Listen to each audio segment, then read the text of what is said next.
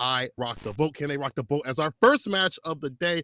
I wonder who they play. I know that, Wash Your Hands been waiting for the mayoral duties to come back, but for right now, he's sticking with that top tier out here with the JP. Oh, it's Blanca. Interesting. You talk about top tiers. I mean, it wouldn't be the FGC without continuing tier list conversations. They'll never go away. It's like warmer temperatures. They're just coming, and they're coming more and more frequently. Blanca getting more and more highly regarded as time goes on. And I rock the vote, already in range 0, trying to open up that offense. But a nice parry blows up the slide, and a big starter here for Wash Your Hands. Going to send I rock the vote all the way full screen. Yeah, careful now. Marshall's out and about, so we see that throw punish going to as well. He gets the back throw though on the drive rush. Nice up in the corner. Try to back up. You see the counter. Probably try to go for a stand heavy kick as an anti right there. Nice call up in the corner. We'll see what happens. I like that jump back. You don't want to get back thrown, put up in that corner when you have low amount of drive gauge. Get caught up on that burnout situation. Yeah, the problem right now, though, is Wash Your Hands has spent... Oh, my goodness. The forward dash, the little corpse hop, actually goes over the DR with a little reset. Wash Your Hands still at a critical amount of drive gauge, and that punish counter gives I rock the vote exactly the momentum that they need, but smoked by the reversal level 1. Dang, he really woke up with that bounce. You see I rock the vote. Try to go for the hop. If he had just jumped, he wouldn't have dropped. That's unfortunate, but still... he may have spin that level 1. Don't worry about level 2 for right now, but I Wash Your Hands. This JP is going to build up a lot of that par as things go on. He's going to jump in too far out, though. Stand Fierce. That's a nasty button. I've been talking to people about that Stand Fierce as it kills a lot of that drive gauge. You're more worried about that to kill the drive gauge than you are of the ghost. Oh, no. Let me see that pickup. Yeah, put him to the corner. That neutral jump. Shimmy ends up beating out the OD Amnesia, but when it doesn't work the first time, try again. A second OD Amnesia, and that second tick of it, there's a reason this reversal is busted. Best reversal in the game, don't at me. I don't think anyone's going to disagree with that. That's like the most lukewarm take you could have. You could post that as a retweet for that one post. Be like, yeah, this is a JP reversal. One of the best in the FGC, best in Street Fighter. No one's going to say any different. Messed up, man, but hey, we still have I rock the vote trying to get as much mileage out of that burnout they had to Wash Your Hands. Checks the forward dash, but not going to be able to finish out their plate. That throw in the scramble situation, however, will do it. 1 round apiece here. All right, all evened out. Rock the book and run that level 2 if they need to. So they put the plus frames on. Got to be careful. Oh, you'll take that trade. Keep him in the corner as much as possible. Try to get that OD. Was interrupted. No anti right there. No air throw or crouch fierce outside of I Wash Your Hands. Washing Hands on the stick right now, just getting all that grime off as they send it out full screen, trying to go forward with the Blanca ball to be able to claim that space. Burns themselves out, though, does Wash Your Hands, but you have such a life lead that I don't know that Wash Your Hands is all that afraid of it. A little late on the check on the whiff. Lightning, but they've got I rock the vote full screen again, but a huge jump in. No, the greed out of rock the vote. Didn't want to go in for the level 3. At this point, maybe activate level 2, but now he's on a burnout. Like when they're in burnout, definitely level 2 would have been deadly to deal with. Gets it back though. However, this is the epilogue. Can he hit that hit in the super ceiling? Oh, no! I Wash Your Hands for the ceiling. He had the CA. That could have been the play. And again, somebody finish your plate. Spin for, please. Spin for the to love win. of God. For the love of God. You have to spend money to make money. That meter doesn't trickle into the next one. I don't know if people are aware of this. They're saving it for Street Fighter 7, bro. They are. Well, you know what? Hopefully, it'll appreciate with time. Maybe a super bar in Street Fighter 6 will be worth like 2.5 come Street Fighter 7. Nice punish on the OD Amnesia. And Wash Your Hands on the back foot. About to get burnt out on one more punish counter. So they wake up hitting buttons, interestingly enough. Empty throw for the perfect KO. I rock the vote. Listen, I vote favor of that great corner pressure right there from I rock the vote. I like that awareness. Calling out the amnesia. And now you see some of these empty balls. Something that I Wash Your Hands going to have to be careful about. Gets a back throw. Yeah, and make it a little bit ambiguous in how he comes through. Drive rush, you start him a little stutter stop a little bit with it. Oh, now he's in. Let's get the lift off. Yeah, that little shimmy there was great. Well, we've seen this. There's been a couple of sequences in a row. Oh, I'll interrupt myself because we interrupted the recovery of that Blanca ball there with that drive impact. Gets the punish counter, taking away from that situation about even life. Drive gauge advantage. Has all the breathing room. It's a shame that Spire didn't connect, but Wash Your Hands still feeling good. I wreck the vote. Cashes out with the reversal up ball this time. Wow. Still sitting on so much bar. We're not going to spend a thing. We don't like closers here. We're not fans of bagels. Oh, Level 3 out of Wash Your Hands. I Wash Your Hands. He said, I like to close this out. Only closers can get coffee, my guy. That's why you see the ones whining and dining, you know, they're the ones making the deal because they're awake and aware right there. Finally using the bar as we requested previously. I wash your hands with the victory. Well, you know what? I rock the boat. I say this all the time. If I have meter and I'm up a round and my opponent has to commit 3 bars to bring us to a round 3 situation, I'm okay with that economically. I'm not all that stressed about it because in theory, I should be able to get a massive momentum shift in this final round. And I rock the boat could be looking for any opportunity to cash out this level 3. But they've been so hesitant to use the bar, I don't know that we're going to see it.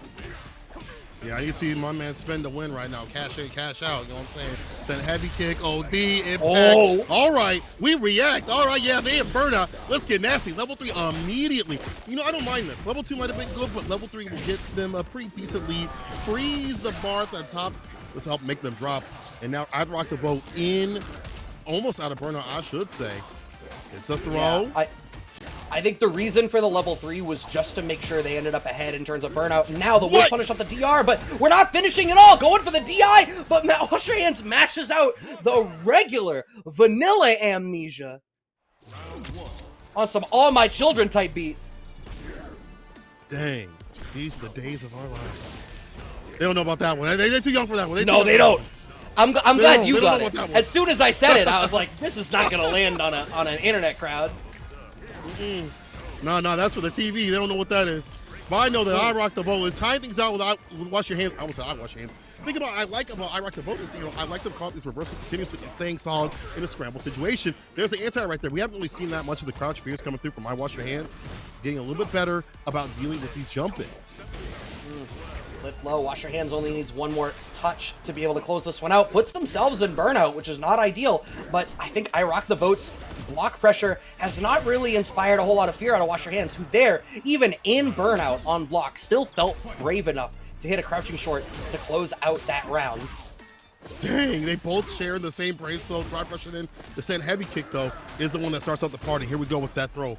Up in the corner, bro. Try to back off. Maybe looking for an anti right there, but now place up in the corner, and you're so afraid of what comes next. Look at the bar at the bottom. That level 2, you know what to do. Could be Mixed City. Ooh. Regular throw keeps him in the corner. Meaty Spire. Waiting it out. Good block on the up ball, but going for that OD Amnesia. There's so many. Like, Wash Your Hands, I feel like once they get to layer 2, is going for OD Amnesia. Okay. Pulling out that level 2. We want the breathing room. Oh, going in off of it. You're still in burnout. I Rock the Boat could, if you please spend the bar, my son. Just do a level 2 and kill him. He's in burnout. This is so guaranteed. That's true. Sam Fierce activation. That'd be a bad situation for Buddy to have to hold.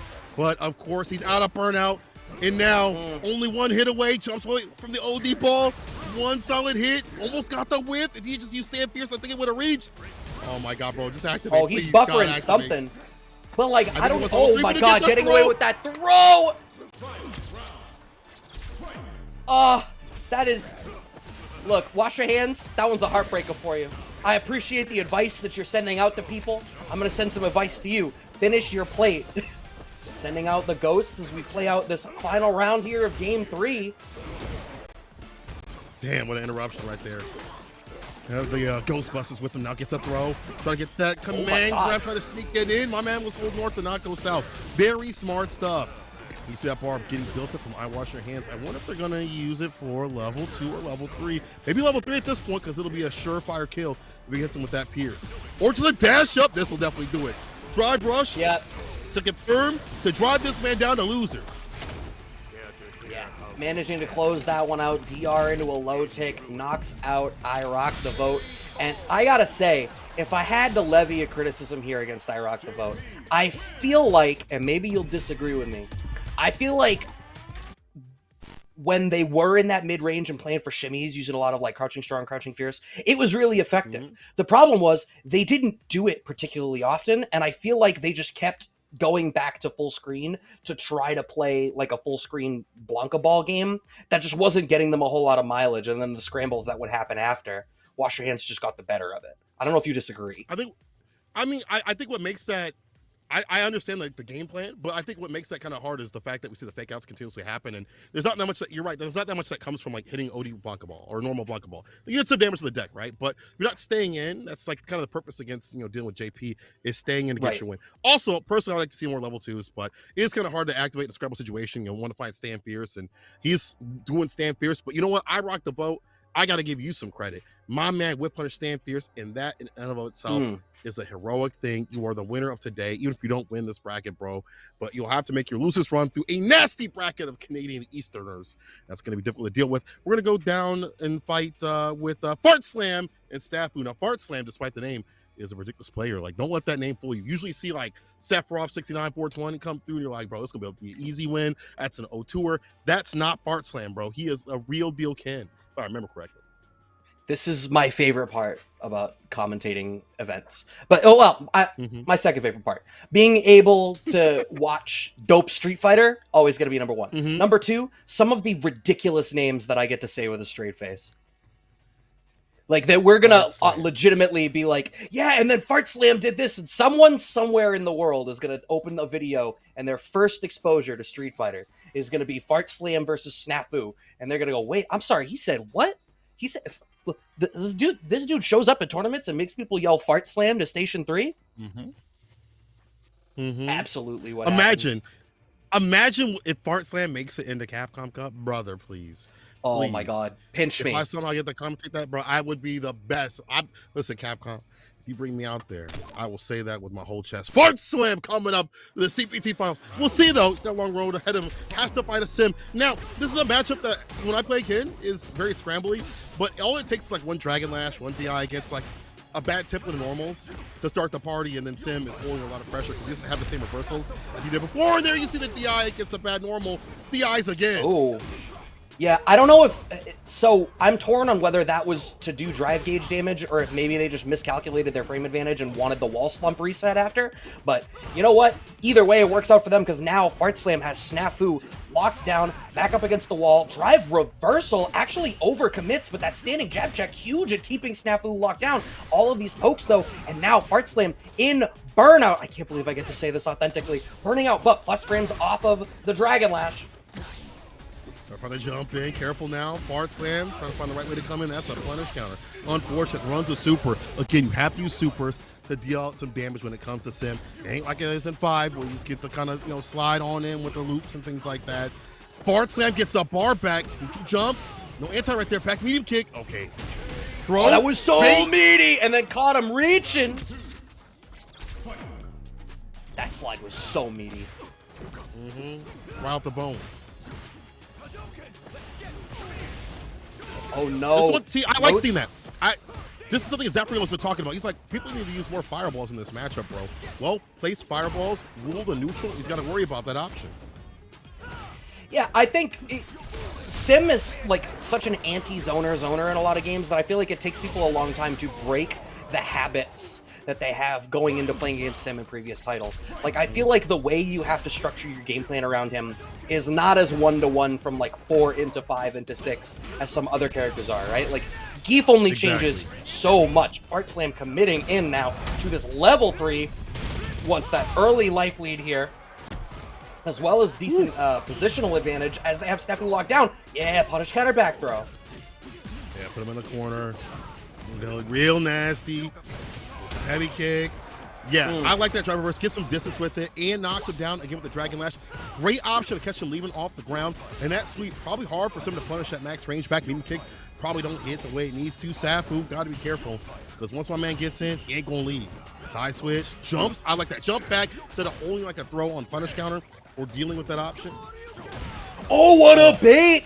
It just barely whiffed short of No! it. Fart Slam overcommits. But no, the combo drop. Fart Slam still has a drive gauge disadvantage. Oh, now in burnout, this feels like it should be Snafu's rounds to lose. He's got this in the bag. Run DP though. Gets it overhead. Impact. It's a wrap. Snafu with the most magic of pixels to stay in the game. If he had lost any more health, it still would have worked probably, but still. Imagine though, that overhead hit before the drive impact would even press a button. Right, the fact of the matter is, like, he may well have been one additional blocked normal and burnout from like being dead there. But now getting mauled in the corner. We're not seeing a whole lot of readiness to deal with Dragon Lashes out of Snafu. A perfect comes out of Fart Slam. Yeah, the Dragon Lash abuse in mid-range has been pretty constant. I'm sure part of the reason for that is the threat of Fireball, like you were highlighting, that's been such a problem. Kind of stack those options on, and that's what makes Ken so strong. It's not just the Dragon Lash by itself, it's the other options that you have to deal with when you fight this character. When you get caught in the corner, then he does things like this. Probably build up level 3 around this angle. No, he doesn't go for the second Jinrai. Back throw. Snafu gets some distance, some real estate to play with the long limbs of Sim, keeping him out. Stand Fierce going to lead the Fireball. Love that early crouch jab out of the Dragon Rush. Drive Rush, I'm sorry. Oh, Ken things. So many different D things to reference. Ken out here blessed with tools and options, blessed with like a 40% life lead. You don't even need to finish out that confirm. That's fine. Fart Slam can play with his food a little bit here. Still has some drive gauge to deal with. Okay, we're playing a little bit too much now. Yeah. He might be dead. If who's starting to bite back, it's starting to bite back. Just like that. Snafu hit him with a gummo no. Yoga. Brother, this is one of those things where you need to finish your plate. Now wait, it's one hit to do it. Oh, he's in burnout. Fireball with the arc, bro. Yeah, you gonna hold that no matter what. If it would have been a normal or fire, it would have found the finish. Snafu on set point. Yeah, this is kind of wild. And what we're seeing is, I think Snafu is getting a little bit used to the fact that part of the threat of that Dragon Lash is that it's catching that, you know, that lowest height float. So it's adding that layer to the way that Snafu is trying to use float. But you see, he's floating at farther ranges out to specifically force Fart Slam to whip it. Fart Slam instead has to be more the aggressor on the ground, cashing out that level 3, gonna try to earn that drive gauge back, even out the life differential, and still having this B2 side advantage. Yeah, this is really smart. You have him caught up in the corner, drop a shame with the light. However, I was going to say, he's going to be able to reverse the fortune, the neutral jump. Fierce coming through, hits him with a Jinrai, lets it fly, gets the overhead counter hit. You're dead. And Fart Slam, still in the game. Still hitting him with the Dutch oven. The Dutch oven DIs. God, that's... I don't know how I feel about that one. Oh, no, this is too much. This is too much. The artist formerly known as Fart Slam manages to catch out on that. Oh my god, these neutral jump Fierce is working out so great. Snafu getting caught out on their defensive choices in range 0. That's been a big part of this. Nice counter poke out of Snafu. Are they going to make their way out of the corner? Okay, no, just meaty drill and just pushing our way forward. Drill been such a I didn't block that either. Nah, not many people do when it comes to Sim and their layering. When they layer on their, their resets after they get the knockdown, it's hard to stop them. Right now, it's hard to stop Snafu. He is in burnout, but definitely not other options. Fart Slam with no bar, damn near no health. Snafu will get that chip, no dipsy. Either way, that was going to be the play. Snafu with the long limbs. Yeah, I mean, I think Fart Slam tunnel visioned on the fact that they knew an OD Fireball was going to win the Fireball exchange and earn them space. Didn't consider that it wasn't going to win them the war. Drive reversal once again. Fart Slam has to commit so much drive gauge in this matchup. Okay, good forced knockdown pick up there, but the perfect parry out of Snafu right into the perfect back throw once again. Okay, I'm here for it. I don't mind that. You get the side switch, get a little bit of punish right there in that distance. However, how do you get in? You've left all this room. You have to maneuver around the long limbs of Sim. How do you get in against a maze of long limbs from this character? You may not even get a chance. Look at the bar at the bottom. Against an anti-conversion, you might actually just die, bro. Throw. Yeah. Impact. No, too far out. Yeah, you are definitely deader than dead. Ends it with the super to seal the deal. Snafu says, I don't get a whiff of it. All right, my nose is closed.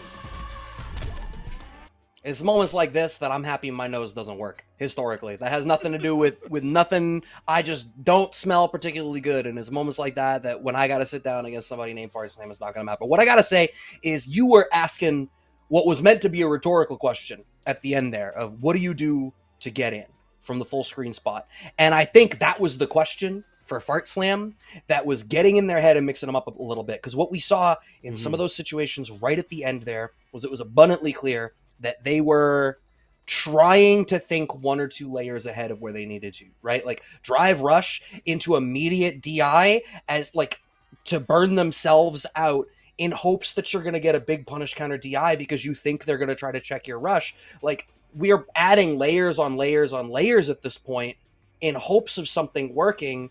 And I feel like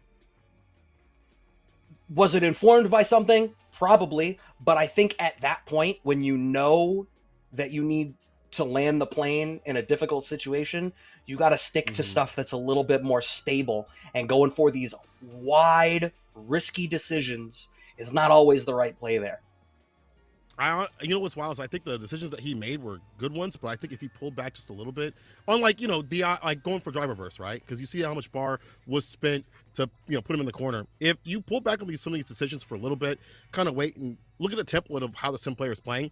I often quote Zaffarino because I think it's very important, because the way that he breaks down sim is how I think sim players should play, and how it's kind of been the template for sim players in general.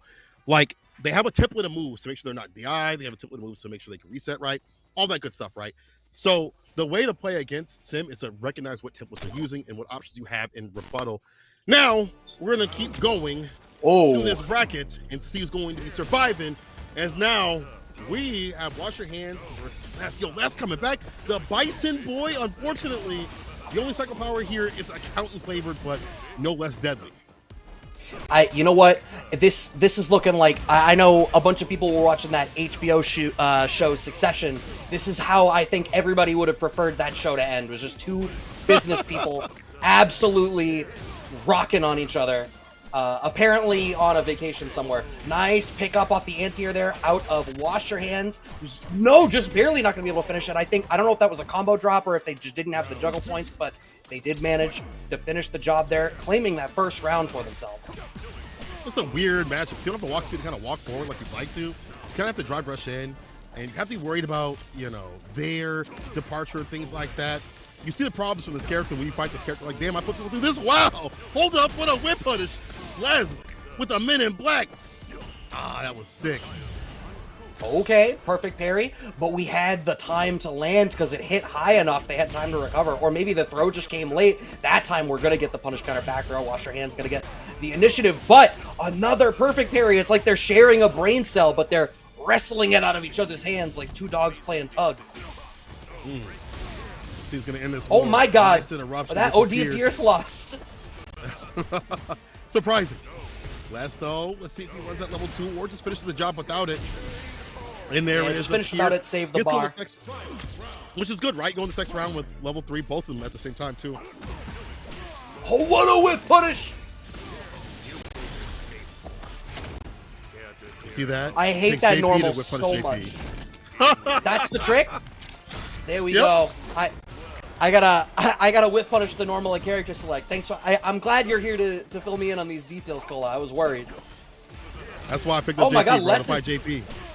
Oh, is that why? Okay, I understand. You had to jump up to the top and get a better look. Les sending Wash Your Hands full screen so that they can get a better look at that portfolio for some really aggressive mergers and acquisitions. But Wash Your Hands is acquiring this dub very shortly, and yes, sending out the subpoena through the portal to close that one out. He said, vetoed. Vetoed. Oh, the higher ground and the higher power right now. Wash Your Hands. A little bit better right now, up on a game, but Les has not made this easy. He's made it very competitive. Here's an anti right there. Again, Wash Your Hands getting better and better about utilizing these crouch fierces as anti-airs. I like that he drive rush forward, and I like how he is, again, finding these anti-aerial approaches you cannot approach the skies. Frankly, I think a JP player, the difference between like a JP who wins and a JP who doesn't is if you can find your anti-airs. And I think that's part of the thing. Even an air-to-air there, like, yeah, it's good, it's effective, but you could get more for your trouble. Les still has the life lead right now, but no, that pickup off Wash Your Hands goes for a little reset there. The Spire's going to earn them just enough breathing room, and that breathing room is going to let Wash Your Hands wait out the rest of the drive gauge. Now he has the lead, and the anti-air, what did I just say? The JP who wins is the one who knows where their anti-air is. Crouch Fierce is fantastic to be able to utilize, well, that's basically drive rush in with that Crouching Fierce too as well. Do you have the forward heavy kick? All right, Les. The trade. Sharing the brain cell as you put it before. Impact, no reaction, no impact. A little bit later, but right on time. More than 5 right now. Sets out the OD for the pop overhead. Oh, yeah, you might be dead if he spends a level 1. And he will. And he will. Les. Not done yet. I love that. That was so calculated. Only spend as much as they needed to. It was a little worrying when they went into burnout, but it's like, oh, okay, you're just setting up for the closer. Sometimes that's all it's going to take. Okay, and now having that momentum going for them as now Les Okay, not gonna check the DI. Still getting anti-air though. Finds the anti-air of his own though, and a great check on the drive rush. He took your advice. He said, look at those anti-airs right there. Runs a level 3 immediately to, this actually should kill and should put less. No, actually, whoa. So live. What am I saying, bro? It's JP. I'm so sorry. Let me never speak on my man's name bad again. All right, that's Like my fault. My bad, OG. You thought he was gonna pay taxes on that level 3, but that was going through a bank account in another nation. Let me tell you, you know that damn well. Nice pick up there from Wash Your Hands. One game apiece. All evened out here. That's better with anti-airs. Corner pressure has been real good. Too far for a punch. I think crouching mutant kick or stand mutant kick would have worked, but still have to be careful. There's the stand mutant kick. And here we see the follow-up in the corner. In burnout, have to be careful. Oh. That's why I say I like this advancement. Like, less getting aggressive is what you should do when you're burnout. Get your bar back fast. Yeah. Well, and I think more than that, too. I think if you go to be defensive while you're in burnout, it lets your opponent take whatever momentum was there and start to pressure you with those extra plus frames, right? If you were in the driver's seat, they have to go from you in control to taking control. If it's in neutral, there's no fight for it, right? So I think keeping the pedal to the metal, as we see there with that big jump in on Les. Not in burnout right now, obviously, because we just started another round, but that is a quick start. Teleport in to keep the Oki situation going, and Wash Your Hands pinned down at this corner right now. He left that loose. Well, dang, at the tip with it. Try to backdash. Got hit with the drive impact. Now in burnout. Yo, this is mad good right here. Hits him with the level 2, puts him in burnout. Gonna equalize things. Teleport in to the departure. Actually goes for the follow-up. The snap. Just like that. Oh, the anti-air though. Les put him back down to the ground. Stand fierce. Bless button. Stand fierce right back at him. Okay, the level 2 comes out from Les. Oh man, Wash Your Hands had already committed to something, so unfortunately they committed their life to the wrong cause. We are going to a final round. Once again, both players had to commit their level 2s in order to make that one happen, so Wash Your Hands goes in with just a slight meter advantage. That's a bad commitment. No prenup, bro. That's crazy. Final game, final round. Sets up for the departure. Air to air right there. They're dropping down. Light. So if you're looking for a drive impact at some point, got to keep that pressure tight so there's no gaps. Sets up the OD, covering a lot of space, forcing Les to back off, and I like that. He tries to jump, gets a pierce.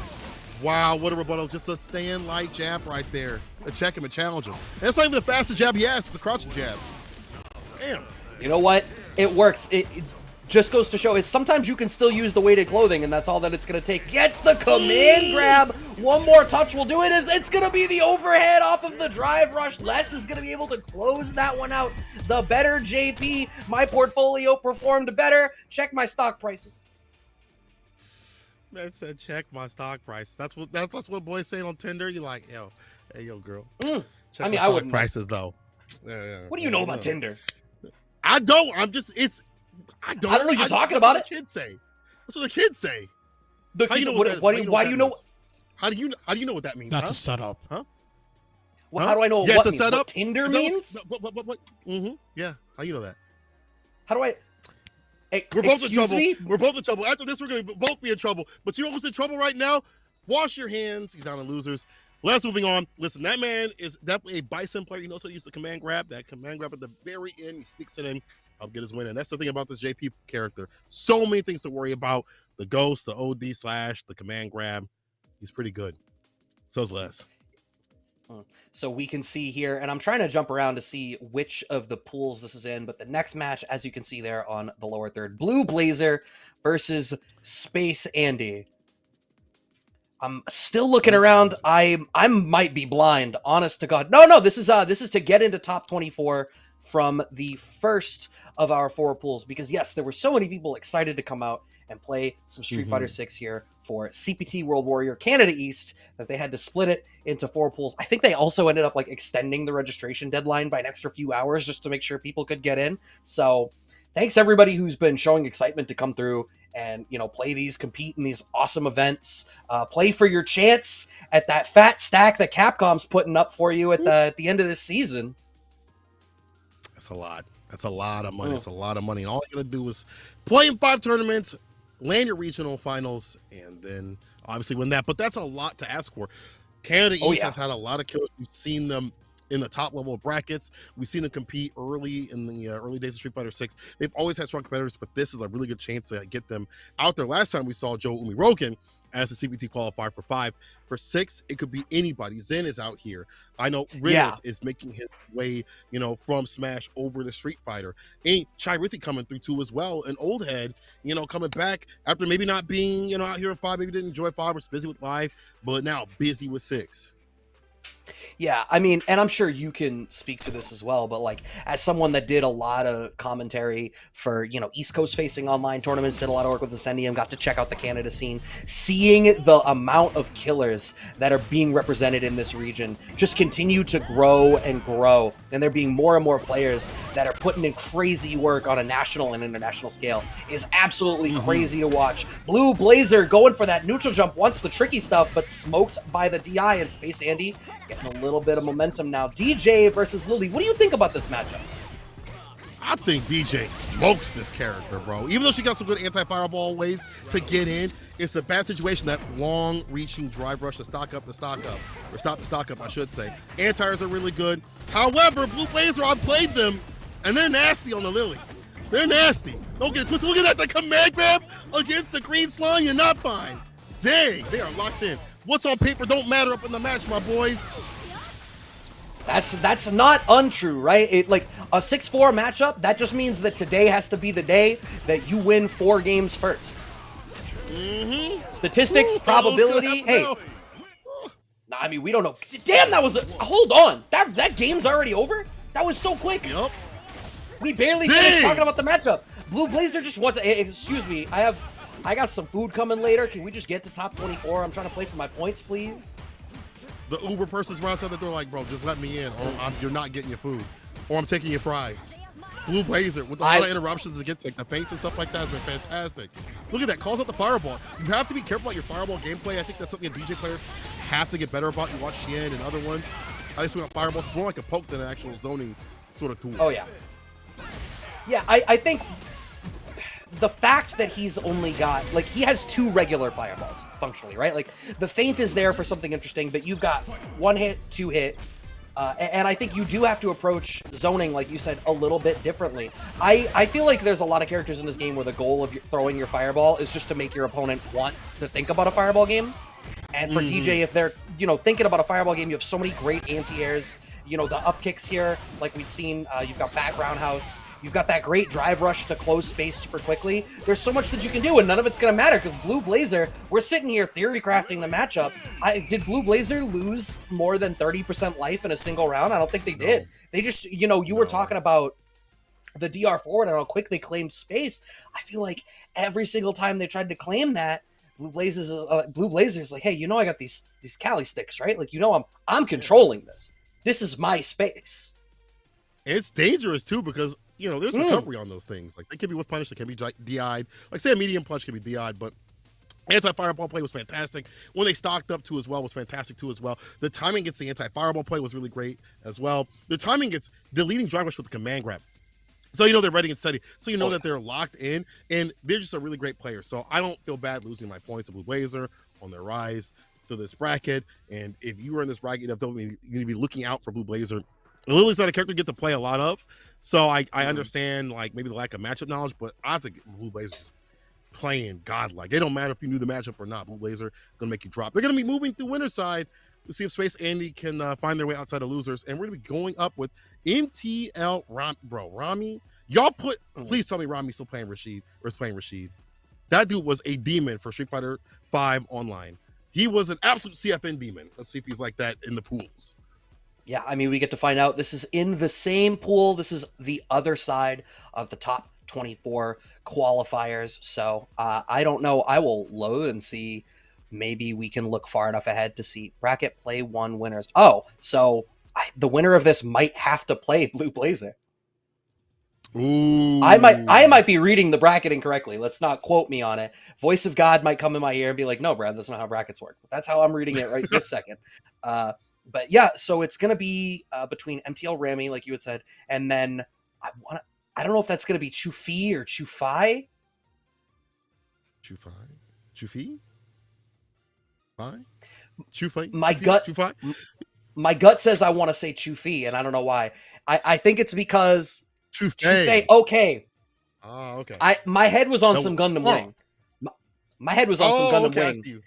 I see. and I was like, all right, cool. I mean, they're a demon in that show. Let's see how Chufei does it here. I imagine that our players are loading in. I've seen a couple of people. We can go on a momentary tangent while we wait for this match to load in, but I've seen Aki mentioned a couple of times in the chat so far. Cola, what's your opinion on Aki so far? I think she's strong. I think she suffers in the corner. I think she suffers a little bit on defense. But I think she's a character that's going to take some work. And I think she's a good investment character, too, as well. Like, maybe she's not going to be top tier out here. She's probably around where Rashid is and a few other characters are, where they're strong, but they lack tools. They lack certain tools. Like, for Rashid, it's anti-airs. For her, it's, her anti-airs are kind of weird. Her normals are kind of weird. Her mid-range is kind of weird. Like, Sam medium punch is great, but, like, her whip punish game isn't always perfect. And the lack of, like, a reversal is kind of odd. You have the snake slithering stuff, but Right. I don't know. I feel like despite those things, she can dump out damage. She's got great set play. So there's certain matches where she can just clobber the characters. Certain matches where she gets clobbered too as well. But I don't think she's useless. I think people writing her off right now are probably going to be in for a bad time. She probably needs a secondary if you're trying to take her in a tournament. But I think she's good. Not top tier, but she's good. She's good. Yeah, I think that's fair. I think it's hard. Characters that have these more sort of complicated mechanics or this complicated game plan that's a little bit more evolved. Hey, I guess we get to find out. So first of all, yes, it is indeed the Rashid there on Remy. But speak of Aki, it's like I actualized it. Chufei bringing Aki to the table here. Counter DI off rip. I do think that the names are reversed as Remy got the better of that DI exchange. Ramy, of course, we talked about him being a Rashid monster in the CFNs. About to be a monster up in this tournament. This is a matchup I got to play a lot of, because you see a million Akis up in rank. The defense, though, up in the corner is one thing that's going to be tested right here because the corner pressure is where Rashid really loves to live. That's a perfect KO right there for the side of Rami. Of course, when you're lacking in defense, like, what do you do up in the corner? You have to make some very innate calls that have nothing to do with, like, reversals. Oh, no. Yeah, I mean, you saw, right? Like, you had even highlighted, yeah, she's got the snake step, but what I want to highlight is that Remy stood in exactly the right spot where if Chufei tried to use the snake step to get out, they were in the perfect position to get that whiff punish. Now Chufei has that breathing room. I do think the explosive movement that Rashid can bring to the table is going to make this a little bit harder. I feel like Aki, at a glance for me right now, feels like a character that wants to keep you maintained in a certain pocket where she can dictate what's going on. And I think Rashid is very well equipped to be able to navigate in and around the ranges where Aki wants her to be. Yeah, 100%. That's why, Cammy is really good up in this matchup too as well. Rami backing off. Level 2 is not going to reach. Rami, I don't know what you can do from that distance. I've tried to use Eagle Spike. I don't think it really works out, but he's content to just kind of wait to get in. Stand fierce, cancel, counter hit, mix, text a throw. Ooh, oh my god, the fireball. Super to seal it. Yeah, that slight upwards arc on the fireball. Chufei can't eat one more hit. Oh my god, goes to the air a little bit too late. The preemptive jump normal out of MTL's Ramy is going to claim that first game for them now. And I gotta say, okay, yep. This looks like it's back to character select. I can get behind this. I think I respect that you tried it. If you really want to learn a character, I do think eventually you have to pull the trigger and bring them into a tournament and put a little bit of your own life on the line. There's something different about when you sit down and you know that the games matter, where you really see if that character works with your hands. But that, even if you believe in that character, that matchup wasn't it.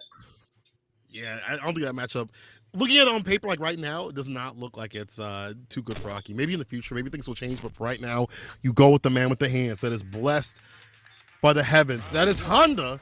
Character that I feel like, still deserves some shot. He's still good. A matchup like this, you have to be careful. We can't run the butt slam like you'd like to because of, heavy mixer does work out. You see even backdashing to make sure that frontal part of heavy mixer actually was able to hit. This time, a little bit late on the draw. Chufei, I'm sorry. Messed up the name already, but has him in the corner. Can they make the most of this? Okay. Jump pressure works, but no, a combo drop off is standing strong, so Remy gets away with a parry pump, getting a little bit of momentum from themselves. The defensive parry pump works out with the perfect parry. They've gotten so much mileage out of this. Reversal level 1, gonna get smoked by the meaty fireball because your level 1s do not beat my fireballs, my friend. Having Chufei locked down in the corner right now, and this offense is looking so difficult to overcome. Cash out the level 1, and it is one more touch for it. DI wall slump will be enough for that one. Rami is on set point. This is the Rami I've known to take my points. That has annoyed people. Now you have a parry too as well to help out, to get back into business for like getting these knockdowns, which is like really great. Like obviously you're not getting a lot of damage off a perfect parry, but what you are is you're getting these knockdowns, you're getting these speedy situations. Rami trying to get the chase down. Oh, he burglarized him. It's still in the game with the dive kick. That's from the overhead. Down. Gets the knockdown again. We wake up with a super. Fireball. My friend. How many times do I have to teach you this, old man? In the DP lands. That was gross. That was gross. But I gotta tell you, it seemed like maybe Chufei has been playing enough Aki that they weren't like super warm with Honda, because I think they barely let's call a spade a spade. They barely played. They barely got the chance to play. They just got mauled immediately. The wake up options, they just kept throwing their level 1 into meaty fireball. I get that you need to represent tools. Maybe they're not super familiar with the matchup. Maybe they aren't super warm having switched back over to that character. I don't know what the circumstances are, but I mean, that was a one-player experience for Rami, man. I'm gonna keep it a buck. That's what it should be when you're playing Rashid. Like you don't want to have to interact with the other person. That's why you play that character. And you know, I feel like someone that's been playing Rashid since 5 understands how to morph that gameplay into 6 is going to be in a really strong position. He's a weird character to utilize, but once you've got that Oki going and flowing, he's very hard to stop. Mark, stop with that action. Snafu coming up against Segatron coming through as well. So more of that sim action. I forgot who Segatron plays. I think it was Cammy, but I could be wrong. Okay. I feel like I played Segatron. Luke. Oh, it's Luke. Okay. Luke. All right. Sim versus Luke. All right. So Zaffarino, he was discussing this matchup like he had fought Kami, and it was very funny. You'll have to watch Kami's VODs. Make sure you're not around your parents when you do it, though. He definitely is talking some absolute mess. But like he was talking about how that matchup, you might have to use fireballs a little bit more often than you think to kind of lock down the neutral. That's one way to play against like Sim. And again, we talked about the fireball option kind of disrupting that rhythm of the limbs that Sim would like to put out. And with these faster fireballs of Luke, it's also a way to kind of let yourself get in a little bit easier than just trying to like hope for a DI or drive rush in or whatever. You have to put those fireballs out with confidence. Yeah, I mean, I think there's maybe an approach to think about it where you can treat Luke's fireball in that matchup as like, yep, I have a Sim stand jab as well, and I'm just going to throw out the fireball preemptively in these spots and smoke you for trying to check me. So like, I'm going to walk forward a little bit, throw a fireball. Walk forward a little bit, throw a fireball. Make you a little bit more hesitant, watch for the fireball game, and that's what's going to earn me real estate on the ground. Instead, it actually looks like Snafu is coming out the gate as the aggressor, immediately sending Segatron back to the corner. Okay, and now taking some space back of their own. I have you at the wall. I've got the drive gauge advantage. Cool, we can slow it down. I'll even walk all the way back. I just wanted half the screen to be able to walk with. Like that perfect parry, trying to keep as much bar as possible. But the problem is, been wasting quite a bit just trying to get in that drive rush. Nothing doing. And you see, you'd like to use an OD fireball, but you ain't got no bar to your name right now. And Snafu knew what to do. He's like, I'm pocket watching. I know you ain't got nothing to your name. Look at that, stand medium kick, then heavy kick. Bait, yeah, that's going to be the drive rush situation. Snafu started the gate strong just to get that big lead and forcing Segatron to come to him. Yeah, and I think you highlighted it really well, right? Segatron wants to try to slow it down, play a fireball game, needs to use OD fireball in order to do that, but doesn't have the drive gauge. And what sucks is, I feel like when you don't have the drive gauge, what you want to do is to try to slow it down. And it's like, no, I can't do that. I lose in that situation. Now we're seeing in a similar spot here. Thankfully, Segatron has already managed to sort of close the pocket a little bit in range 0, but having to back up just a hair because they lost the momentum. Nice upper to try to catch out, and the counter DI is going to work. Big punish counter here, and they've got Snafu locked down in the corner, but you need to stay in there. This is careful. Yeah, you got to be careful here. Yogamami does not teleport out. Yo, believes. Okay. All right, I believe too. Able to fight outside the corner. Look at this aggressive sim. You don't really typically see that in the likes of 6. Considering the options that you don't have, the damage you don't have in this game. Snafu gets a side switch. Does not get the level 3 just yet, but if you jump, you're about to see it. No whip punish. Looking for that final button. Segatron getting clipped with that stand medium punch. That's it. Snafu, again, I like this aggressive sim. And it's got to be something that sim players have developed as they've committed to this character continuously. You know, after you figure out your template and normals and things like that, what you can do round start, how to reset yourself. Because every time you get a knockdown, you're basically resetting yourself. You don't really have that pressure that Oki and other characters have so continuously. Like the fact that we see Snafu being like, bro, out the gate, I'm getting aggressive, and I'm gonna let you come to me so I can prove that you're free. You see him stay outside those ranges where you're wasting drive rush, you're not able to get in, getting aggressive, you're getting frustrated. My man falls outside the corner as Sim. Like, that is good play. Snafu! But it's not over though. Segatron, see, I knew I thought of Cammy. I knew I thought of Cammy. Make it up. All right, now this is going to be a very different flavor of matchup, because what I was going to say is I can't help but feel like being the aggressor at round start from Snafu was a conscious decision, right? I want to get the lead and then make you have to commit resources you don't have to try to close the gap. But now Segatron on Cammy, a much stickier, aggressive character that's going to fall in that range 0 way better, but still ending up with a life deficit and burnout super quick at 20 seconds into the round, and now Snafu just backing off. Segatron only has so much to be able to commit, and while trying to navigate around these fireballs, Snafu just gets to pick their options. Shimmy, no bite, so we go for the throw. Now he's in, now the bar's back. Let's begin the dive kick situation. Of course, with this character, you're looking for dive kicks that are going to clip these limbs. That's an entry point. He's got to worry about now the finesse and bless. Yeah, put this man to rest. Goes to the reset throw. Did not have the bar to finish it off, but he said, I got something else for you. It's in my other pocket. Gets a grip. Now Segatron still in the game. Yeah, this is, I mean, this is historically a matchup that Cammy's always done decently well against, right? Like, Sim doesn't want to play against any character that is quick enough that he doesn't get a little bit of breathing room. And so, I mean, all it takes is getting in once, and Segatron's going to be able to really run away with it, going for that. Oh, the dive kick causing problems once again, and now you're in. Yeah, let's keep that pressure up, though. Do not want to let that off the gas. And also, the dive kicks, I feel like, have been clipping limbs, and that's one thing that Seth has to really worry about with his, you know, what his economy of buttons that he spins out. Right now, he's spinning bar to stay in with those lights. Jumps back with the jump fierce. Looking to bless that dome, crisp that cranium, the air there right there. Oh. Level 3 is going to hit. Caught the recovery, the fireball. Just to get that close enough lead. Not even a lead, but to get close. That's fine, though. We've got a drive gauge advantage. There's still plenty of time. Segatron just needs to get in before they die. That's really all it takes. Not going to happen, as I jinxed them for it. I do think that Snafu is doing a good job of being a little bit choosier about where they're hitting buttons. I feel like they're hesitating just a couple frames longer than they were, just so they can try to pick the right spot, given all of the different approach options that Cammy has. Look exactly like that. Having that jump roundhouse to be like, yeah, all right, I see that you're going to the air this time. I'm going to wait that extra second to visually confirm. Here we go, though. Snafu getting his rocks off. Backs away, did not finish that conversion, unfortunate, but is building up that level 3. We found a decent sequence, so we're finding anti right there. Could be deadly from the side of Segatron. Oh, the dive kick for a dive kick? Are you serious? Snafu! Put the toes on him. Yo, the Mr. Fantastic, the long limbs made out of plastic from the side of Snafu. Big lead. However, Segatron, they can find a way in, keep that pressure on, get them knockdowns. You know, get that victory. It's going to be long.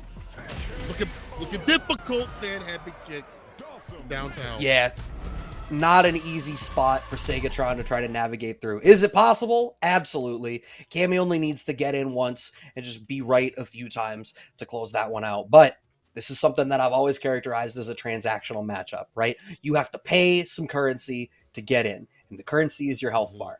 Your job is to get more than you paid. And when you're in that spot and you don't have a whole lot to pay, you got to take some big gambles. And it's unfortunate, especially given that earlier I was talking about play for stability, but against a character like Sim, you know, stability only goes so far as long as the Sim is playing solid and not making mistakes. But so with that, Snafu moving on to the winner side of top 24. Opposite side of their pool is Joe Umerogan versus Les, to see who goes on to top 24 on that side, which, if you look down at the lower third, is actually LES. I apologize. If you look down at the lower third, Joe Umerogan versus LES is in fact going to be our next game on stream. So I haven't had the privilege of watching Joe in a little bit. I used to give him a lot of flack because I didn't like his Luke in Street Fighter V, and I made a point to say it at every opportunity. I'm even bringing it up now, which makes me a little bit of a scumbag. But that's hi, Joe. Crazy. Didn't he get in the CPT finals with the Luke? I mean, I didn't like it because I want to see Akuma. I went. Yeah. You know, I was there for a while. I was with you for a while, but his loop got better. He did get in the CPT finals, and it was with a lot of competition behind it. So he definitely put his loop through the ringer. When it started, obviously it was like, hey, I got to loop like everybody else. But this Luke is a real Luke in 5. In 6, it's a very strong Luke, and he is also the top. Oh, I'm not hating in 6. He's third. Yeah, he's third right now, so he's definitely looking pretty with that. The nuclear gameplay. Shouts to my boy Femi for that one. No punish though. Nuclear? Okay. Okay, but clipped by that low out of DR there by LES. Slight walk forward gets them underneath the jump in. And we are back to this posturing neutral. Oh, what a whiff punish out of LES. He said, I'm not less. I'm LES. I like that. He said, say it right. Like, oh, drive rush. Like you're not going to call me less. We're going to get the follow-up. Oh, he said, I'm more. Oh, more damn damage, it, you beat me to it. Joe's got him in the corner. Both got the dad jokes. Oh, 4-piece. Is it with the DP? Okay, medium kick. Oh, and the counter poke out of LES. I feel like LES has shown a willingness to crouch jab in a lot of those spots, so going for DI there, not the worst decision. I think even a counter DI probably wouldn't have worked because I don't imagine that Les had the life to live through that. LES, again, apologies. Les just rolls off the tongue. It really does, but you don't want to be less. You want to be You want to be more. You want to be beyond, but right now he is getting dumpstered right now with the damage that Joe's running out. This is good. Yeah, use the ODM. You should just get outside that corner, but wait, what? The stand medium punch whipped. Unfortunate. Joe's able to get a grip, but the whip punish is here from LES. Can he do? He's got the departure out. Get enough damage to get at least like a level 3 to equalize things. And burnout is bad. Drive impact. Yeah, I think at this point, Joe was 1,000,000% at that point committing everything they had just to play for chip. LES was in burnout. There's only a little bit of life left. Had level 3 stocked. Joe had made the decision. It was like, you're dying on chips, my son. Oh, what a clip. LES has demonstrated such a good pattern, a good habit of checking those forward movements with that standing short. And now what an explosive round out of them. You weren't ready to block the dome. A perfect KO there for LES. Looking like more and more every day. Overhead, over and over again. One of my favorite tunes. LES. Now getting aggressive like these better round starts. And some of the things about JP is that his normals are fantastic. People definitely forget about that. It's not just about that long distance sort of relationship, about that CQC you see, but Joe Rogan is getting into him. Walks back, trying to get the DP a little bit late on the draw. He will fall and eat a lot of damage. Double departure, jump medium kick. Oh, this is bad. Again, OD out and about. Wow, you know what's wild about that? That overhead ended up a frame kill that had the combo pickup after, but if the portal hadn't hit, LES would have had the overhead as a mix-up. Anyway, Joel Mayorgan cashing out that level 2 to just barely not close out the round. Wake up level 2 out of LES. You got a block for your life, Joe, and you only got so much life to deal with. No, commits to a fireball at exactly the wrong time. LES with the ice skates of their own. I know he's got the psycho power, but is there maybe a little bit of Colleen in this character right now? That looked like a V-Trigger 2 slide. Yeah, my man was sliding on in just what y'all like. V-Trigger, back in business. Joel Rogan dumping out the damage, but it's not enough. I feel like sometimes we're game to game right now. Equalizing, get a little bit better with this corner pressure. I like that. Finds the shimmy on the medium starter. Is it with the rising upper? Medium again needs to find the. Do not let this character stay alive. You've seen LES come back to the brink, but there's the throw though. Joe Rogan getting better about the pressure when he puts him down to the ground. Last round possible. Side of Joe. Oh, what a confirm there off of the low forward. Gonna immediately get LES back at the corner, looking like a repeat of last one. Let's see that again in slow motion type beat. Ooh, DR forward gets another pickup, OD Amnesia, but we've already seen that is definitely a practice sequence out of Joe. That is the second time now that after OD Amnesia, it's been crouch jab trade and then block to eliminate the mix-up. This level 3 ought to be enough to cash that one out. Joe Mayorgan going forward into the top 24 on the winner's side. I may have liked to give him flack for the Luke in Street Fighter V, but today, now, Street Fighter 6, it's a new game, it's a new generation, and Joe Mayorgan looking dominant as all hell. You can't give him flack for 5. He got the CPT. He got, bro, we can't say nothing about the Luke. Listen, I want to see the. Nah, I was a hate. I always thought his Akuma. You were an adamant hater? I mean, I'm a monster. I see the Akuma. We'll see. We'll see. We'll see what happens. When the Akuma come back, though, you know he's switching. Joe, come in here. I know you switching, bro. I know you switching when Akuma comes through. But for right now, your Luke is looking fantastic, as my boy has said, and your pressure is looking even better every single round. It feels like every time he fights JP, it's personal, and I think it's because my man just has fought too many JPs in his time, and he is like, never again will I get robbed. If Akuma's good, you know what? I'm with you. If Akuma's good, teach me, bro, because we all gonna be Akuma players. We all gonna be Akuma players.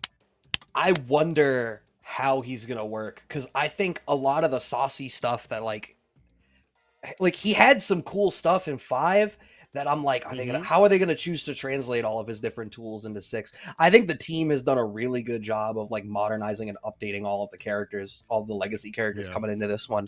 And given that Akuma already had some like interesting, unique stuff to him in 5, I don't know what the hell to expect from him in 6. Give me the hidden power super back, says Mav in the chat. Give me Drive Rush Demon. Let me please. Oh my God, that'll be so gross. But you know what? I don't think there's a way that can't be in there. KKZ, Goat Super, not. You know what? Maybe. I feel like they actually might give him all his tools. You know what? Yeah, they got to give him everything. They got to make him, for what they did to him in 5 at the end, we didn't see a single Kuma player play him. Tokido said, I don't know him. I don't know him. Everybody dropped him to the side besides what? Like Stack played him and was frustrated every day. Just for that, they got to make Akuma good. They got to make the character good. I feel like they will, because every character in this game is damn near good. It's just there are characters that are better. One of the characters we talk about that is maybe not as good as other characters, but it's still good, is Lily. We've seen Hibiki the Beast win multiple tournaments. We've seen Lily just sneak in some top 8, some top 16s, but it takes commitment, right? And it's a character that has to take a little bit more work than other characters. Her game plan is a little bit more on the side of like, it's simple, it's a good thing, it's a bad thing. You know what she's gonna do, but when she does it, it's really good. Yeah, I think I agree with you on that. I think in general, a lot of this, this generation and the most recent generation of fighting games, I think balance all in all has gotten more and more compressed, where there's some outliers where like every now and again you'll have characters that are strong, that are plainly just stronger or better equipped than the rest of the cast. But I think by and large, that's an example. Happy Chaos in Strive for a hot minute. Like there's examples, right? But I think for the most part, when you look at the lower bound of characters, you're looking at stuff that it's like, you're like B+ tier in a game where B+ is the worst. You're a completely serviceable character in any other game. Anyway, Blue Blazer versus MTL Remy. This is a top 24 match already. Just getting through this as quick as possible so we can all get to those top 8 matches where people are playing for the most points. And Remy running away with this one. As dominant as Blue Blazer looked in their match to make top 24, Remy is looking similarly dominant. Very nasty up in the corner. Again, the corner pressure where this character lives. Bait, went for the stand here, set up a throw, tried to go for the throw, the tech though. Too far out. Oh my goodness. Drive rush in, but that's the win, and that's a perfect. First of all, nice. Second of all, that was a 69-second perfect right there. Fantastic stuff from the side of Rami. Damn. Double stand, heavy kick, the drive rush sequences are working out in the level 2. Yasara's out and about. All right. Pressing the issue forward. Okay, we managed to use the OD Condor Spire to get out, but you're still forced to block. All this chip damage matters. How much are you going to respect these plus frames? Nope, little shimmy works out as Ramy's like, yeah, you thought I was going to stop for a second, didn't you? Continues to press the issue reversal level 1. As long as they have drive gauge, he'll never stop. All right, it's time to drop. Charge up, super. No, it doesn't even need the super, brother. That was another perfect? Rami, you are too optimal. I'm taking down no so. Every time that Rami do something in a second, I need y'all to write it down, chat, because I need some of this matchup help. It's just like that, Rami on 2 perfects. Very dominant right now. That was kind of wild. Drive reversal comes out from Blue Blazer. Wants to get to play the video game a little bit. Managing to press the issue, but wow, actually, that's interesting out of Remy. Even on the block strings, it's like, yeah, I'm not going to deal with your Spire at all. I know it's all you're going to do. You said it, right? You know what Lily's going to do. Uses that gap to jump, go to the air, and start to press the issue. And now Blue Blazer locked down. Different corners, same scenario. Bro, this is gross. Though, over and over again. Over and over again. I keep getting chipped over and over again. Look at that air there right there. I like that. Rami back in again with the drive rush. Okay, finally a super. finally we see some sort of a reversal. But look at that. No damage really done here. Rami's still in the lead. Oosh! He said, You kiss the cannot meet ground. me in the air. Remy's looking so strong right now. Blue Blazer fighting for their winner side life to try to make this happen. What a drive rush punish on the wind store. And now having Blue Blazer locked down in the corner once again. Yes, I am the true inheritor of the wind, says Rashid. Perfect parry back throw. Exactly the type of change that Blue Blazer needs here. DR in a command grab. All right, that's not a bad equalizer. There's the air there right there. Okay, gets a pickup with the OD. I like that. Perfect parry back throw. Yes, sir. Here we go. You see, actually, Michael for your sword. No, he goes for the overhead. Oh, you're dead. You're dead. Level 3 Rami, the true inheritor of the win. And that's the end. At least for Blue Blazers, run through winners. They're going to have to make that run through losers. But Rami's so dominant, dog. Rami on something different right now. This is not the Rami you fire up and rank at 3 a.m. on a Tuesday. All right, this is a different Rami, bro. This dude ridiculous. Corner pressure's fantastic. I feel like he's gauging what you want to do up in the corner too. You see him like checking channels, like kind of test the bars with lights and things like that. Just see if you're going for parry, then go for like throw. If you check, it's like cool. Next sequence, I'll blow that up. Right. No, you're absolutely right. I think that was just so dominant. And I also wonder, Rashid, a DLC character, so a little bit less time for people to lab it out. I think there can be a tendency for people to maybe not do as much homework about the DLC characters for a little while until they really start to see them get used. I think the people that play the characters explore them more, and it's not until the characters really developed that people are like, oh yeah, I have to, legitimately pay attention to the DLC characters, at least outside of like the toppest tier of competition. So I wonder whether that's maybe part of it, but I gotta also say that looked like Lily was just not particularly well equipped to be dealing with a lot of that. The speed that Rashid has means that everything that you said about the DJ matchup, about like, oh yeah, DJ should have the speed to be able to get in and blow her up for wind stores, Rami actually did it with Rashid. Made that wind look extra turbulent. It was Spirit Airlines right there. But I feel like it's got to be one of those things where, like, maybe people don't know, but I feel like they should know because, like, Big Bird showing how strong that character is. But I guess there hasn't been a lot of Rashid representation in, like, the U.S. or Canada regions besides, like, Rami, besides JB. Are there any other Rashids? Not really. So, like, only in, like, Japan, like, the Asia regions, you'll see, like, Rashid.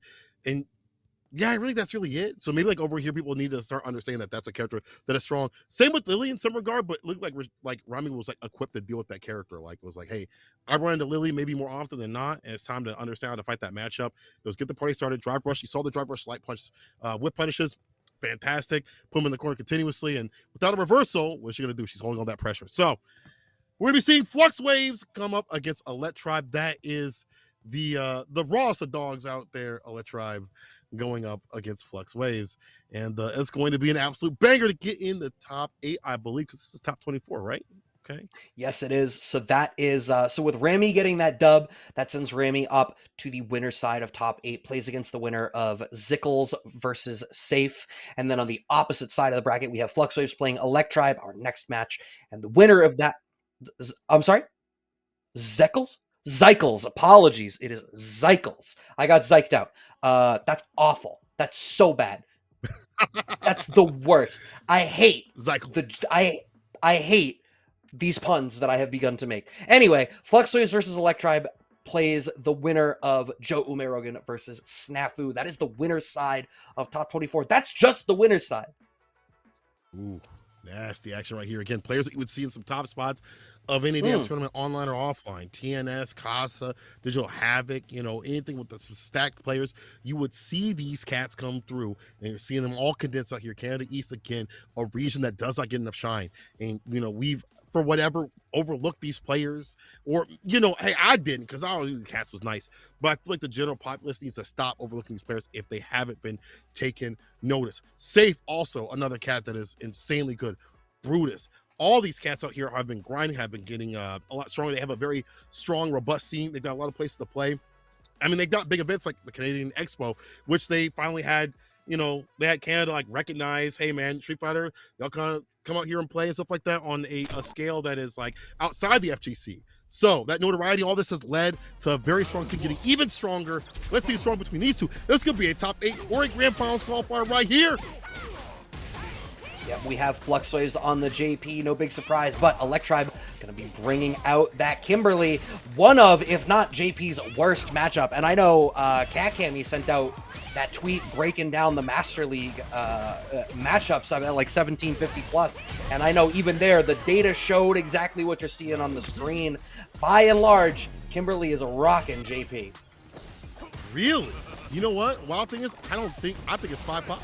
I think it's definitely a 6.4 or maybe a 5.5 in the side of Kimberly. But once JP utilized these great normals, he can use stand fierce, mediums, and things like that. Where like before we weren't comfortable, now JP players a lot more comfortable. But maybe things have changed. Every time I watch this matchup, I see it kind of going back and forth. However, Electribe, he's been so aggressive that it does make it seem like it might be a 5.5. He changed my mind.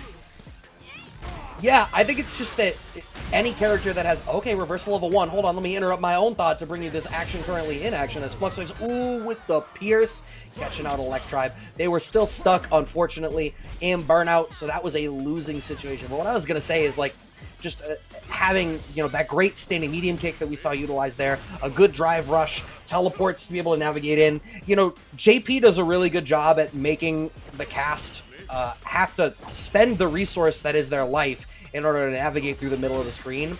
And Kimberly is just so well equipped to bypass it and steamroll you once she's in. And Electribe now has Flux Waves locked down in the corner. Level 3 available. Please cash that out at the earliest convenience. Yeah, whenever you can. One of the good things about this matchup, at least for JP, is that he has OD amnesia. Well, he's not going to have it now. Electribe not going for it after the Vagabond. Stand fierce, cancel again. No conversion. Maybe he wants to seal the deal with it. But hey, as you pointed out, I think so. 3 expeditiously is a very good idea. You spin, get that lead, and even if you lose, it won't matter. Level 1. Oh no, yo, you're in burnout. He's got level 2. And Flux is a master of the mix. I mean, do you just mash level 3 as soon as you see him do something? No, gets clipped low. Maybe Electribe was trying to do something, but managing to get through, that's most of their burnout now, still stuck at, in burnout, but they have a life lead. They've still got the 3 bars, and Flux Waves has committed so many resources that they are now burned out. No clips by the Spire, and now Flux Waves has the life lead with 25 seconds left. Okay. I'm so late. The jump medium. That's such a good button. The jump back again. Overhead. They get the win. You should have spit. Electribe out here. Just raw without the level 3. That's how you feel? You gotta spin the win. They didn't cash out. I think they didn't cash it out because Flux Waves is in burnout, and it was like, well, when I go for the reset, I'm gonna get better plus frames because of burnout. And so I know I can win on the next touch. But Flux Waves is just so solid of a player. You cannot give them the chance. You cannot give JP the chance. Nice back throw out of Electribe. Reversal level 1. This man has not missed one. Nah, he don't miss in the heat of battle. He don't miss. Under pressure, he don't miss. And that's it. Electribe might be going down to losers, losing that momentum that he had. Flux Waves defense has been fantastic. Reversal jabs too as well have been pinpoint perfect. OD, you see that Pierce? I feel like also JP players have gotten better and better but utilizing Pierce and, you know, layering on their offense to make it even harder for these characters to kind of just like dash forward or drive rush forward to have that distance. Slides applied though, has him in the corner, doesn't matter. OD amnesia, all your pressure, it don't matter, I forgot about it. I gotta tell you, Flux Waves jab checked the command run out of Electribe, and that was the point where I was like, I don't think this is gonna go Electribe's way. Nice DI through the string there, but Flux Waves still has a life lead, still has 2 bars in the back. Okay, big punish counter starter, right into DI, not close enough to get the wall slump after. We're not cashing out the level 3 here either, and unfortunately we corner ourselves. Jab check from Flux Waves, turns it into a scramble situation, doesn't even have to commit. The bar is gonna be able to move on into the winner side of top 8. Damn, the stand fierce, the bless button, saving the day. And Flux, with that defense, a great offense, a great awareness, of course, with departures, was able to put this man on a plane down to losers. Electribe will have to fight his way through a, again, nasty part of the bracket, get that top 8. But Flux, very dominant already in points and dominant right now, moves on. You know, again, like this is one of those matches where I feel like, you know, beyond just the mistakes that maybe level 3 would have reached, as JP players have gotten better and better with Pierce, like I've asked like Aqua and a bunch of other JP players like how they feel about the Kim matchup over like time, over weeks after weeks. And at first it was like, man, this matchup sucks, bro. She just teleports in. What am I supposed to do? They find more methods. Jump back, medium punch, it covers a lot of range. Again, those buttons that he has, the stand fierce, where her buttons like stand light kick and stand medium are good, but they're not as good as what JP has. So they don't salute the Kim players don't feel as confident as they used to. Now that that next echelon of JP has been opened, the Kim players are like, bro, what am I supposed to do? However, that being said, Oniki, after seeing his win, how he dealt with the JP players, has been finding ways on how to fight that matchup, so it could go back and forth. Again, everything's just developing. This game is still so new, so I have no idea. I'm just spitballing what I've asked. Like, I'm like, yo, JP players, what's really going on? And of course, JP players riding that high, being like, yeah, I don't lose no matchups. And hey, maybe that's the case, but maybe it's not. We're praying that it's not. You know what? Right now, the data doesn't suggest that. I could check through my tweets because I know that I broke it down and I looked at the matchups that JP loses. I think it was Cammy, Kimberly, Dalsim, and one other matchup. Sim? Nah, yes, Sim. That's the Master Diamonds, bro. Master rank 1750 plus. Bro, I can't rely on my data. We'll talk about it a little bit later. Because right now we got a Sim on the screen.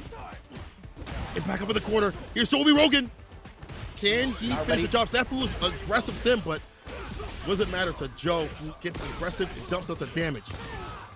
Ooh, we got max damage. Okay, we didn't have a pickup there after, but Snafu must have let go of the stick for a second there or something. I think maybe expected there to be a finisher, and then we just find the throw. It's fine. Joe gets to save that bar for a rainy day, and a quick start now for this one. Back throw, puts him in the corner, dive kick, baits out the throw. This is unfortunate. Sweep, yeah, to get that meaty situation. Did not get the fall, but that's fine. You know, you still have all this real estate to play with, the teleports, the floats over the fireballs. But again, Joe maybe looking for fireballs to try to get his way in the mid-range. Yep, going back and playing that fireball game once again. We were talking about it in Joe's previous match as well, where it's like there's a spot where you want to try to slow the game down so that you can get your drive gauge back. Okay, had just enough to be able to cash out the DI, get the wall slump. A level 3 on the next touch will be enough to seal this round for Joe Umerogan, but Snafu pressing the issue, getting out of the corner. Gonna slow it down a little bit. This is a very close round. Oh, you didn't have time. It looked like you should have.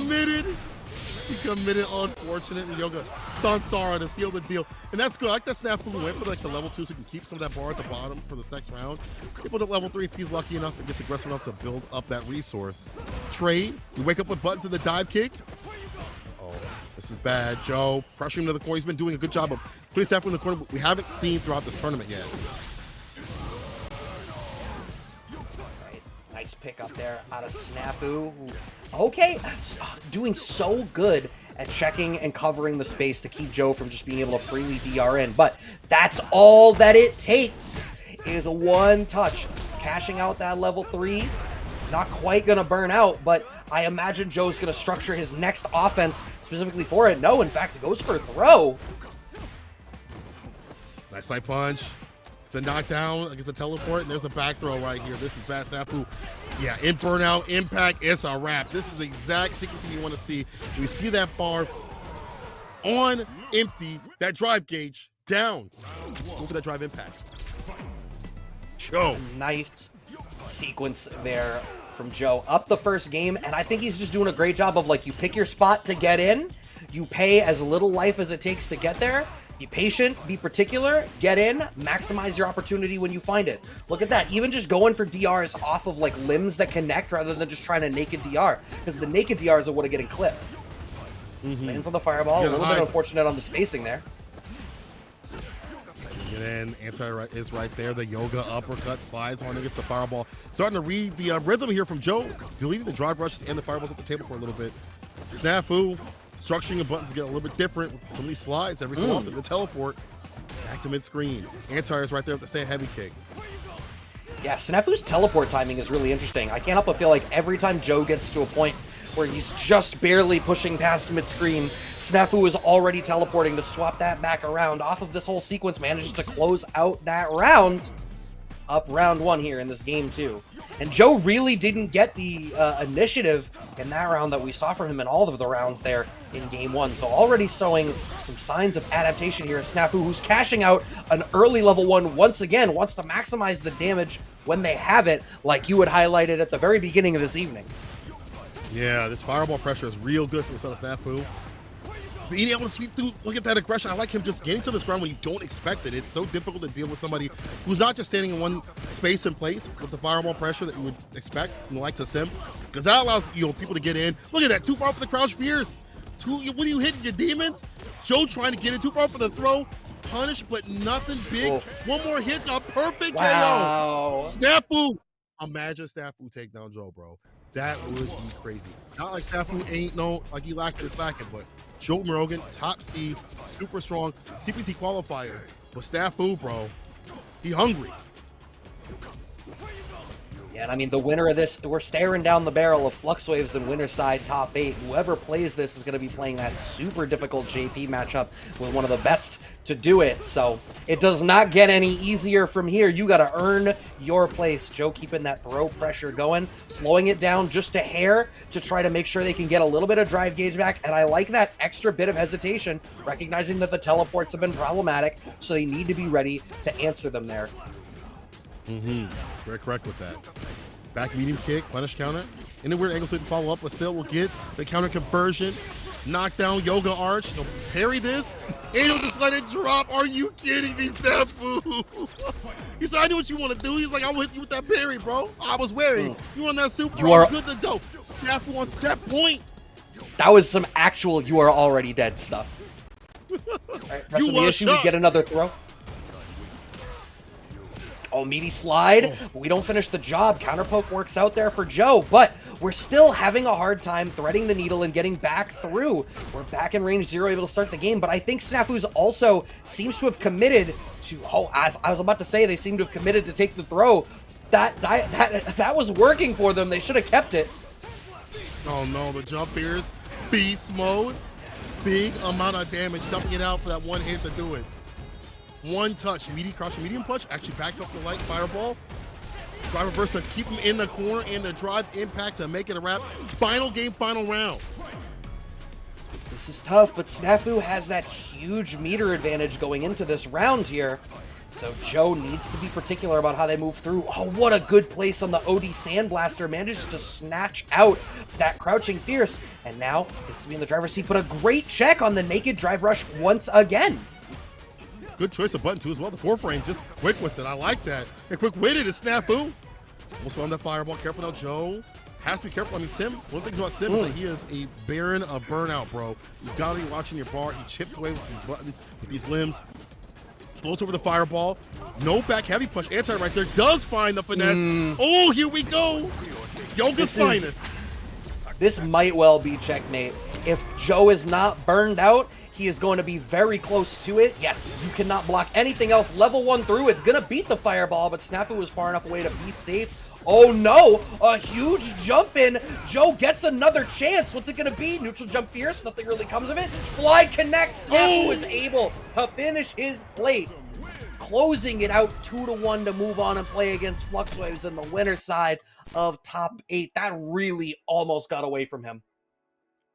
Snafu taking down Joe Rogan, moving on in the bracket, bro. This a nasty bracket. This is what you want to see. CPT qualifier down and losers, that's a good sign, bro. To me, that's a good sign, because that means people are on their toes. You know what I'm saying? It's not just about, oh, this dude's been so dominant, gonna take it. You don't even know these days. It's a new game, new arena, and new grinders out here. Snafu on the sim. All right. I believe. We're not even done yet, bro. We still got Safe coming up. Woo-hoo! Yeah, Safe and Zykel's the last of our winner side top 24.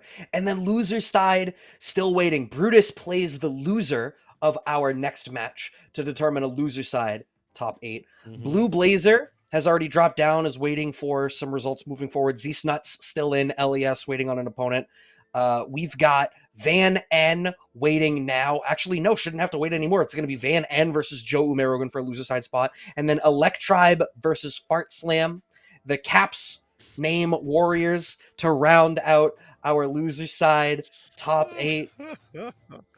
Absolutely insane. But I mean, we couldn't have asked for anything else, right? This is exactly what you want to see. It's for World Warrior, right? There's so much money on the line. The whole premise of these regional tournament circuits and highlighting this stuff is to make sure that there's these opportunities for players to come through and show over an extended period of time, hey, I deserve to be here. Look at my pedigree. Here's 5 tournaments. I got the points for it. And then I went and played for my shot. And if that was something that was just going to be free, if that was something where, you know, one player was just going to coast through a region and there wasn't the possibility for upsets, that wouldn't be the Street Fighter community I know and love. At any given moment, anybody can catch these hands. You know what's wild is that I feel like, you know, maybe in 5, there were times where you'd see a region and be like, okay, I think that player's going to make it. And they usually do. In 6, you know, consistency is up in the air with any player. You know, I feel like, you know, the grind mentality has been insane. It's been better. The players, the player base, like the top level players, you see even more rising the occasion. And this again is what I want to see, is more of that variety in terms of who's in these top spots, who's taking these tournaments. I don't know who could take it. I don't think the same people have taken the same tournaments no matter where it's been, you know, and that's a good sign. Again, Safe. We saw him taking the CNE. That was like the first Canadian big tournament that we've seen. And it will not be the last, especially with this fantastic kin. Zycles, though, the down player extraordinaire, who cannot downplay a skill, has been a lot of tough 8 spots. We saw out the Gamo. Ooh. And obviously top 8 out here.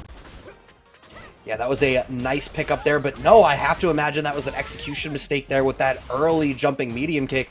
Don't imagine Zycles wanted that. Locked down close to the corner here, and Safe, just keeping everything safe, just wants to maintain this screen position.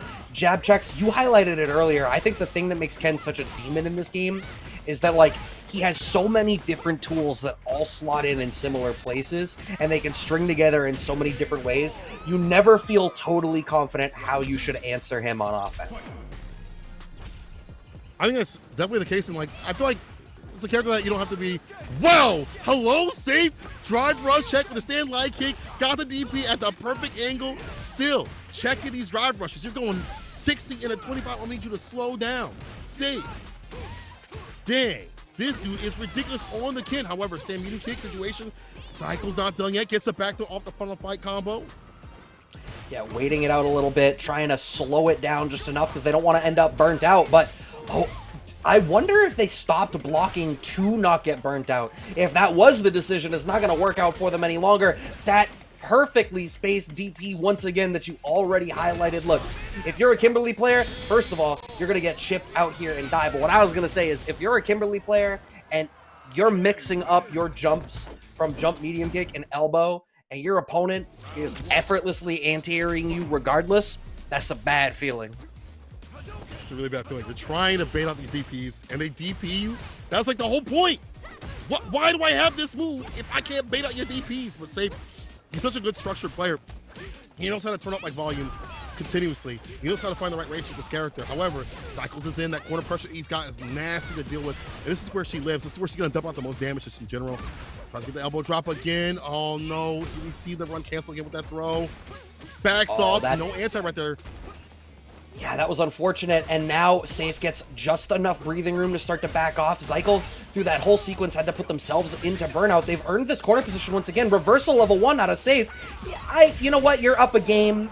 That's not even the round that's going to close out the set. I respect that you let it rock just to check them on it. Sometimes you need to plant the fear into your opponent, and that might matter longer. What a crouching strong, catching out that standing medium kick starter attempt out of Zycles, and now Safe having this corner position once again, but that final fight combo, Zycles steals it back. Yeah, right back up in the corner, looking for a buffer, nothing after it, finds the overhead, Jinrai pressure, right at that tip, hard to deal with. Look at that, gets the heavy, gets the knockdown, drive rush stand fierce. Safe looking to kill that drive gauge too as well. I mean, that's been a typical thing for a lot of Ken players. A lot of players just in Street Fighter 6 in general. How do I kill the drive gauge? Back throw puts him closer to that corner. Get Cycles make something of it though. Oh, got interrupted and wasted all that bar. And now Safe lands a crouching kick, side switch, dragon lash, that's that ass. Safe on set point. and that's huge too, not having to commit another bar, which means Safe functionally has 3 bars going into what may well be the final round here. Cycles gets a nice start with a standing medium kick at round start position, gonna be able to cash out that level 3. Yep, so for the rest of this round, we get to enjoy the bonus that is that move speed and damage buff. Especially up in the corner, which makes this real nasty. All these mixes are gonna do even more damage. Oh. Crouch Fierce actually works out Safe at the tip of the elbows, able to get the back to the tumbleweed, puts him in the corner. Instead, having it looking for a punish counter to get a follow-up, the toe tap, tip of the toes like he's into those. Knocked down with the overhead, wake up with the super. There you see it not respected. Okay, hella plus frames, starting up the throw game. With that, Safe takes the lead. Blocks on the overhead, but the pressure continues. The anti-airs again, Safe is not missing. He got 6-2-3 on speed dial, and the low forward confirm as they try to move forward. Oh, he tops it in the back. That was clean and crisp. Safe is going to move on to play against Rami in the winner's side of top 8. So we have Rami versus Safe and Fluxwave versus Snafu as our winner's side, but don't get it twisted. The losers still cooking in the background, like the match you see there on the lower third. Our next one, Elect Tribe and Fart Slam. Hey, Cola, I'm gonna put you on the spot. What we've seen so far, who you like today? Okay, first of all, Brutus told me he ain't even playing Marisa, so I ain't gonna be Brutus because he playing Geef. That's not even a Brutus problem. That's just a Geef problem. So it can't be Brutus unless he prays to the gods. I'm just kidding. You know, honestly, I've seen Brutus make some deep runs. I kind of want to say either. I got 3 people. I got Brutus, I got Elect Tribe, and I got Safe. I think those are my 3. I think those are my 3. Brutus, you can't say, what's that disrespect, bro? It's not you, it's the Geef. It's not you. It's not your fault. It's Geef. And there's a sim in the bracket, bro. I don't know, man. You know what? That's a good point. I was gonna say, I was like, hold up, but like Snake Eyes can make the run. Here. But yeah, if there's a sim there's a sim and a JP in winner's side. This one's not gonna work. But I'm intrigued. So of the sets that we've seen Rami play today. Yeah. You don't have Rami on the list? I think Rami makes a deep run, but I think there are matchups where Rashid, even with that great pressure that Rashid exudes, I think there are matchups that are problematic coming up. I think JP can kind of get a little nasty. I feel like there's things that Rashid can make nasty for JP, but overall the neutral is kind of bad because Stand Fierce, medium, can check and challenge that character. I think Ken has a decent shot against Rashid, that jump fierce. I feel like a lot of players, if they start jumping on a Rami, they're going to start finding a little bit more success because that's where Rashid lacks. And he has to back up to find those anti-airs on the point, right? So that may be problematic. But, I mean, could make a big run too as well, you know? I'm just looking at this on paper. Anybody can make it through. All these competitors at this point, even the top 24, you could say, could make it in the top 8 spot or even win or take at the end. Because, like, everybody out here is super sick with it and strong, no matter the character. Yep. But that's boring. I didn't ask you to give me a well-reasoned and measured and thoughtful response. I said, give me a hot take, and you were like, I'm not doing the Patrick meme. I'm not doing it. I'm out here trying to get you clipped and hated on Twitter. Anyway, Elect Tribe versus Fart Slam. Fart Slam looking in the driver's seat. Kimberly versus Ken once again. Okay. Sweep. I like that. Knockdown.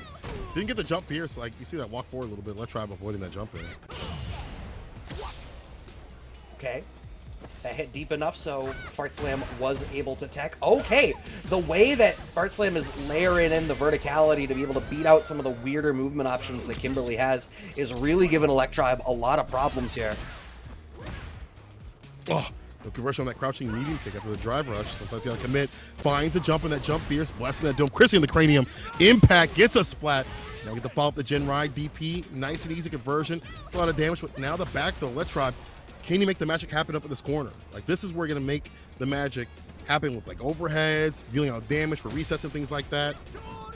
They've lost the space. Okay, but they're placing their elbows. Either they're placing their elbows a little bit better than we saw Zycles do in the winter side, or Fart Slam's DPs are just a little bit less OD than Safe's were. But the end result in either case is that Elect Tribe has managed to off of these scrambles, end up in a pretty decent spot. Run stop's not going to work out. No, we don't finish the job off of the crouching jabs. Reversal level 3, is that going to work? Oh, it is, because it's going to catch out on the throw. Yeah, caught him grabbing nothing but net. Oh, you're dead. I like that. Wait, nothing but net. That's a good thing. Never mind, that was a bad thing. Unfortunate. Fart slam. Now it's to deal with this level 3, all juiced up on vitamin gummies. Is this Kim?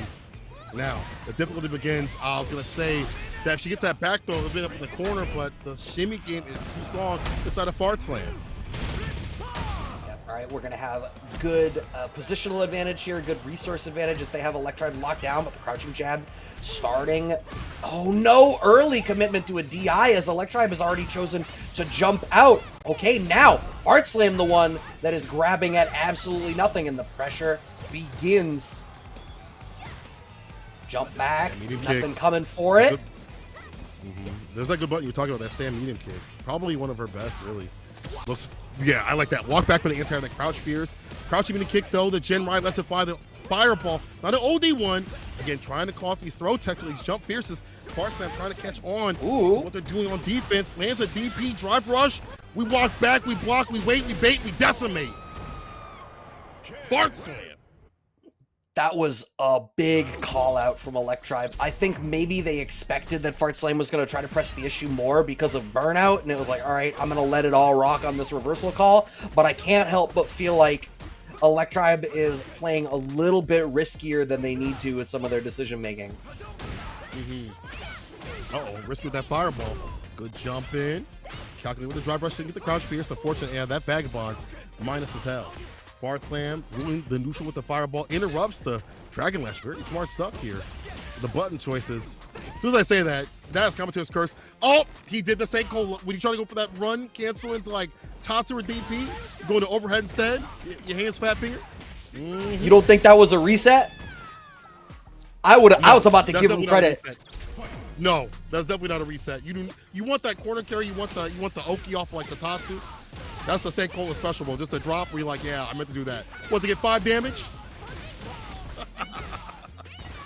All right, Meaty can. We got the throw, so we're going to get the pickup. Okay. Electribe about to get level 3, and in fact cashes it out at this point. Yes. Thank you. Whenever I see a Kimberly not use level 3 as soon as they can, I get unreasonably irritated. Rare chances to not. Oh, we don't have the confirm off of the crouching fears. Raw Tatsu? Uh-oh. He's wrong, the raw dog himself. That's crazy. The throw overhead, that one is real. Does it again. Fart Slam with the shimmy situation. Oh, this is about to be a stimmy one. Dead. It's about to be done. Fart Slam takes down Electribe, and instead of being raw, it's getting cooked. Shut up. Just sit down. Fart Slam. Shut up. Only 9th place for you. Fart Slam moves on, and we have updates from the other bit of the loser side bracket. Joe Umerogan was able to take the dub over Van N while that was going on. So Fart Slam versus Joe Umerogan will be one of our loser side top 8 matches. Blue Blazer waits on the results of Zeesnuts versus LES, and we are jumping over to Zycles versus Brutus. You were talking about Brutus. We're going to get to see him presumably on that Geef like he was talking about in the chat. I don't know how that's going to go for them. Bro. You know what? I'll give him credit. I was joking with him, but you know what? I love his energy. It's like, if I lose, I'm ass. It's not even the character fault. You a better man than me, because me personally, a dog like me, blame my character. Oh, I'm low tier out here. I don't have this tool. But Brutus, that's what makes him such a strong competitor, is that even if his character isn't as strong as other characters, he's not going to sit there and whine about it all dang day. He's going to find adjustments. He has a Marisa. Maybe it's not as strong as he'd like it to be, but he's looked to other options for like, you know, certain matchups, and he'll just find his way. I feel like after Snake Eyes won, he was like, I got to do it too. I got to do it too. Yeah, I think realistically, one of the first things that you need to get past if you really want to improve, especially in a new game where, you know, we're still developing. It feels crazy, right? Like, I'm going to say a sentence that doesn't feel true, but it is. But Street Fighter 6 has only been out for like 4 months. Wait, what? And that doesn't... You lying. It's been like a year, right? It's a year, right? I mean, depends on what circles you swim in. But it came out in June. We're at month 4. It's not been 6 months of this game yet. So there's still so much to be developed. You know, we've already seen cycles of like what are the problems in this game, right? Like, oh, DI scrubby, and then DI gets solved, and then oh, random DR, like Jury and DJ are the best characters because their DR is so good, and then where are they in the tier lists now? Because people are getting more comfortable with checking it. The game is going to develop. And if you look at your performances and evaluate yourself through the lens of, well, my character struggles, well, this, well, that, you're not doing yourself any favors. Because if you're going to do that, either play a different character and eliminate that excuse or overcome that excuse. And if you're not prepared to do that, you're not going to be able to develop and improve as a player. So if you're a player like Brutus and you're picking Geef, you'd better be in the mentality of, if I'm the better player, I'm going to win. Character be damned. Yeah, that's just a factor of many that happen in fighting games. There's so many. Obviously, character definitely matters.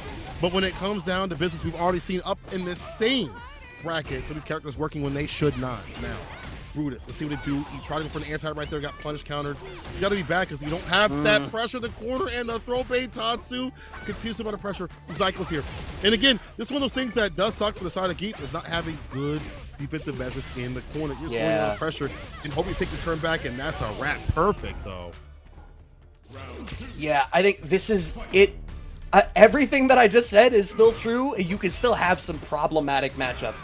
And Geef, see, the lariat difficulty, that's the thing that I gotta tell you. Geef players, you're allowed, you can complain about that one. That's the weird thing. But, you know what? Like Geef could do better. You know, like bug fixes. No, I mean, does he need work? Absolutely. But you still, if you're picking Zangief, you need to be willing to deal with those shortcomings. And right now, Brutus is just getting mauled. He is at home with some down back. Okay, nice check. And now we get to start the party a little bit to press the issue out. Stand fierce. Now choice button, I guess, like the drop kick. We're in with the Vagabond situation. Of course, the level 3 is going to come out. Of course, it's going to be bad because if Bruce can get caught up in the corner once again, that mix is even more potent, even more deadly to deal with. Extra damage, try to get the Tatsu. You put yourself in the corner to meme on this cat on a throw bait, bro. The Tatsu, this. Oh, that's a good. shame, However, he committed with the throw. That's where the throw was at. It wasn't right there when the Tatsu came through, the OD. It was a few seconds later. All right, Cycles. Cycles trying to make this go over as quickly as possible, just trying to move forward. But okay, back throw out of Brutus. Okay, stomp in the yard a little bit, but the counter DI connects. Nice, Hell's Lance. Get some damage off this super. Morboy has him in the quarter drive rush. There's the SBD. You're too close. You're too close. You're too close. I said you're too close. SBD, you are too close to me. Brutus is not done yet. I mean, as you get a feel for the way that Zycles is going to be constructing their game, the longer the set goes, the better it's going to go for Brutus, because they're going to start to get a sense of like, okay, I can poke here. Okay, you're leaving a gap here that I can SPD. Oh, you're comfortable with some down back in this spot. I was so ready for another SPD. I know. That probably would have killed too as well. I think you're right. Careful now. Careful with your bar. You'll take this throw because you definitely don't want to give up too much of that drive gauge and put up the burnout. Especially because now you're in the corner. Wakes up with the super from behind. The back door open up. Is Dominoes. Immediately into the super. This is bad. To kill that drive if you're not dead, you're certainly going to be burnt out. Yeah. But this is still, I mean, if you get the right layer, like, you could make this still go your way, but the chip damage is guaranteed at this point. There's nothing you can do but hold some down bag and watch your life chip away. Set point for Cycles. Can he get in? You're looking for SPDs, looking to put him in the corner. Oh no, again, another throw bait. We've seen that continues to come through. Woke up with Tatsu. I'm guessing so that's to delete the throw. That's a throw bait setup. Yeah.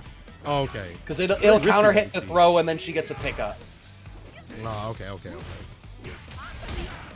Right, drive reversal. Brutus, you know what? You're okay with that as Brutus. It's like, yeah, it resets us back to neutral, but you committed some drive gauge. The problem is the neutral situations aren't going great for Brutus. Okay, reversal's gonna beat the DI.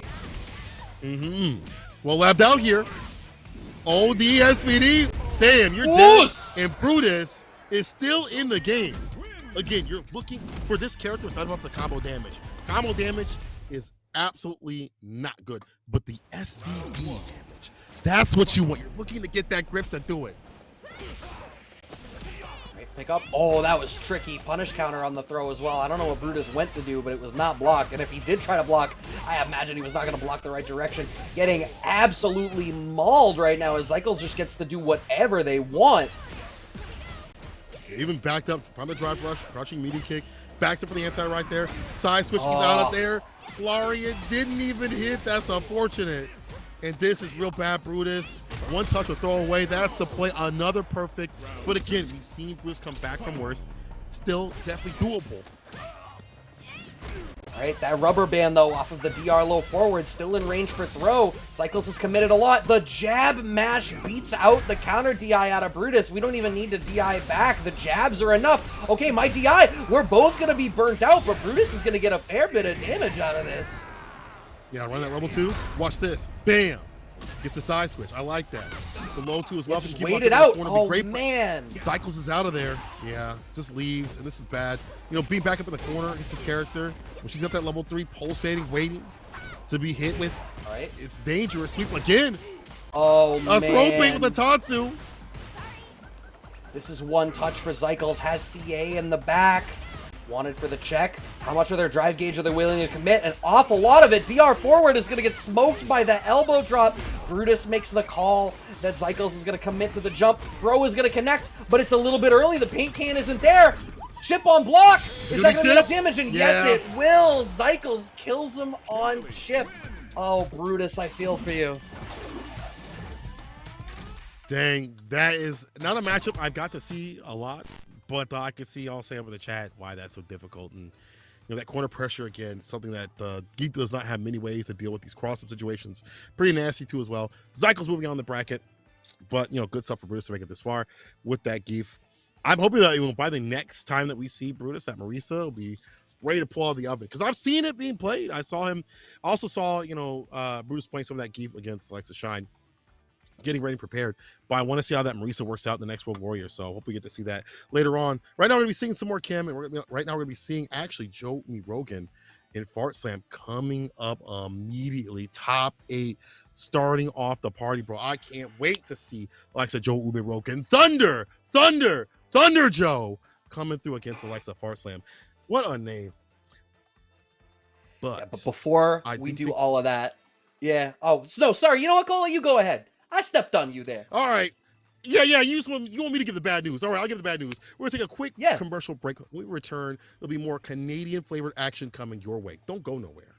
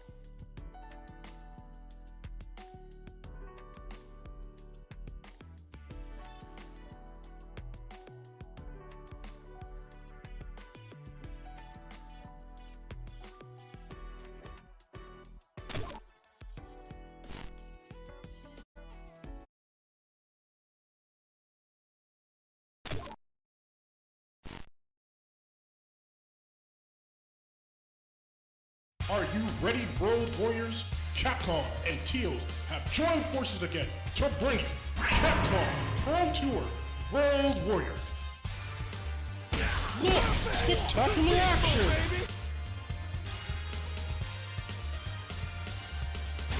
Feel sensational thrills!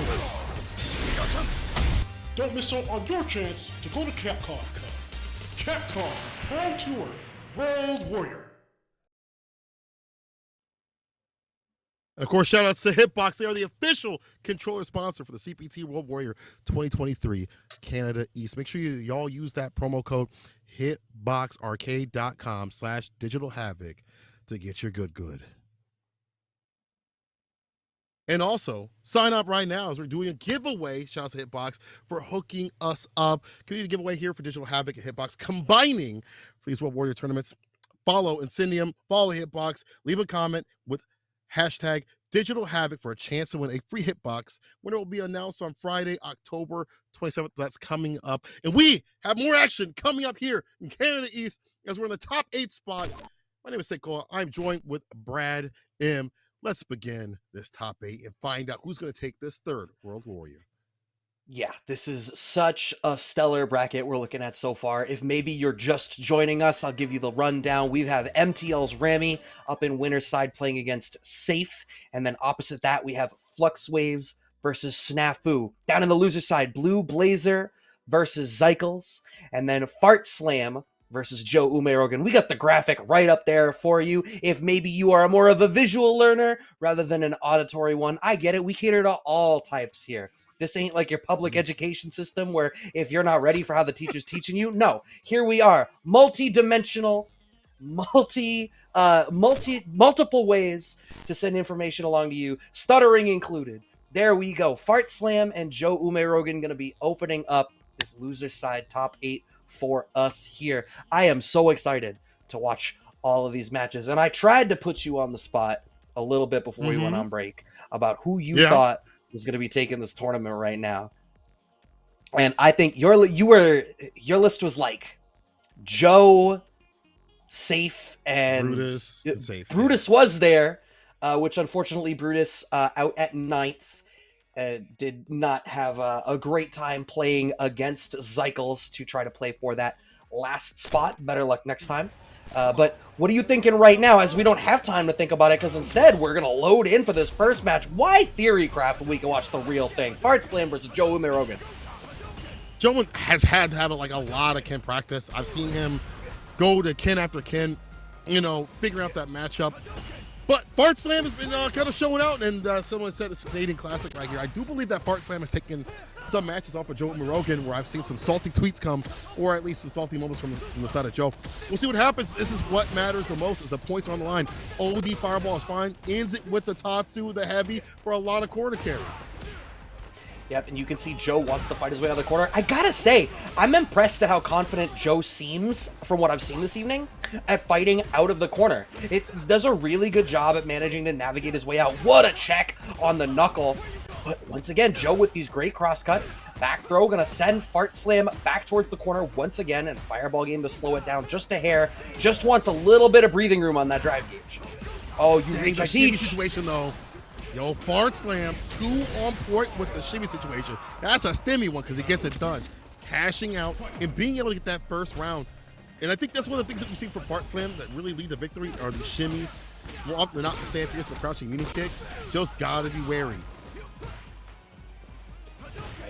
Corner pressure here beginning for Joe, but I feel like Joe is so willing to take a step back, really slow down, and wait for you to make a mistake. It's not like once Joe gets you to the corner, he doesn't go buck wild really trying to press you. He's really choosy about when he starts to press that issue. Once he's out of like crouching strong range, you see there's a lot more delicacy to how Joe approaches the play. Which is not working out stellar for them right now as Fart Slam off of that jump in is able to cash out this level 3. This is going to be a decent lead for them. Yeah. Lead also drive gauge too as well. In the green. Anti-air's right there with the crouch fierce. Wait for the ODDP. I feel like you kind of sold that one, my guy. Maybe went for OD Fireball instead. And he's kind of got the ODDP. That's unfortunate. I feel like that would have been a better meaty choice, or maybe just want to take that, moment from them. All even out here, but Joe is sitting on 3 bars. Okay, throw a little bit of, I don't know whether to call it hesitance or just, once again, being delicate and patient here out of Joe. No, misses the pickup after the DR, and now very little life left. An aggressive jump in, all of that patience out the window when it matters. Immediate anti-air out of Fart Slam. Got a lot more action to play through. This is first of 3, so you know what it'd be. You know, you got a little bit more time to deliberate, but that means more time where they can get aggressive too as well and turn up like volume. Throw up in the corner, Fart Slam with these stand fierces, these throws. Try to go for it. ODDP this time from Joe. Get that bust out. Look at the answers. This dude's on point. Yeah, we've seen a lot of really great anti-airs coming out of people so far, particularly across this top 8. Everyone's anti-air game has been super crisp. It's such an important skill to have at high-level Street Fighter, and Street Fighter 6, no exception. Oh, what a whiff punish. Fart Slam. Like these berries, trying to keep much bar as possible and trying to keep him locked down. Drive reverse to back him up a bit and burnout, but not out of options and definitely not out in terms of just landing one more hit. Oh. Throw the drive impact against the whip throw. Joe says, I'm not done yet. Catches backhand. That was interesting. I wouldn't have expected that to be the choice, but you know what? I'm here for it. Oh my God, the little micro walks. Joe, surgical with these shimmies right now. Fart Slam getting a little bit antsy. Right, good parry on the fireball. Yeah, Joe finally getting back into that rhythm. Finds the pocket on the screen, just waiting it out a little bit. Nice check on the step kick. Level 1, one of the best anti-airs in the business. Great to catch people leaving if you want to dump out the damage. And speaking of dumping the damage, Joe is dumping out with these perfect knuckle combos again to get the win. And now 1-1. And I think it's just dealing with these shimmies, not getting hit with that stand fierce, putting some shimmies of his own. Fart Slam, getting opened up. Joe, as soon as I say that, getting taken to the corner to the east side of the screen. Yeah, I think Joe's whiff punish game has also been immaculate, right? Like the low forward whiff punish game has been super solid. I think Fart Slam needs to be a little bit more willing to try to stick out that standing short.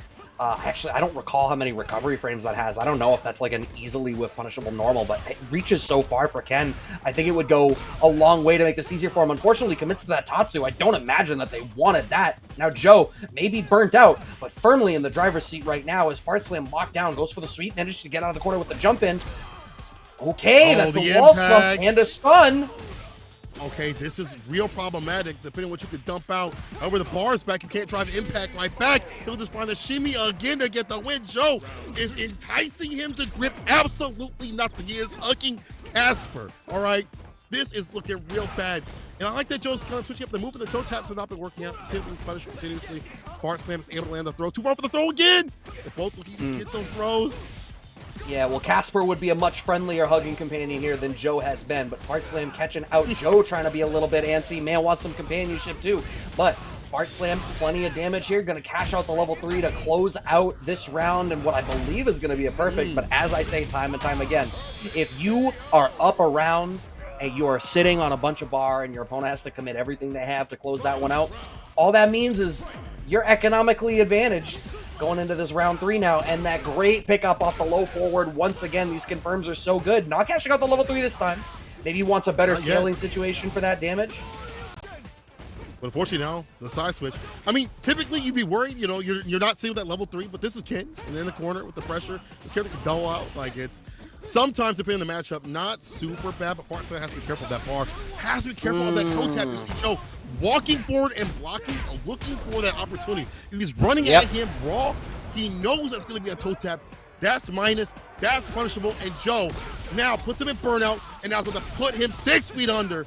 This is bad. Oki said heavy kick, and again another attack. The throw don't connect. Joe Umirogen.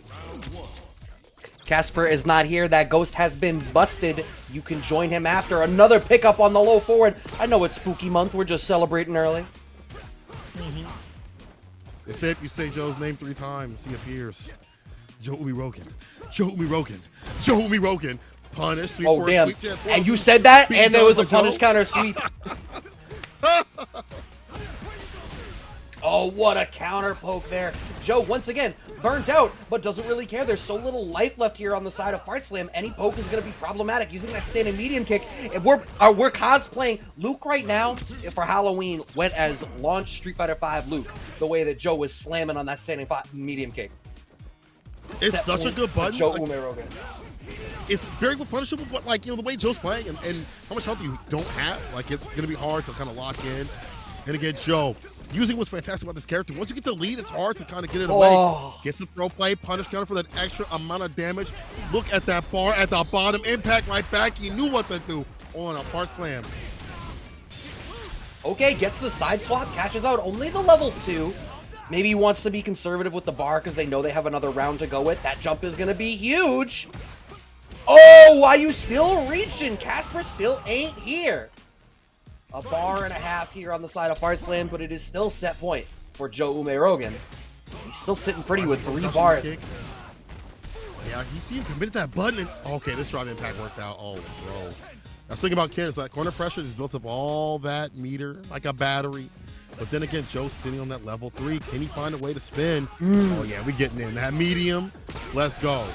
Let's go to Memphis immediately. Oh, here we go. Dental plan is all the fist slam. Let's rearrange that face.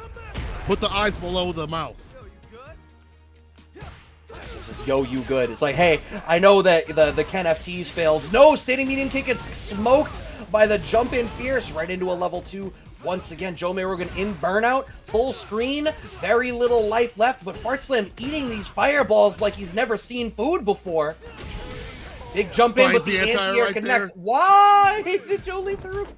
Maybe we're Bro, farther it's not behind. over. Wait. No, I don't think that's the case. Because, like, that's a whole ass game right there. There's no way. No way. Joe, get your butt back in the dang lobby right now. It's not Jover. It's never Jover. Oh my god. I was gonna say, I'm like, this is not a character swap that's gonna happen, right? Like, I don't know Joe to play a different character in this game. It's not a character problem, I don't think either. It's just the Mac. I feel like committing to buttons when these jump-ups are happening, jump fierce, jump light kick, and some awkward ranges that lead into so much for Ken are what's kind of getting Joe right now. We'll see what happens though. Joe, I don't know why he left, but Joe, get back. I see. Oh. We are being told by voice of God that it appears that the match may have begun before we jumped in.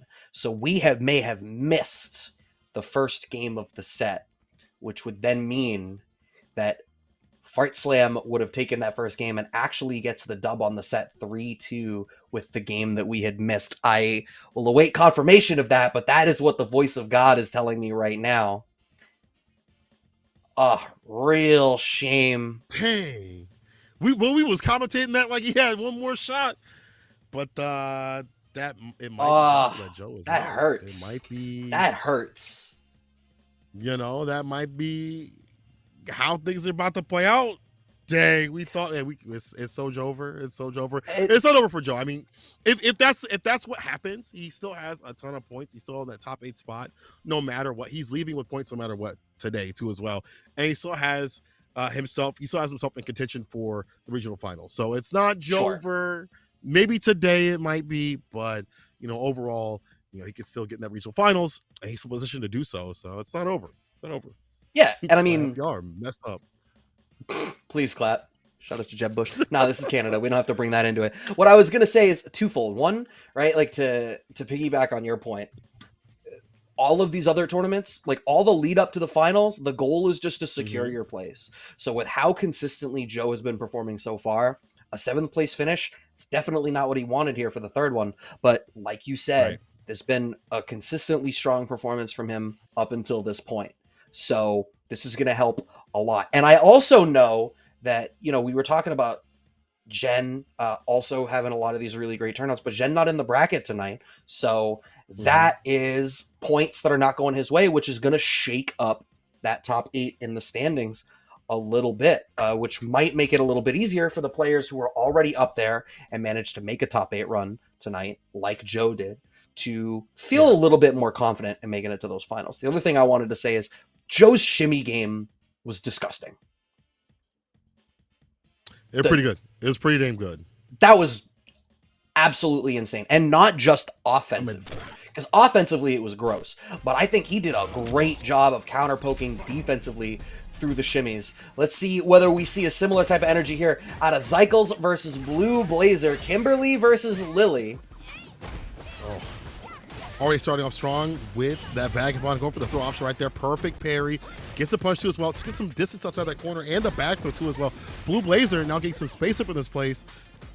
Win stock is up too as well, but I like that initiation to start off the party. Do not let this character get comfortable so they can run their game plan. Okay. The jump manages to get away from that OD Spire out of Blue Blazer.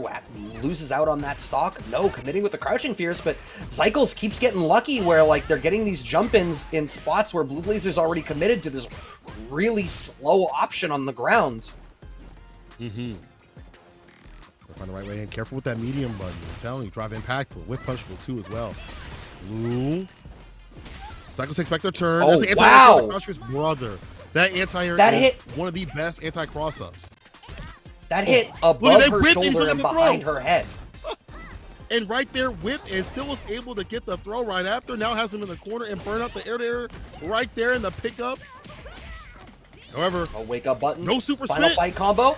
Oh, didn't spend the super, but also, how did they put themselves back and burn out that quick? Oh, double DR. That'll do it. Wow. What a round out of Zycles. And an immediate low forward starter here working out for them.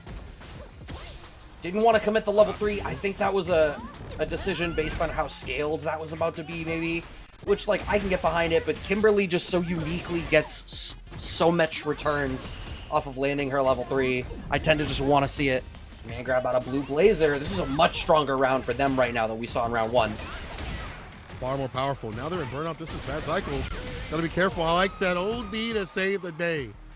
Just sends it out. That's a smart option right there if they go for the, that hop kick. You have to have answers. Blue Blazer was ready and steady with it both. Sitting with 3 bars. Zycle. Gonna spin.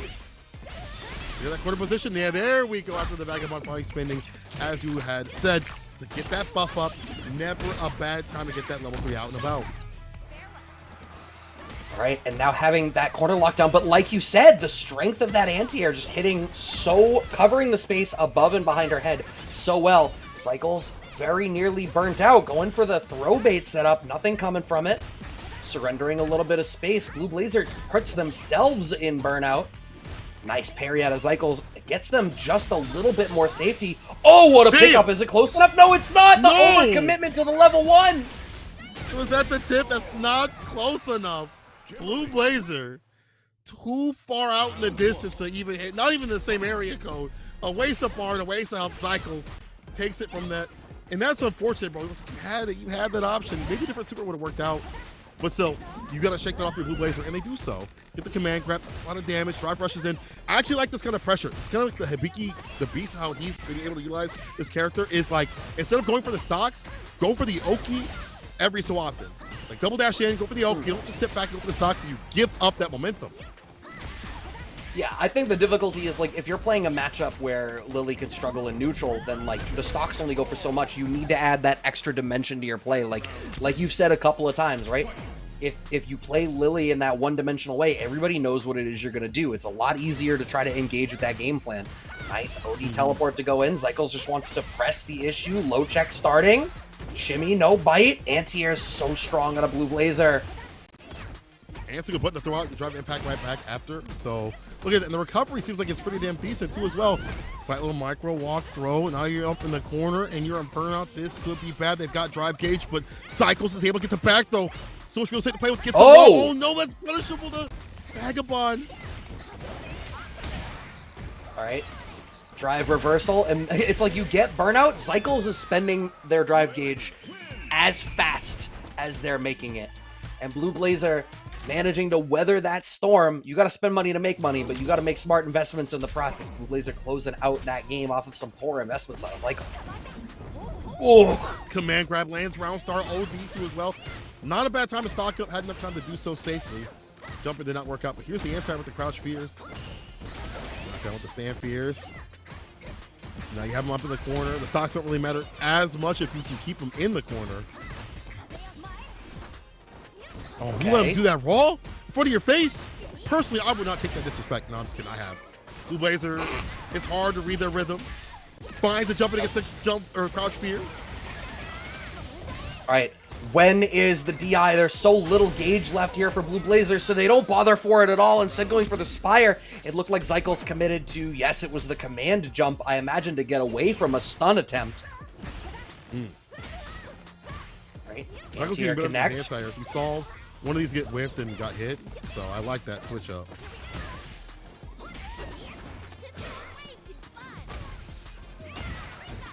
Okay, nice shimmy works out there for Zykles. Cashing out a little bit more drive gauge. Going to spend the level 2. We just want to get as close as we can to securing this round. Blue Blazer can't really afford to block very much, and they block with their face instead. So instead of burning out, they die. Zykles closing out that round. Final round here in this game 3. Game to game, round to on the round. whip punish. Yeah. Let's let the command grab. Blue looking really good. Ooh. And again, recovering in time, using the light one, I feel like, just to get that recovery just back. Drive rushes in, gets a command grab, you dirty son of a gun. One more hit to seal it. One touch. Okay, burnout. You cannot, I was going to say, leave any gaps. The knees coming through, if you please. A stand light kick. The 4-frame with the quickness. Blue looking to take down Zykel's and move on the bracket with this Lily. Right, we have a little bit of hesitation there. Zykel's, all right, just wanted to take a moment, seemingly, to consider the matchup. I feel like the longer the set has gone, the more it seems like Zykel's is struggling a little bit. Blue Blazer's getting really solid at picking out where to anti-air, now bringing in all of these command grabs that have been so problematic. Zykel's has to spend so much drive gauge just to try to bring the game back into their favor, and then they just don't have anything left in the tank to finish it out. Wall slump works out here for Blue Blazer, who's looking so dominant right now. This is virtually one touch for this round. In fact, it is on a perfect. Yeah, Blue walk back, found a bunch, gets the throw, set point with the Lily, and again another command grab in that 360. Right, back someone to a perfect space. I knew that anti-air was coming. Yeah, Zykel's, it was fun. See you next time. This is looking difficult. Hold on now. As I say that, oh my god, not even finding the punish, but there's the stun. Sets up the can for an extended combo here. Actually, immediately wait for that impact off the rip. Did not even want to play around that stun factor. So that's the corner pressure. Still is fantastic. Making all these throws. Ooh. With the command grab. He tried to anti-throw him with the command grab, but it was a call out. Oh no! It's about to be 100 damage. No, but the drop though. Oh! On the other line, and that's gonna be Blue sealing the deal in the scramble situation. Dang, Blue Blazer. Yo, Blue Look at that Lily Blazers? phaser. Blue Dang. Blazers? They're awesome. Shout outs to Richard Ryder. Oh my god. What a set that was. But yeah, the longer that set went, the more it felt like Zykel's just did not have enough in the tank. It felt like they spent so much just to get in and start running their offense. Blue Blazers' defense was really good. Their anti-airs were super solid. And it just felt like it hit this point where Blue Blazer was solid enough that Zykel's just couldn't do anything to shake them. And then the longer that went, the more Blue Blazer just took an inch here, an inch there, a little bit of space at a time.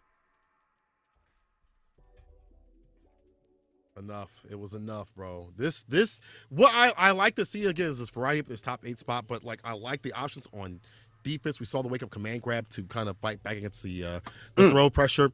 If it didn't work out, I like these ideas that we see exhibited from the Lily player.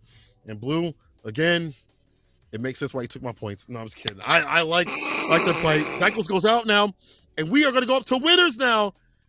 Rami versus Safe, bro. This is going to be a barn burner of a match we've seen. Both have been absolutely mauling the competition. Safe with these anti-airs have been on point, but Rami has been getting perfect after perfect with the mix with it. My man's looking like a bartender, and everything is absolutely potent with this character, Rashid. Now I'm trying to see what happens when Safe takes to the skies, right? Because that's going to be no surprise because Ken has got jump fierce. It's a fantastic jumping button. It's super nasty. But I'm trying to see what the anti-air options are because, 5-frame startup isn't always quick with it with OD or heavy. When it comes to Rashid, you're looking out for you have to back up to find the right anti-air. And then at that point, you put it yourself up in the corner where Ken wants you to be. So we'll see how those adjustments happen. Well, and I was about to say that exactly the same sort of yes in there, right? Where like if in order to deal with that jump in, you have to give up space, then that's not ideal because eventually you're going to end up back up against the wall, which obviously is going to favor Ken, Yeah. whose offensive game is so strong. And critically, we've seen Rami dismantling their opponents so far tonight, but I think all of those matchups, Rami has very much been the one dictating the pace of things. There hasn't really been Mhm. people going to the sky, taking the aggression to him. In fact, one of the opponents that we watched them play, it was the Aki into Honda. I apologize, I forget the name of the player. I could check back in the thing, but I don't feel like going off on this tangent right now. But so there was like the meaty fireball pressure on their wake up was just, it was very much the offense of Rami Mm. that has brought them to this point. So with a kit like Ken's, piloted by a player like Safe, it's going to be really interesting to see what happens when Rami meets the same type of intensity that they've been bringing. Yeah, that's a good way to put it. You know, you have both characters that have great drive rush buttons. You know, maybe one gets more damage off some sequences than the other, like with Ken. The same could be said in terms of like, you know, advantage in terms of like corner carry. Because the corner carry for Rashid maybe isn't as comparable, but it's continuous in terms of Oki with the charged up fireballs like right after. So like there's that same sort of intensity, that same sort of heat, you know, no pun intended when it comes to Ken. But both characters live in different worlds. I think, yeah, obviously Ken a little bit stronger, but there's things that Rashid can do that people have to be watching out for. And Rashid's a character that people have to watch out for. You have to say that character. Yes. We understand that the anti-airs are not perfect, but the corner pressure is insane. His variants and his mix-ups, Yasar level 2 is insanely good too as well, that you have to consider how to deal with. And at the very least, you're lucky to eat like a throw damage, if not more. Otherwise, you put in the corner, you reset it continuously. Someone like Rami can be doing those things. If you fought him in 5, you understand that. Do the same thing at 6. Let's get with it. Winner side of things, let's see who's going to be pushed on the losers. Rami versus Safe. All right, and I'm going to be really curious about the round start position. They're both being so delicate, jockeying for position with just these standing and crouching buttons, the medium kicks going for so much, because I think they recognize that whoever gets the initiative first in this character matchup is probably going to be taking away a lot of initiative. What a check on the DR forward. That fireball only keeps you so safe, and Rami in the driver's seat first here. There's that roll in with the throw, meeting with the fireball, and also the drive rush. That's been a big pain point, but that's why I say heavy kick.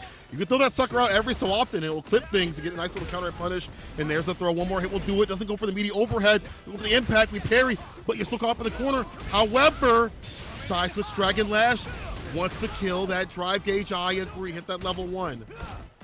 Now you got to finish the job. But Safe has so little life here. Rami only needs one thing to work out for them. Okay, counter hit on the throw. That means Rami tried to take a turn or something there. What a neutral jump. Reading out the Dragon Lash and closing out that first round. And we are back to jockeying for position here. Rami's surrendering a little bit more space. And I think Safe, recognizing that, was much more aggressive at claiming that space Rami was giving up this time, earning Rami a fast corner position here. Ooh, sees the drive impact, you dirty boy. Jinrai DP caught up in the corner again. Problematic. All you have is ODDP to your name. Actually, I lied. The TK that actually worked out. It's a little bit slower than like you'd see from like Wake Up Medium, from like Jury, or you know the TK legs, but still works out for Rami. Yo, I'm gonna put that in my notebook. That's nasty. Open the corner. Yasar Oh my God. impact slips it in. Again, we talked about how Yasar is such a pivotal thing to this character's toolkit. Yeah, okay, drive reversal comes out from Safe, and Rami burnt out. Okay, has to fight their way out. Are they going to be able to press the issue farther? Oh my God, the pressure looking so difficult. Playing as though Safe was burned out, even though they weren't. Right, force the block. This is a tough spot. You know what? He I'm got okay his bar with back at the Oh! right time. He got his bar back right at that moment. I was looking, I was like, bro, his bar's coming back. Bro, his bar's coming back. Bro, careful now. Run DP might have actually chipped enough to do it, but you want to commit to that option. Maybe get scared for fireball or jab. It doesn't matter what it is. But Safe, unfortunately, spent all that bar to stay in and died for it. Yeah, there's a lot of respect from both of these players for the neutral tools that the other character has right now. So I have to imagine that like the fear there was, it was like, yeah, you know, could I play for chip? Yes, but I need to be choosy about where I try to commit, because once I go, I'm all in.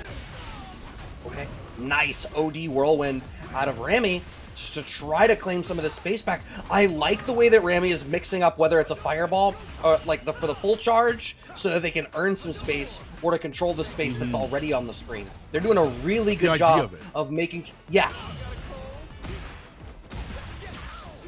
Uh-oh. Here we go, though. Save. Gets the enhanced Hatsu, maximum amount of Oki, tries to get the overhead, but the ODDP affords him some space, tries to drive for shit with the back jump. Are you kidding me? How did he read that the forward heavy kick was going to come through with the drive rush? We've seen drive rush from Rami a lot, but like to read that right distance though. Keep safe. Falls in the fireball. Yo, Brad, no way. I was about to say that picked up, I would have been done. It didn't, you know what? It didn't need to pick up for me. The fact that he got what he did and then was able to get Oki out of it was enough for me. Drive reversal. Safe basically pays for that off of the parry, but OD spinning mixer to try to close that one out. Burnout from both of them with 17 seconds left on the clock. Oh, you're still alive, but you can't block anything. That's what he was like, I ain't gonna make that same mistake again. Run DP to get in, bro, and get this chip, no dip. Randy trying to be a little bit lighter on their feet this round, it's looking like, but still ending up back at the corner a little bit early with the overhead kick. Gets clipped by the jab, and Randy's able to press the issue, move out a little bit, but no, gets red, and we get a neutral jump punish. Oh, but Safe, I think, maybe thought they were closer to the corner than they ended up being, but this should still be enough here. Doesn't even need to spend the bar to close that one out. Quickly closing out that round and evening this up one game apiece. Damn, no time for breath. Rami and Safe are trying to just finish out this slugfest. That's what it's got to be like, bro. That's what I'm trying to see. Violence in these streets. No air-to-air right there. Actually comes to the side around. This is a jump jab right there. Even go for that option continuously. That might be like the way to play in terms of like air-to-airs with this character. Yeah, you see him back up. Did not want to commit to that heavy mixer. Will find his way on the ground though. Doesn't get the eagle spike. Doesn't get the side switch. Finds the overhead trade combo. Oh yeah, he ready with it. I like that. Using the wind sword and the heavy. And now the drive rush throw. Corner pressure looking real difficult to deal with. He puts himself in the corner. Oh, wow. No. Not where you want to be. This ain't your neighborhood. That was a crazy air-to-air out of Safe to manage to get themselves out of the corner. No overcommitment, but the drive reversal comes out from Safe, just keeping this corner position locked down. Jinrai pressing the issue. Drive reversal once again, every time. But no! Remy commits with the OD mixer and loses out for it. I think this decision to reversal mixer, it seems like Safe has found the read on when Rami is going to go for it. I think maybe Rami needs to hesitate just a hair more. And you also see it against like level 2, right? Like you can't just run level 2 because he'll just do, you know, he'll go for parry and then he'll just run. There it is, see? The drive reverse to back him up a bit. A lot of bar spit, but this is maybe better for Rami. He at least got some bar off, but look at that. Safe able to safely parry, get all of his bar back. Stay the heavy kick. No punish counter follow-up, unfortunate. Only got the counter hit, so just damage on the deck. But now Rami on the back foot, using more of these fireballs, super on for the overhead. Ooh. You're damn near dead. You might actually go for level 3, yeah, to put him close to burnout, and more importantly, in the corner. Close to burnout in the corner. Life advantage here for Safe. This is his round to lose. Immediate up back out of Rami. Didn't want to deal with what I imagined was the threat of like meaty DI, but now so afraid you don't want to block very long. Perfect parry comes out from Safe. Punish counter going to connect. Puts themselves in burnout. We're not going to have enough to finish this one out, but the whiff punish is going to work, and Safe claims a second game for themselves here. For Rami, you've done a lot of fake stuff. You know, you've done button into like, you know, the wind sword of Cyclone. Knowing that there's a gap, Safe, understanding that, laying the parry. Now you have to mix it up. Maybe hesitate a little bit. Wait for them to go for the parry, get a throw. Now you can switch it up. Now you put the fake stuff on. Now the real deal begins. Oh, you saw it. He tried to go for it. You saw a counter hit. I was there, Rami. I was there. I'm pissed. And now Remy's so close to burnout. What a counter poke out of Safe. You were talking about the gaps. Safe being surgical with it, dropping in those gaps immediately. Rami in burnout and on the back foot this round. And this set is looking like it is going Safe's way. Reversal level 1 gets parried. Safe takes that resource for a rainy day, and it is set point. Staring down the barrel of winners finals is Safe. Crushing the Kickstarter. Here we go. Puts him in the corner with the Eagle Spike. Frame kill goes for the jump, but this puts him in the corner. Luckily, there was no OD Tatsu behind that for extra damage. Try to go for a possible DP, but got clipped. Eagle Spike. Now we go for the Oki, the Crushing light Kickstarter, and the heavy mixer. Rami, a little bit more structure on offense when it comes to that pressure. He'd love to build up some of that bar 2 as well for level 2, getting close to it, but you know what to do. If we can find a confirm, we find Dragon Lash at the end. Frame kill, looking for an ODDP. Nobody home. It's Rami's game to win. It's the rounds to win at least, but we sent out the level 2. Here's the problem. Safe is just going to parry it and get it all that drive gauge back. I tried to bail out the reversal. Yeah, there it is, finally. Level 2? Yep, that's going to put Rami into burnout. Oh my god, it doesn't. Oh, but that'll do it. The punish. You absolute go. Wow. No, 1 DP. That option, and then get right in with the stand fierce. Nothing from the table ever going to waste aside a safe, bro. He ran, he said, I'm safe. I'm safe, bro. He did run DP against that dang dive kick, and that's not even an option we have seen continuously from the side of Rami in the neutral to call out any of these options. Perfect spacing. You are insane, Safe, bro. You are actually insane. And you meet Safe, if you meet Safe in person, he just you a chill dude. He's like, hey, what's going on, bro? Like, you don't even look like a Ken player. You insane. God. What does a Ken player look like, Cola? Me. You play someone JP. That's loud. I play 3 top tier characters, okay? I play Ken, JP, and Rashid, but I should be playing Ken the way that Safe is playing him, because my God, this dude is labbed out. And you see even a Canadian, that's a Canadian. That's good. Stop, that's good. Cat, stop. But you see how well labbed out he is in that matchup? Oh, yeah. And how he understood the gaps of the parry and stuff like that. Those lead to success. We're talking about how, I mean, you have mentioned this, the DLC characters that people maybe aren't like well labbed out or played out. You know, they don't understand how to fight these characters. Safe, so I'll take him to the lab, bro. Safe also, I think he played Rashid also a little bit in 5. Didn't he mess with him a little bit?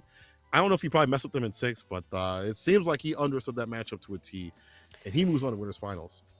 Yeah, and I think it was well deserved. I gotta say, like, you highlighted that when Rami was able to be the aggressor, I think, you know, the offense structure, the way they were setting it up was working out really well. I think it was 2 things. One, like you said, Safe seemed super comfortable with the matchup and was catching out Rami in every spot where they were, you know, trying to get away with something that was fake. But I also can't help but feel like Rami was just very smart about playing around the drive gauges for the both of them. Like, I feel like Rami was ending up in burnout so often, and I feel like Safe was just always like, Angry Bird had said, he was like, you know, sometimes I play for drive gauge damage more than I play around your health bar. And in Street Fighter 6, that's super viable. And I think over the lifespan of the game, I think it's going to matter more and more, because burnout gives you as the aggressor such a huge advantage. And I think Safe was bringing that out as well, where, you know, with the way that was happening, Safe's neutral game gets stronger when Rami's in burnout. Safe's offense gets stronger when Rami's in burnout. It's just everything improves. And the way that Rami was being forced to use drive gauge to try to bring things back into their favor, super problematic. Here we are with the other of our winner's side top 8 matches, Flux Waves versus Snafu. All right, this is the matchup we were kind of debating a little bit. I know I saw Slice up in the chat was another Sim player. The reason why I think this matchup isn't so much in favor of JP is after watching it continuously from like every single scene, besides Alexa Zapparino, feels like it's difficult because the aerial approach. Jump medium, jump fierce are buttons you're going to have to utilize if you're Flux. Also, there are ways to play in terms of exchanges. Look at that, jump fierce coming through. It's going to clip limbs continuously. But like in terms of exchanges, like let's say a dive kick comes through and damage is done from the side of Snafu. Not comparable to the side of JP. When JP gets his jump medium or whatever off or opens you up for a throw, it's way more on his side of things.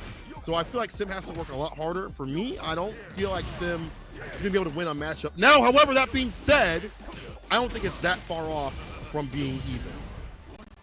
I mean, look, the reason that this had come up was because Cat Cammy's breakdown of 1750 plus MR has this matchup being in Dalsim's favor. Now, sample sizes can skew things. You know, are there more JPs, fewer Sims? The Sim players are probably more familiar with the matchup compared to the JPs. There's a lot of different things. You know, the data is just a data point. It's not a end-all, be-all solution. But I would imagine that because Sim can fight at these ranges where JP wants to keep people out a little bit more effectively, I would imagine that that's part of the problem. Now, all of that being said, Snafu is getting absolutely mauled on right now by Fluxwaves, and Fluxwaves taking that first game expeditiously. Yeah, my man said, what rages, bro? I'm comfortable everywhere out here. Like, finds a push against the slide. I think it's you're right in terms of, like, he could keep him out. You know, he can kind of play a game plan where JP doesn't want to play, and not a typical one. However, I feel like if JP gets back in business, he's comfortable with his normals, and comfortable with these jump-ins, it's back to how JP conquers, you know? However, Burnout Baron, that is Sim, can definitely get in and make things problematic. Let's see if Snafu could do something, try to get the dive kick, but Fluxwave is out of there. Good innate defense. He's like, I'm not trying to be in that corner, trying to hold any of these drive impacts. Very smart stuff. Oh my god. Jump medium going miles there to keep Fluxwave safe. And now Snafu is the one who is close to the corner, close to burnout. Any touch will do it. Fluxwave's looking strong, and the DI, what a read on the fierce. Nice round out of Fluxwaves, weathering that aggressive storm, weathering that burnout, and Snafu overplays their hand and loses out hard for it. It's like, look at, like, right there, try to go for Pierce, got interrupted again. These are ranges where you'd like to run your game plan as JP, and you don't get to, so you have to get aerial with it. We've seen Flux do so continuously, and then that's how he gets this uncomfortable mid-range where it doesn't feel like Snafu really has an answer. Tries to get a jump in, slides on out of there. He aware. Snafu can put him in burnout, was trying to do so, but will we see level 2 here from Flux? I mean, that's also another problem. You try to run level 2, teleports safely out of there, floats away. You have to find, like, on hit. Yeah, I think this is a life amount where I'm almost inclined to think that you just cash out your level 3, especially you're about to now be in CA range, so depending on your starter and how you choose this drive gauge, how much drive gauge you have when you find the hit, this is still a one-touch game for Fluxwaves. Oh yeah, 100%. That's not how he wants to set it up, or if it can even happen. Snafu get the dive kick, drive rush. This should be it after the yoga uppercut. Cooking him up a little bit. Snafu a little bit more aggressive and trying to stick to him, and actually playing a little bit closer of a game. It seems like they're close range, I should say. Sets up with the fireball. There's the air right there to drop him down. Flux again looking to find maybe these jumpers with the jump Pierce to catch a limb. All right, okay. This is very nice punish. Hands him back a little drive gauge, but we're okay with that given the advantageous corner position. Okay, all of these jumps are like baiting out an anti-air for the teleport. Okay, Fluxwaves ends up in burnout right into the CA. That's gonna put Snafu in burnout. Fluxwaves gonna get just shy of half of his own drive gauge back, but Snafu still having the life lead here and 3 bars. This is not a trivial situation for Fluxwaves to play out, and indeed, we're making the JoJo reference happen in real time. A round and a game. You know it. Game on the board with Snafu. So, again, uncomfortable ranges at full screen, but when he gets to the jump-ins, that's when things get nasty. Like, I've watched Nemo grind this matchup, and it's problematic. Like, early days, this matchup was hard as hell. Even when I played GP, I was like, what do I do? Like, this is a matchup you have to grind out continuously. And I hear uh-oh from Mothership. I'm hearing uh-oh. No way. My man switching. Flux? No shot. Nah, with the Aki? No. No shot. I don't know, man. I don't think it was a JP, bro. I think it was, well, you know what? We talked about it. Maybe not having that full matchup statistics knowledge are there, to how to man. run it. Nah, don't bring the master ranks that got their way with Honda into this, bro. Don't do it. There's some more statistics on there that were boo-boo. Anyway, statistically, this character is not so good. Is this matchup good enough, though? I don't know. What do you think about this? Also, Sim versus Aki? There could be an element of Fluxwaves hoping for character unfamiliarity with the new pick. What I will say, and you know this as well as I do, Fluxwaves has been a multi-character specialist for years. As long as I have been commentating Street Fighter and watching FluxWaves play, they have always had the ability to pull out a bunch of different characters and change up the vibe.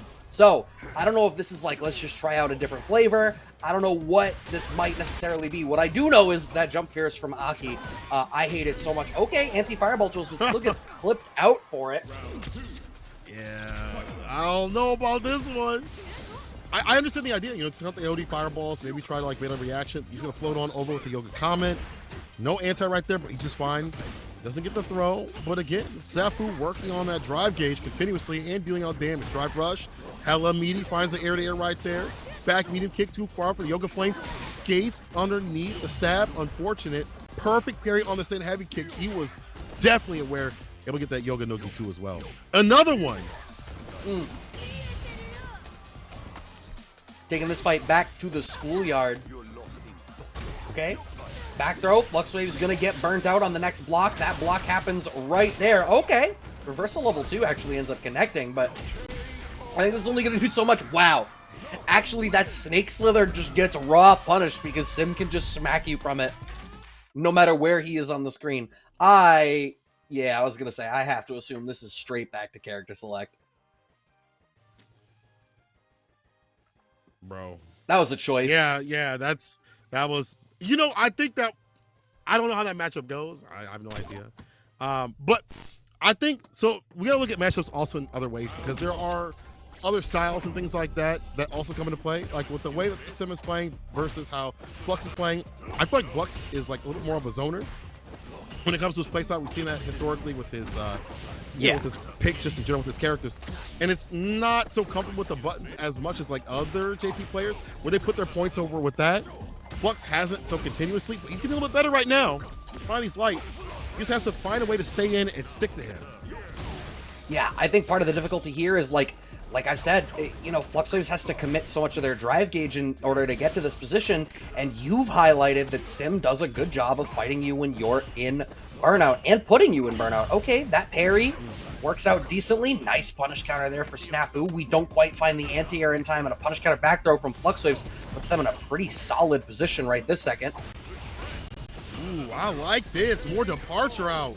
Yeah. See, that's one of the other things I've been watching from other JP players when they play this matchup. Departure to kind of guide the Sim player around so they can have an easier time to lock them down. I like that. Oh, the amnesia. I definitely like this reversal. Hold this throw, bro. Right, okay, meaty slide, perfect parry, back throw, works out great here for Snafu. No, met by another perfect parry back throw. I use your move against you, shimmy. Works out here for FluxWaves, gets another throw. Oh my god, throw loop city. That didn't even hit counter. Snafu just didn't block. OD, level 1, that'll get it done. Flux back in business. Okay, see, I like two things from this cat. CQC, you see, a lot closer with the gameplay. Also, the departure, setting it up after every knockdown, every moment that he gets, again, to guide this character. We didn't see that previously. We saw him take this guys preemptively. Now Snafu trying to check him preemptively to stop the OD from coming through. No grip here, bro. Yeah, I mean, at least Snafu's awake for that. FluxWave's in a tough spot here. Oh, what a good bait there from Snafu. Now FluxWave's on the back foot by the wall. Perfect KO out of Snafu, and we are on set point to see if Snafu is going to be the one to move it on to the winners finals and play against Safe. But FluxWaves has brought this back with the charity Aki game. Empty jump throw gets teched. Parry, unfortunately, tried to recover in time. Got hit with the counter side switch. Whips the throw. There's the empty throw, though. Punish counter. Now puts him in burnout. This is bad. Stand medium punch. No follow-up, though. Sweep off the feet. Burnout Baron trying to kill that gauge as much as possible. That's Snafu. Keep blocking. You'll be dropping. Look at that. Yeah, now burnout, but it doesn't matter. So smart. Right before it happened, hit the drive impact. That was so smart. The last bit of your drive gauge on the DI, and it's exactly enough damage. Final game, final round. But Snafu has that 3-bar advantage. FluxWaves comes out the gate aggressive. OD departure clips with the low, but has spent so much drive gauge just to get Snafu to the corner. But Snafu's going to have to try to fight their way out of this. This is an early lead for FluxWaves, who is already burnt out. That's good. In burnout, forcing him to walk back. Flux, gotta be careful what he sticks out. Snafu gotta take advantage of this neutral jump medium. I like that option. Hasn't really worked out a clip, anything just yet. But I like him exercising that option. He's back in business now with the drive gauge. What's he gonna do? He's bumped that level 2. You get like a knockdown, you get some things going and flowing with the gas to ghost. Ooh, Stanford sitting clip. Alright, Fireball comes out. Just get away from the portal altogether. Got a nice low starter there for Flux Waves. Alright, set up the meaty. Oh my god, wake up Fireball out of Snafu. So we'll take those, bro. Careful the anti-air right there. Okay. Bar's getting built up for the side of Flux. Can land a level 3 or Snafu will Snafu land his? Access to CA. This is anyone's round. Level 2 on Wake Up. Dhalsim doesn't care, just floats at the top of the screen, makes it completely irrelevant. Drive reversal. Life is so even for both players, but it's a one-touch situation. But that touch can't be an air flip tech. Oh, what an anti-air! Counter hit! Flux is able to take it! Woo. That was dangerous. Imagine he did that a little bit later. Got clipped with a dive kick that could have been it. Snafu could have been moving on, but as Flux being better about departure, being better about being closer, and being better about taking down Sim. Proving my point. No, I'm just kidding. But doing a really good job. I see the difficulty. I honestly, and I think some of this comes from how JP players want to play, how difficult it is, and you have to change up your game plan. You don't want to zone, or you don't want to get in. You want to zone. You want to stay far away. Then when they lost most of their health, you can get in and get nasty. Sim deletes that game plan off the table, and you see the change up though. The departure ruling the neutral. You can't float comfortably anymore. That thing is out. You get knocked down from it. There's drive rush overhead, drive rush medium punch. Either way, you're dead. And the call out that anti-air perfectly timed from the side of Flux to stay fine.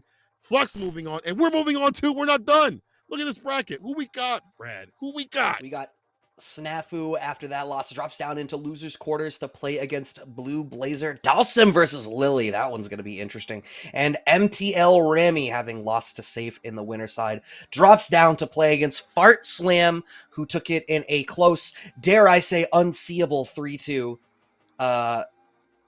against Joe Ume Rogan. And yes, Safe and Flux Waves up there in the winner's side. And wow, just the comeback from Flux Waves. Flux Waves in a 3 out of 5 is a different monster, man. I've watched it for years. You give Flux Waves 3 out of 5, and suddenly these sets, these matchups that you expect, where you're like, yeah, this one should be over, and it just don't matter. It don't matter. And that's with, I jokingly say, you know, the charity Aki game. I respect that they made that Flux Waves made the attempt, right? Flux Waves has always been a player who brings different characters to the table, tries to make some bigger changes to be like, what can I bring different to the table that might change up this matchup? The Aki was not developed enough for tonight, it seems, or maybe it's just not a good matchup for her. I don't know. But that means that he only lost the one game with the JP. That's true. That is true. I think that's a matchup we're gonna have to learn out and lab out. But I know Rami's definitely labbed that matchup out in terms of the kin, because he had lost to Safe. We'll have to deal with Fart Slam now. But you know, after fighting a character like Ken and understanding like how they play, you know, a little bit understanding, denying some of that entry point, maybe Rami might be even more ready for the side of Fart Slam. Fart Slam will have to do something different. Maybe not throw Tekken. All the hits connected. Crouching, you kick drive rush right after it. Light mixer. Goes for that strike throw, gets a throw. Oh yeah, see, I mean, counter, you can't press up to that. Rami is warm on this matchup, right? Like, they just played that set against Safe. So Fart Slam, I would hope, had the chance to watch that matchup get played and maybe try to steal some of the tech that Safe brought to the table. Okay, immediate wall slump with the meaty DI. Finds the overhead. Oh man, that was hella meaty off the bone. No vegan right there. All season, and Fart Slam has him caught up in the corner. Puts himself in the corner. Can Ramsey make something of this? All right, Fireball, there's so little life here, but what a neutral jump. The punish puts Fart Slam in burnout. Okay, clips him with the Torch Fierce. It's interesting that Rami is so worried about being the aggressor like we had seen previously. Okay, now choosing to bring out the intensity that we saw from them so much earlier on. One more touch ought to do it with CA, and Rami could take this game, but Fart Slam manages to back off, so we go to the level 2. Careful now, approach correctly. With the throw, oh, he almost got him taken. Drive reversal, waited and baited. ODDP follow-up should be enough. Yes, sir. Rami sealing the deal. And I get that pensiveness up in the corner. There's Bar at the bottom. He's pocket watching.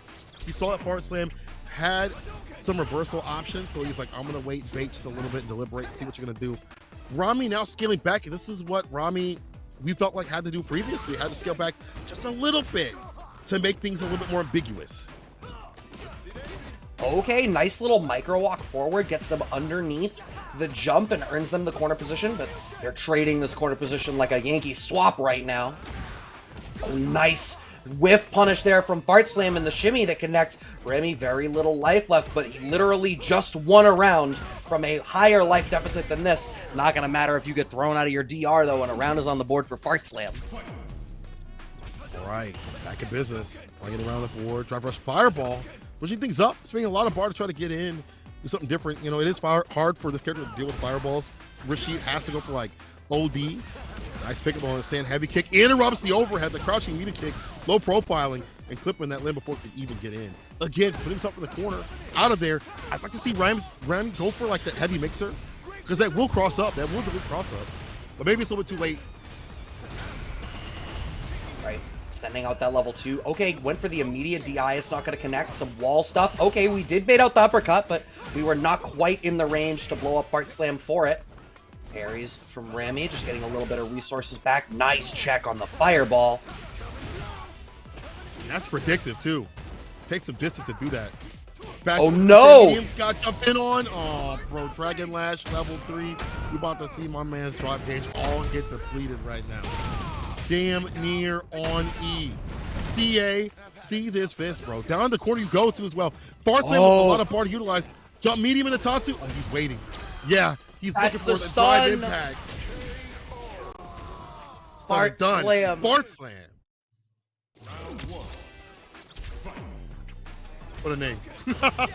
I was literally about to say, I'm like, it's still a ridiculous name. It really is. Right? Corners themselves, but back throw makes that work out great. No whiff punish on the sweep. Ken's sweep's really good. It's 8-frame startup. It's fantastic. How to use it. Right? Rami pressing the issue here, though. Oh, pressing the issue, even having Fart Slam locked down once again. OD Tornado, but Clip's trying to move forward behind it. That was a problem Rami was having against Safe as well. Trying to move in behind the OD Tornado, and they're just getting clipped out by Ken's far standing short. He's just so well equipped to cover at exactly that range with just the right amount of startup on the limb that he needs to cover it. And when he wants to get in, you see drive rush coming through, whether it be like drive rush stop, drive rush sweep, do some Fart Slam to kind of put Rami off his game. But before, people were not really trying to initiate like he was. It's hard to keep pace with somebody that wants to do the same thing as you. Matchup wise, or even player wise too as well. Fart Slam landing, almost landed the Dragon Lash. I like that punch. We get the level 2. We're gonna push him over. Perfect parry. Back throw. Oh no. Careful of the. Yeah, I was gonna say. I expected an OD DP to come through because he might have been safe no matter what, unless he ran like a super. You have the Tornado to back you up, and Rami getting clipped overhead.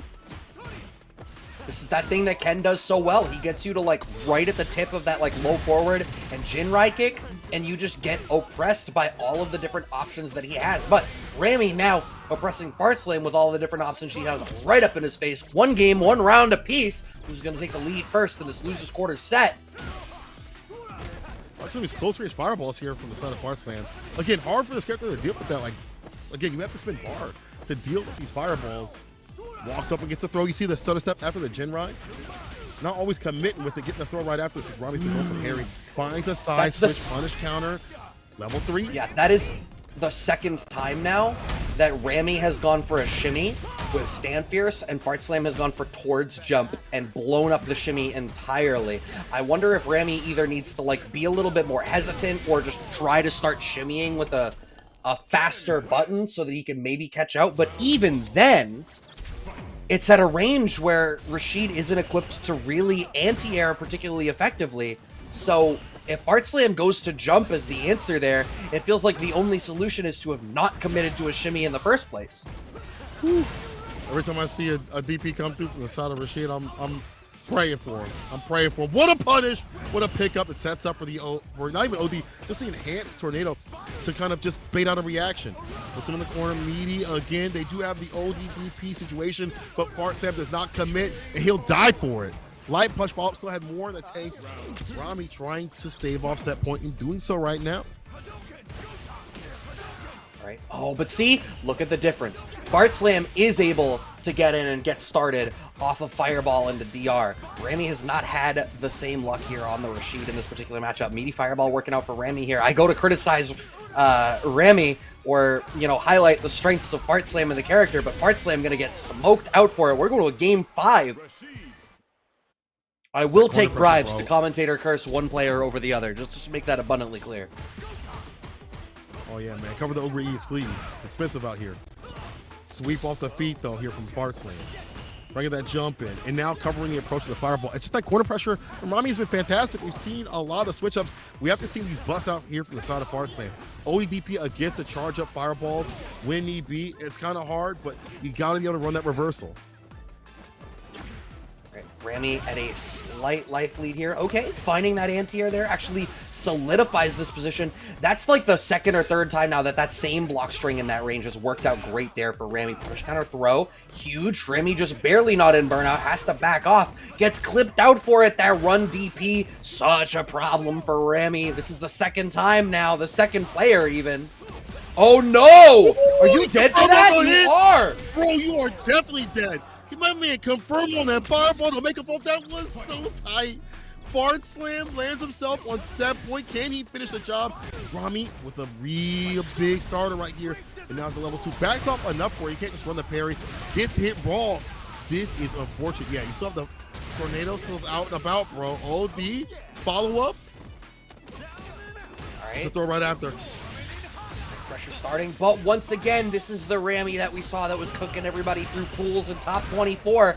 Once I start throwing that meaty fireball game, get your level 1 reversals out of here. You better commit big if you're committing at all. What a nice pickup in the shimmy there from Fart Slam, but overcommitment to the Tatsu. Last game, last round, Cola. This is how things are going down. Nobody wants to go home. Or, well, I guess go to the other room mad as hell, punching the drywall. But still. Nobody wants to leave right now. Backs it for the anti right there. DP overhead, gets a counter to get the follow-up too as well. There's that heavy mix we wanted to see when he puts himself in the corner. And now with some damage behind it too as well. Rami back at business. He's got that level 2 as well. Try reverse to back him up, but that's not that bad. Rami looking for the right time. And you see he was looking for the right time to activate. Farsam tried to read him. Yasar is out. The twister. Put him through the blend. Oh my god. Shimmy works. No! Actually keeps him safe! Oh, the follow-up! What you got? Oh, these was on the bar. All right, you want to make sure he blocks. One more touch on to do it. Jump in, the neutral jump shimmy connects. Rami takes the dub over Fart Slam, sending Fart Slam out at 5th. Oh my god, what a set. That was an insane set, bro. But Fart Slam able to clinch it out when it need be, like he has something bad to eat. Let me stop. No more fart jokes. Anyway, Mans was definitely cooking out here. No beans. Definitely doing absolutely everything a Kim player should. Well, especially no beans. And you said no more, and then you said, like, don't lie to the people, Cola. You can't sneak that one by me. All right, fine. Fart Slam was the only hot win. Moving to the bracket right now. All right, that's it. I'm done. I'm done. Fart Slam, wow. You should have never had that name, bro. You know what you was doing? You know what you're doing. You moved to the bracket. Good stuff. Oh, man, that was a good match, but we're not even close to being done. We still have way more to play right now, in fact. Oh, Snafu versus Blue Blazer. Some of that sim play coming up against the Lily. I can't wait to see how that matchup turns out because we don't get to see enough Lily. We don't see enough of these matchups with Lily. So it'll definitely be a learning process. I can't imagine Sim would have to. Well, you know what? I don't know. How do you think that matchup's going to go? Because I feel like if you stock up for full screen, that may be okay. Get in and get nasty at Sim. But yeah, that's right. Can you? That's my. So if I feel like actually, hold up. From the Cat Cammy tweet again. If I recall correctly, Sim Lily was actually the statistical worst matchup in Sim's favor. Of all of the win-loss rates, it was the one with the widest swing away from 50-50, is how I recall it. And my thinking was Are you immediately... serious? My thinking was immediately, what the hell does Lily do to start to play her game? But we've wondered that about so many of Blue Blaze's character matchups so far this evening, and they keep finding a way. Life finds a way. Listen, if they say that's the worst matchup and it's not Sim versus Geef, they're definitely wrong. And Blue Blazer is trying to show us something that Lily's still strong, bro. Like, he's still like, hey, man, I get that drive impact. If I get in with the win stocks, I can get real nasty. And against him, I have the same defense that he had in 5. I don't know, you know, it's going to be easy if they do get in. But however long, you know, full screen, this may be difficult to deal with. Dive kick, clip the limb, nothing after that punish counter. But still has the distance to deal with him.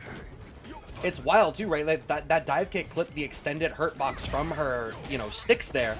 And the startup that she has on some of her limbs is making it a little bit harder to try to get started. This war of attrition is just not going her way. Not every hit is leading to much for Snafu, sure, but, you know, all Snafu really needs to do is just slowly get the better of it. Now, Blue Blazer in burnout, close to the corner, Harry on the Condor dive, and just smokes him up. And yeah, JB, LLJB in the chat saying Sim washes this matchup, confirming what I had already reported. So yeah, we're smart and you're not, Cola. That was mad disrespectful. I love you, buddy. Okay, my man actually said that this is the worst matchup after Geef and Sim exist. I don't want to hear it. Okay, hey, matchup, I'm reporting the numbers. I'm reporting the numbers. Brother, you're reporting Don't online shoot the numbers. messenger. I can't hold it. I'm taking pot shots. Blocka. But so is Snafu from long range.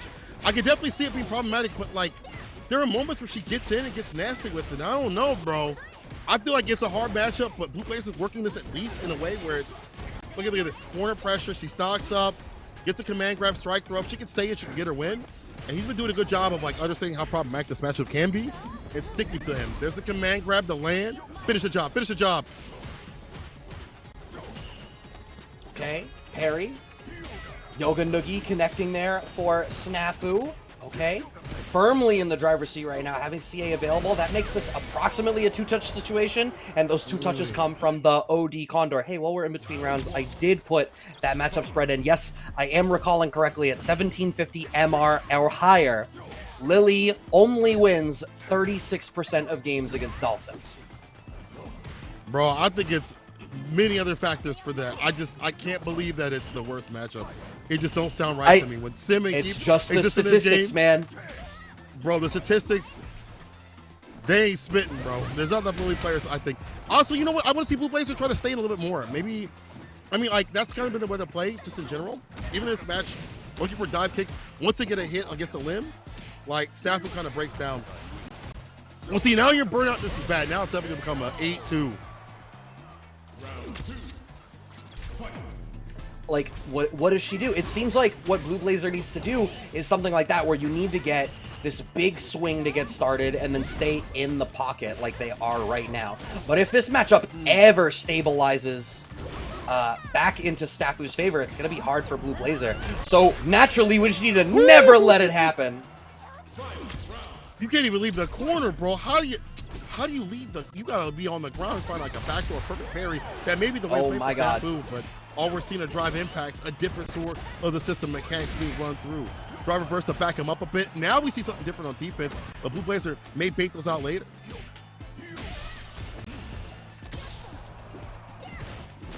All right, deep jump ins here connecting for Blue Blazer, but we're still doing a good job of ensuring that Snafu stays as locked in the corner as possible. Spire, ooh, we were ready for the anti-air version as well off of the teleport, and Snafu has worked all the way back to the corner. Burnout about to happen. Whips a throw, there you go. Big fat punish, more than dead. Yo, watch the cutscene, no skip. Hold this. Level 3, and Blue Blazer knows what to do. I think I see the ideas of this matchup, hard or not. You see the anti-airs are really on point in an angle where Sim cannot just float. It's a risk for him to take the skies, where he'd like to run that, you know, Comet Fireball gameplay. Then on the ground, if he gets hit with an OD, you know, wind spire at all, he gets knocked down, and then she gets in.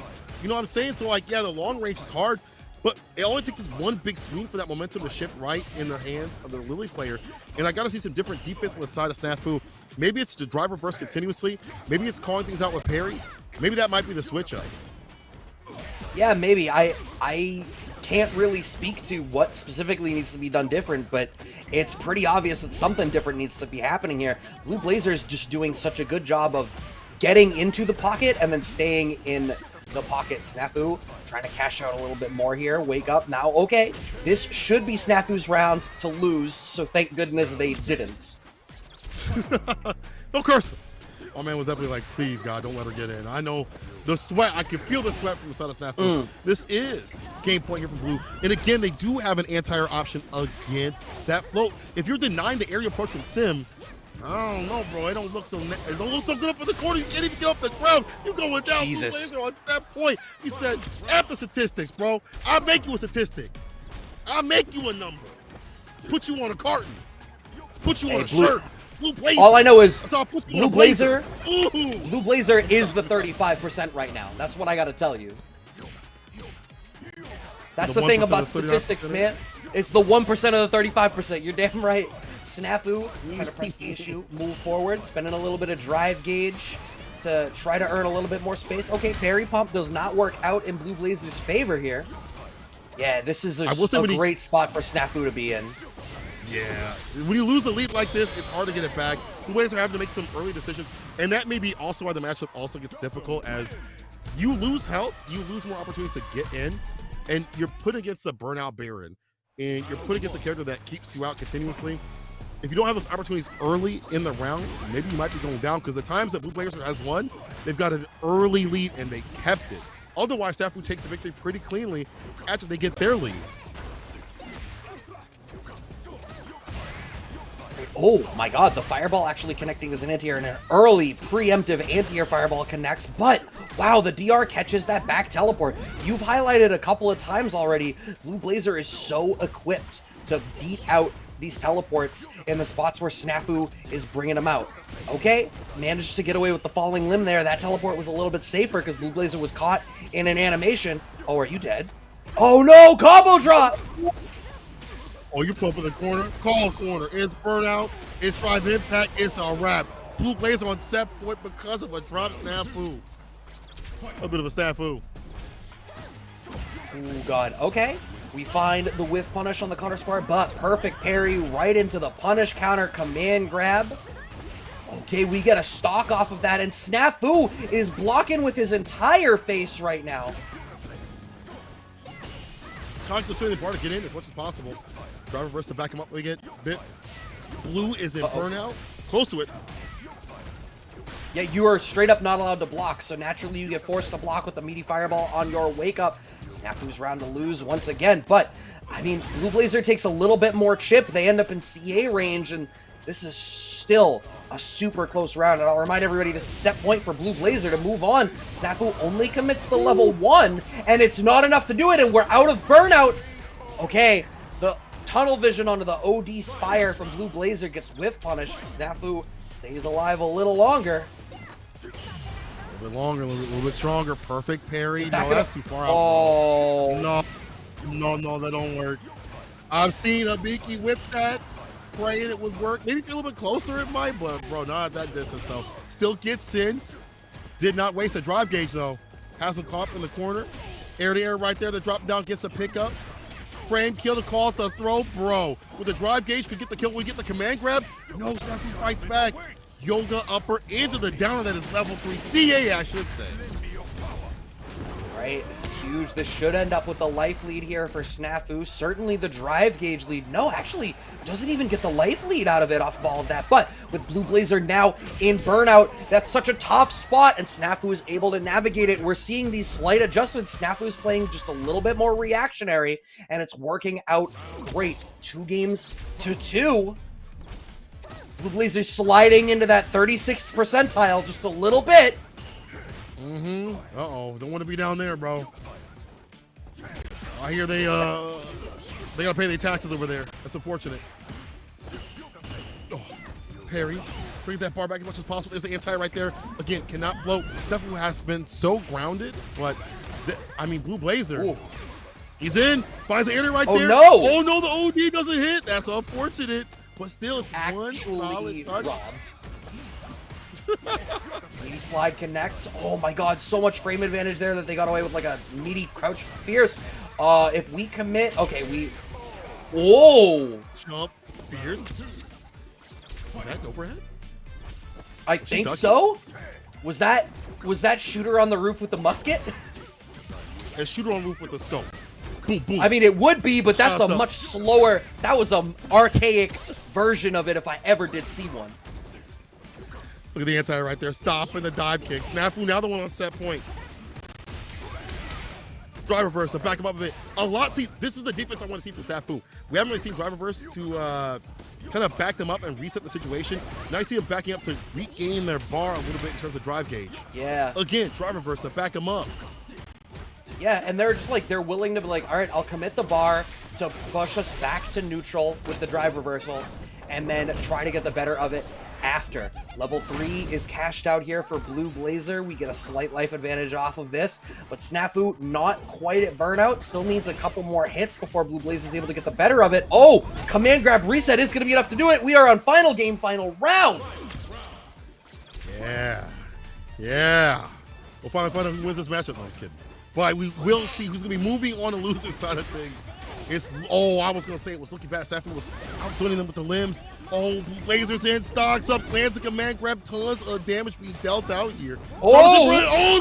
Oh my god. Do it again. Dude, I want one more. It confirms that Lily wins the matchup, but more importantly confirms that Blue Blazer moves on the bracket against Snafu. Had him locked down to the ground. With those command grabs, the grip to do it. Dang. Blue Blazer. So I put you on a shirt. Blue Blazer out here like, I am the 35%. You see, you know those lilies that win? I'm those lilies that win. Even had the MR. But Blue is literally in the statistic. Proving what side of that matchup spread they're on. It was 1750 plus MR.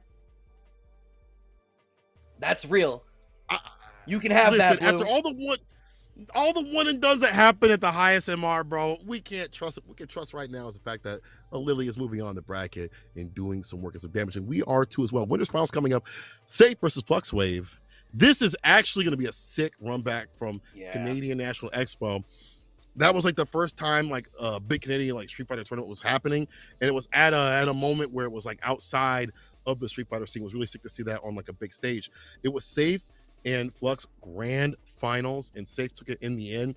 That was like the big tournament win where people were like, I gotta look at this dude. Like he is a strong cat. And now he is out here trying to get that run back. Flux though, it's hard to fight Flux and like win the second time, bro. He's gonna go back to the lab, figure out what he did. Even talking to him afterwards, he was like, I gotta do this, and this. Like he was confident in terms of what he had to study. And that's a dangerous cat in and of himself too as well. Someone that's like, I know what I have to do, like immediately after, and they're gonna work on it, is going to only gain results. Yeah, but to play devil's advocate, right? We're looking down the barrel of a Ken JP matchup. I see chat already highlighting it. And I know, at least for a little while, JP players weren't feeling so hot about this matchup. You alluded earlier that maybe there's some higher level JPs that have sort of spent the time to lab this one out and start to feel a little bit more comfortable. But the fact of the matter is, historically, through Street Fighter 6, Ken has done decently against JP. And the way that Safe has been playing so far tonight, the cleanliness of their with punish game, their drive gauge management, the way they're tackling all of that, Safe is coming into this winners finals right now, I think, looking incredibly strong. But the number of times I've seen Flux Waves in a 3 out of 5, like, I said, but it's not callable. It's not callable. That's true. That's true. Let's see what the winners finals. Who's on the grands? Flux Waves versus Safe.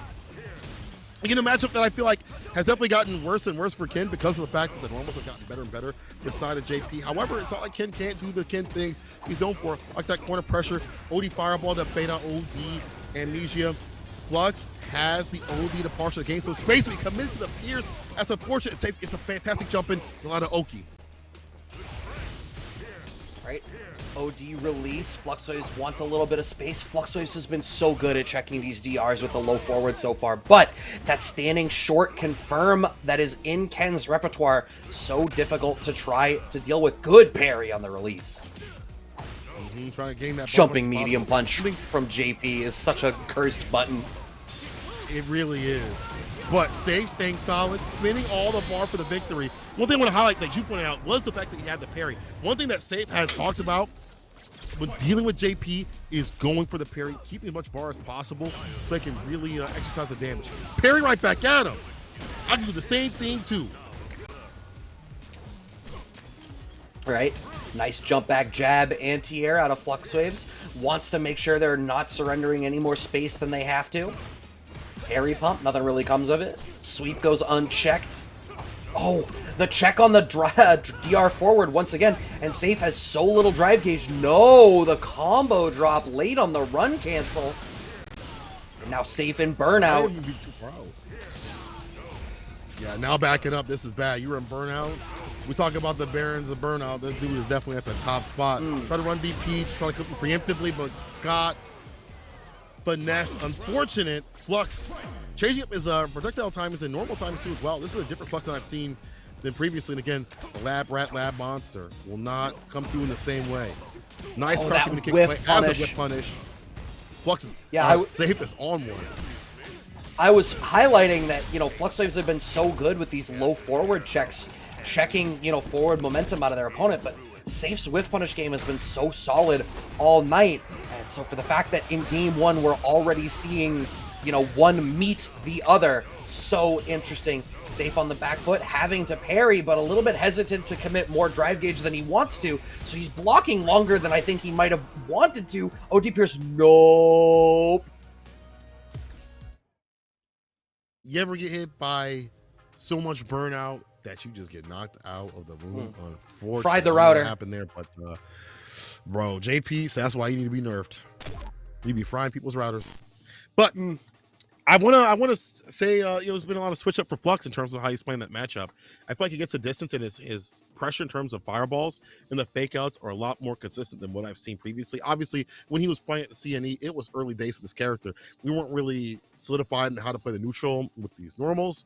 We weren't solidified in how to run the fakes with the ghosts, like to kind of pump fake a little bit. Sure. We weren't there yet with the character, right? Now we see what happens when the zoning play is incorporated. Now we have to see something different from the side of Safe. We saw parry, which I think is still important in this matchup, but now we have to see like mid-range OD fireball and normal fireball gameplay. I know Angry Bird put out a whole YouTube video about that y'all should check out. No matter what rank you are, it is definitely very informative. But you have to be able to use more of these fireballs. And it may be kind of hard because maybe the way that Flux is playing, it might be kind of hard to even run that gameplay comfortably. I think it, especially speaking as someone who hates playing into JP, I think it's frightening to try to bring your fireball to the table, because the last thing you want to do when you're playing against JP, especially as a character like Ken, who wants to be, pressuring you at like the tip of low forward range or step kick range, the last thing you want to do is to plant your feet and play to JP's game. And bringing fireballs to the table definitely feels like you're trying to beat JP at what he does better. Despite that, I agree with you, because I do think if you don't represent that dimension, then all JP has to do is deal with the dimension you are bringing. So you need to be able to bring different layers and different directions to your game and cycle between a couple of different things, if only just to force JP to, for a second, put their brain on another track, and then while it's on that track, you can play what you actually want to play. Yeah, it's like, even more so going like, I'm sorry to spoil the video for people. Unfortunately, you just have to hold that. But standing mid-range against JP and doing normal fireballs probably won't work out consistently. You still have the OD fireballs. It's also the range where you can drive rush, stand fierce, medium kick, stand heavy kick. Things like that are going to be ways that allow you to get in a comfortable way where before you try to walk them down and it wouldn't allow you to, Obviously, if you're just running fireballs normally, you're probably not going to be able to work out well. He's got OD fireball that will clip through. His fireballs, the normal ones, they're not so, they're okay, because where they activate is actually on the hitbox of when the actual claw comes down.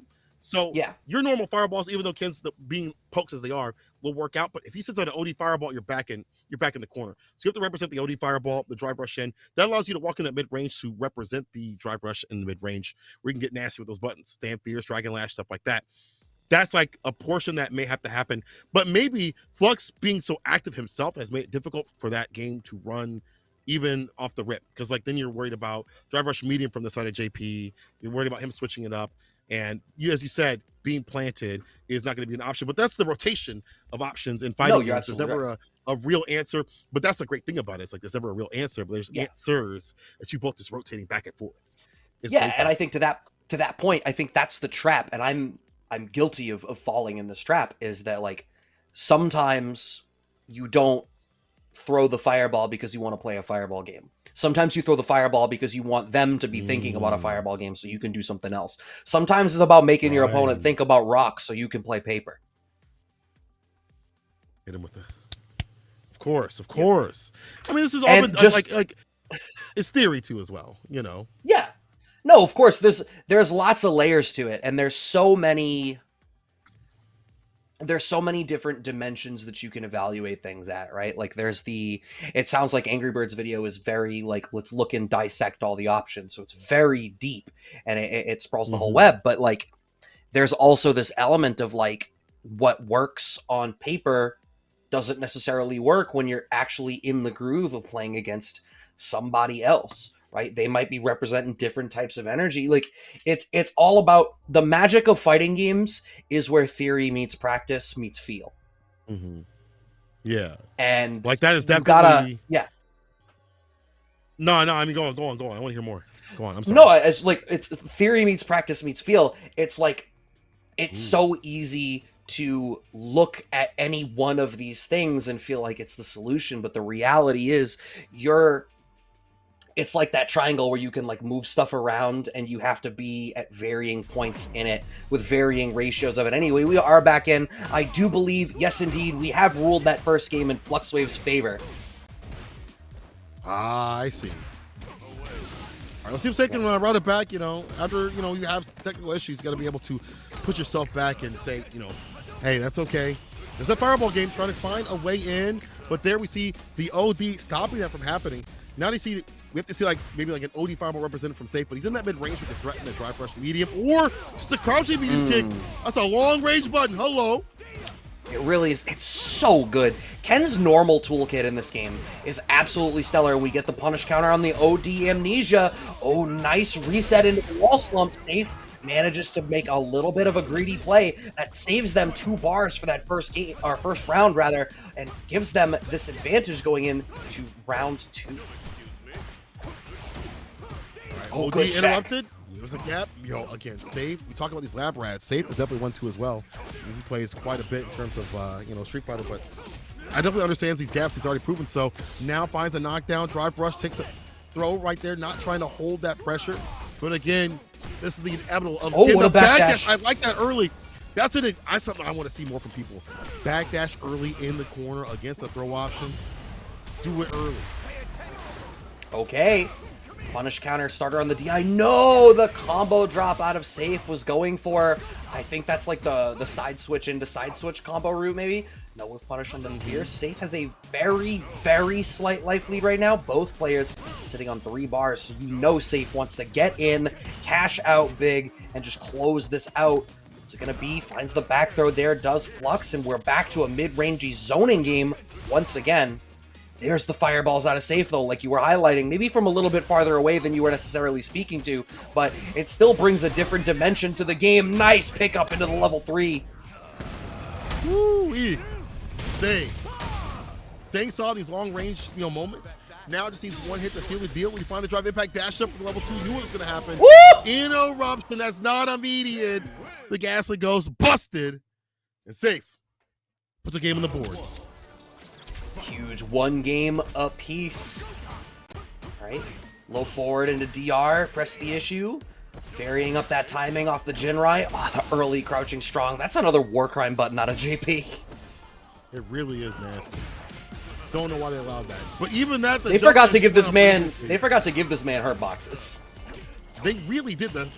Stand Fierce got one, but crouching medium punch though, like, hello? What's really good? Side switch is really good right here. We talk about the war crimes. Side switch and meterless is good for Ken. Puts him in the corner. This is bad. Flux has to be careful. Punish counter takes a lot of that bar. Now he's in burnout. Huge. Oh, is he hitting a button? No, in fact, he parries, gets a little bit extra drive gauge back for his trouble so that he can close this out meterless. Once again, that worked out great for Safe in game 2 there, being able to secure that round meterless, going into the next one with nearly 3 bars now. Look at his avoidance. Trying to go to the OD Fireball. Yeah, unfortunately got clipped with the Pierce. Now you see more Pierce with the side of Flux. That's like a middle option because if Safe catches the recovery, it's going to be a jump in into Let's Get Nasty. Or just a drive rush stand Pierce. You see him walked at that right range to get that drive rush Pierce to connect. Ends it with that super. Meaty stand Pierce again. No follow-up though. Kill the drive gauge. Duffin, this man canonically understands that JP ruined his life. Nice, perfect parry. We are going to get the punish there. Safe. Oh, and wake up, immediate dash forward. There is not an ounce of frame or screen that Safe is not going to use. I do believe Flux Waves gets to close this one out. No, doesn't spend the level 1. Maybe believes he can kill without it, but Safe seeing a lot of bar right now. Still will get the snap and just like that. It's game to game, round to round once again. Critical though. This determines who moves on to that, you know, game point situation. Walk up throw, caught the punish counter, extra damage on top. About to make a drop again with another throw. Yo, there's 3. Do I see 4? Oh, it wouldn't have mattered. Amnesia beats it. It just wouldn't have mattered, huh? It's like, oh, that's cute that you think that throw loops affect me. I'm above that tax bracket. Yeah, man. Pull through. Oh my God, the load. Off the backboard, double down. Stan Pierce sets up the departure again. Drive reverse, it was a bait the entire time. Oh, you're not fine. You're dead. Level 1. Oh my God. He really bait at the drive reversal with a damn teleport. Flux. You are a demon, bro. 3 out of 5 You are Flux hits different, man. How many times have we watched Flux Waves in a 3 out of 5? It just hits different. It just hits different, though. It's just different. Right. Oh my God. Oh my God, Duff City, Stan Fierce. What's that DP? Frame kill, Stan Fierce again. That's why his best meaty button, but perfect pair. We get the back throw though. He's a showing advance, but more importantly, set up. City jump back, medium kick. Oh, nice pick up. Raw here from Safe. Oh my God, just every single bit of that movement was just Flux Waves. The amount of layers of, yeah, I can shimmy you without doing anything because Amnesia's in place. Overhead connect. Safe draws first blood here in game 4. Can't stay safe. Just stay in. That Stan Fierce OD gets the Pierce. Departures out. Try to find an anti-air, I believe, but the jump Pierce. Blessing that dome. Reversal jab. Wakes up. Oh, you thought. Yeah, I don't know if he thought he had the knockdown. He had it into like the Crystal Slash. All right, nice parry. A little bit too far away for the whiff punish, but Safe commits to an additional low forward, expecting that Flux Waves is going to press the issue. This is going to put Flux Waves into burnout. Gives Safe this corner position, ample pressure. All you got to worry about is, look at that buffering. Flux Waves is churning that, but didn't churn it hard enough. Game goes to Safe. It is game 5 in our winners finals. Churn for nothing, like an unsatisfied none. Let's see who gets it done. Game point. Here we go. Run cancel. Look at that Oki right there off that enhanced Tatsu. Though we do find a gap, do find the Amnesia out. Stand heavy, catch a tech. Safe defense and offense has been fantastic. Staying solid, the Amnesia situation. All right, back into this, you know, jockeying in Footsie's position here. Standing medium kick, low forward. Okay, back throw. Gives Safe an advantageous position as Flux Waves gets clipped by the low forward DR once again. Level 1 for the re-side switch. And Flux Waves in burnout. That trade works out okay here for Safe. 4 frames helps. Hit that level 1. He really does. Yeah, running does not want to get with that drive impact. Oh! Damn! Gets a sweep right after the fireball. Safe on set point. That was sick. Try rushing in to find the fault, bro. This dude is something different. Safe. Sliding on in. Can Flux stop this energy? Level 2. Okay. Level 2 has overwhelmingly just been low threats out of Flux Waves so far. Not really bringing out a different energy. Counter DI from Safe. Huge. Is he going to land the combo this time? Yeah. We've seen him drop that a couple of times, but not now. Oh, early on the Stand Fierce. Yeah, what's that? Meaty as hell, bro. Careful now. Flux trying to take back that room. Text a throw. Driver shit with the light. Counter hit. Run DP. One more sequence after this throw. We'll finish the job. He goes for the command grab. You really did that. OD Fireball puts him in burnout. Now level 2. Oh no, the spoilers. Drive reversal, drive, stand fierce, and the overhead. You are dead and safe. Stay solid, moves on to grand finals. Winner's side with the kin once again. Wow. What an absolutely stellar set, especially for Safe 2, off of, you know, the unfortunate disconnect there in game 1. And I do want to highlight, you know, I can see in the Discord, it wasn't a ruling that was made by us over here at Digital Havoc necessarily. Flux Waves and Safe both agreed. Safe was like, I definitely lost game 1. He's like, you could just give Flux Waves the game. So, you know, big ups for, first of all, for the sportsmanship of that. Second of all, for the ability to bounce back from that and not have it rattle you. And just, oh my God, the ground game, so immaculate out of Safe. Definitely looking like the player to beat this evening. Flux Waves will get another chance, but first they're going to have to beat the winner of our next set, our losers semifinal match, Blue Blazer versus MTL Remy. Now, this matchup, why does this matchup sound familiar? It's because they played to get into top 8, and Remy 2-0'd Blue Blazer. So that's why it sounds familiar. But in a longer set, I wonder if that's going to happen. And we've seen a Blue Blazer that's a little bit different. Looking like they're seeing red right now, because damn near everybody dead when they come to face this cat right here. This Lily is looking nasty. And I think they've been able to adjust themselves to whatever may happen in these weird instances where maybe her hits are not connecting or maybe the matchup's not in her favor. Again, another matchup where I feel like is not so good for her, just personally from what I've seen, what I've heard from Rashid players is not so good. However, we might be seeing something different. Rami, though, also has been running different themselves. I feel like they have a better strategy. They've really been, you know, maybe not allowing so many fake things to happen, you know, stagger stepping a little bit to kind of let things whiff and let supers whiff and stuff like that to make their approach a little more ambiguous. So I feel like both these players are evolving as they move through the bracket. Now only one can move on and fight Flux as a reward. We'll have to see who's going to take it between Blue Blazer and Rami. I just noticed the club that Blue Blazer's in. Nice. Anyway, we don't got to linger on that one. Blue Blazer off to a strong start there, but they trade DRs and Remy gets the better of it. My limbs faster. Yeah, we've seen that quite a bit. Drive reversal against this character to push them back and make them waste the Windstock.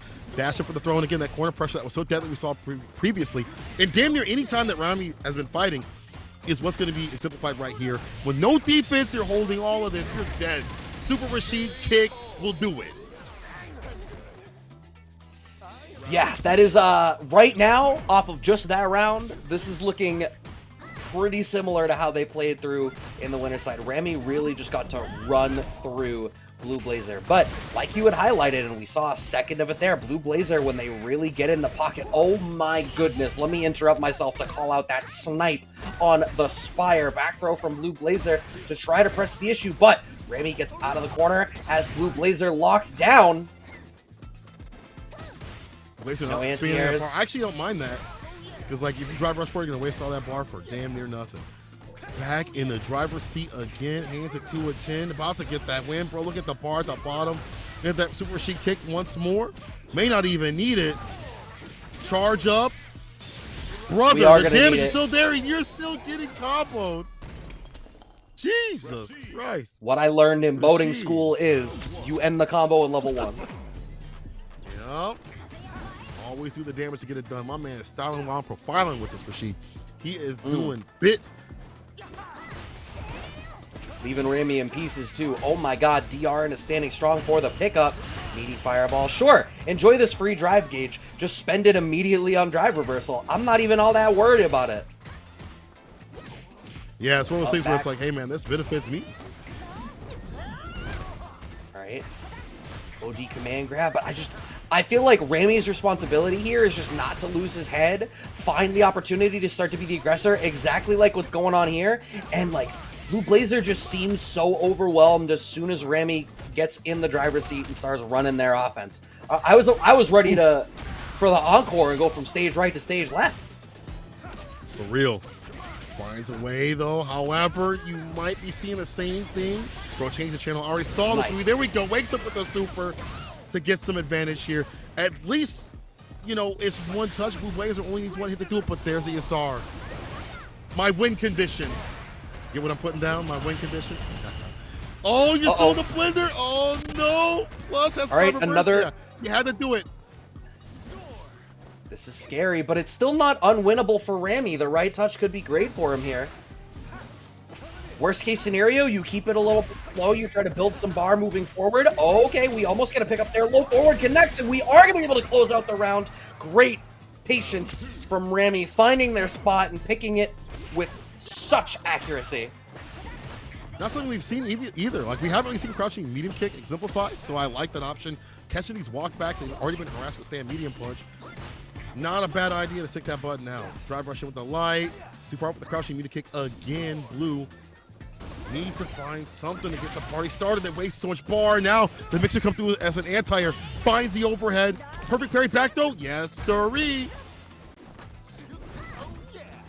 Right, yeah, just one side of the corner. I don't care about anything else. I'm going to use every weird jump I have to get out. OD mixer on wake up. I'm not going to bother with your fierce, with your stock storage. Who cares? Back off, reset. I'm getting it on my own terms.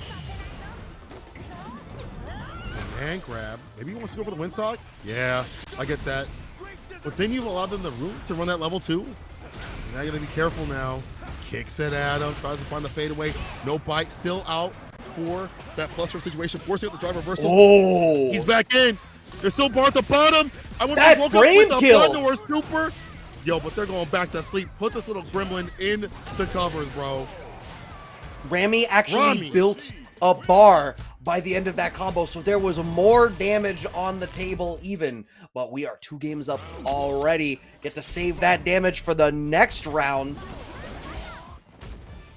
He is getting optimal out here. My man is nasty with it. And the corner pressure, some of the best I've seen. Back throw, puts him in the corner. Blazer trying to make something happen, but I feel like the minute something happens in terms of them switching like the routing, positional advantage, like Rami finds a way out, just like this. Light punch starter, gets a mixer. Normal throw, but that's fine. All right, Rami and burnout this time. We haven't really seen Remy on the back foot a whole lot in this set thus far, and Blue Blazer manages to finish their plate this time with that command grab. Round on the board. Remy's still up 2 games to none. So we're going to have to see. I think Blue Blazer's going to need more of these really explosive round starts. Yeah, you need that round start so you can stock up comfortably. Interruption, drive rushes in, backs up, no anti right there. Here's the throw though, Rami. Drive rushing and getting the overhead that makes up in the corner. You're afraid of crouching. Medium punch, throw, overhead again. Holds the throw for the -2. For the throw. All right. Continues to pressure. That slight delay before the low forward from Rami. And now the neutral jump for the shimmy. It is set point for Rami to move on and play against Fluxwaves in our losers finals. Blue Blazer needs to make a big comeback in order for this to happen. And an immediate round start level 2 out of Rami. Not interested in anything but finishing this one out. Wall crush off the DI from the level 2. Mixer on him too as well. Whips the throw. Okay, we're still able to get the anti-air in play. Rami too close for comfort. See Blue able to land that command grab. Does a stock too as well. Finds the jump against the fireball. A little bit comfortable, too comfortable. And now you'll follow that super. This will do a lot of damage. Not close enough to kill. One more hit will. On the recovery, find the anti-air. Of course. Waited for him to land on the floor. Knew what was in store. It's going to be an anti-air. Blue. Not done. They're fighting back. Yeah, I appreciate that they've finally made that adjustment of like, all right, you're going to use every jump you have to get out. I just have to wait. If I anti-air too early, I'm just going to lose out for it. Take my time, wait for you to be done, and actually anti-air when you get to the bottom of the screen. Remy managing to get the better of this exchange, has the corner position, throw loop city, population blue blazer. Oh, yeah, not going for the mixer. I saw this throw again. Start up, maybe making them hesitate. Guy caught up in the corner. Stocks up, recovers in time to stay fine. Gets a fall because of the stock. Does not get the throw, though. Rami with the call out. Finds the neutral jump, is out of there. Set point, bro. Blue blazer.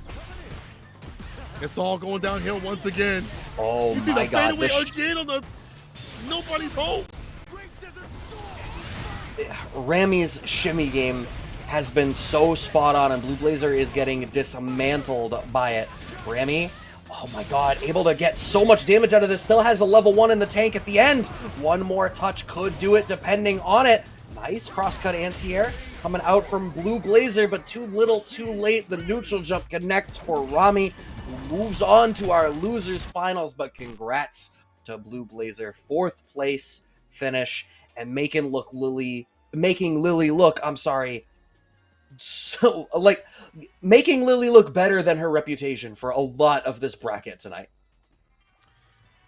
Once again, we talked about these characters. Yeah, maybe they're lower in terms of like the tier list, but in terms of like, you know, in Street Fighter 6, they're good characters. They're just better characters above them. But the system mechanics, the way the game plays out, the way that every character has some sort of sauce, sort of grime and slime, allows them to stay fine and fight matchups that maybe weren't possible previously. You know, all those things coalesce to, if you are the better player, you know, it'll definitely help out a lot more than maybe earlier games in the series of any fighting game. But, you know, again, Rami, though, that corner pressure, it don't matter who it is, everybody getting mixed. Now, that defense that we see from Flux up in the corner will truly be tested, whether it be wake-up buttons or the amnesia, or those hop-outs. It's all going to come to a head right now as he has to fight against the Mixed Master. In losers finals, it's going to be Rashid versus JP. Yeah, I'm going to be intrigued about this one. I think like Rashid plays at a similar pace to that Ken can play at, right? Obviously, you know, the fireball game is a little bit different. His, you know, speed, the way he carries momentum, the way he's able to, you know, cross the screen is a lot faster. But my gut instinct is that the fact that that he doesn't have like the strength of Ken's low forward and Ken stand short. I mean, I feel like his best poke is probably, you know, the reach, right? Like stand fierce or stand strong, whatever it is. So I wonder, like, how equipped are you going to be to really start to exert yourself when you're in the pocket to make things get started? Okay, perfect parry when Flux Waves goes to take his turn is a nice start here for Rami. I'd say, you know, some of his best buttons are like crouching medium kick. Maybe the other buttons aren't. Like stand fierce is pretty good at some ranges, but more importantly, if they have drive rush behind it, light punch is real nasty. And Rami, definitely a man of the drive rush. Oh, here we go though. Perfect parry, back throw, puts him in the corner. OD to lock him down. Oh, nice pickup. We actually get a combo off that? Okay. Low check, but we're too far away, so we don't get the stand jab confirmed. Rami sent back full screen. Yeah, you know what? Actually, that trade works out okay. Yeah. You'll take that. You'll take that. Could have been worse. From both sides, actually. Flux try to keep him in the corner. The air is right there. That dive kick is not going to be working out as like a good option in terms of movement against a character that has so much commandment against the screen. However, Rami's in again, charge up, fireball, or not even OD, just the enhanced mixer. Back though, no! Oh man, this is your game to win, bro. Oh, OD just lets it rip. So I'm tired of it. Rami. Okay. All right. OD appears. Fluxwaves has to commit some drive gauge there. We're totally okay with that. Any drive gauge that you can make JP spend where he doesn't get anything out of it is completely viable. My DR jab comes out first, and now the level 2 represented by Rami. Nice overhead. We're going to keep pressing the issue. DR, Flux Waves can't block a whole lot longer. Yeah, that's the great option about that, right? Like, you put them close to burnout. However, Flux has got some bar back, but nice cough in the corner. More importantly, this is where Rami's been able to work. Mixer takes back the turn, gets the knockdown, sets up the departure. Drive rush overhead, no, just actually able to command the screen. Departure's out and about. Oh, wow. Where Rami has been placing the DRs off of these extended sequence parries has been immaculate. We should be able to finish this one out for the kill off of this level 2, I would imagine, right? No, the scaling's a little bit too much. We need one more guess. One more hit to seal it. Flux still can bring this right back. Okay. But the anti-air is right there. The crouching medium punch saves the day.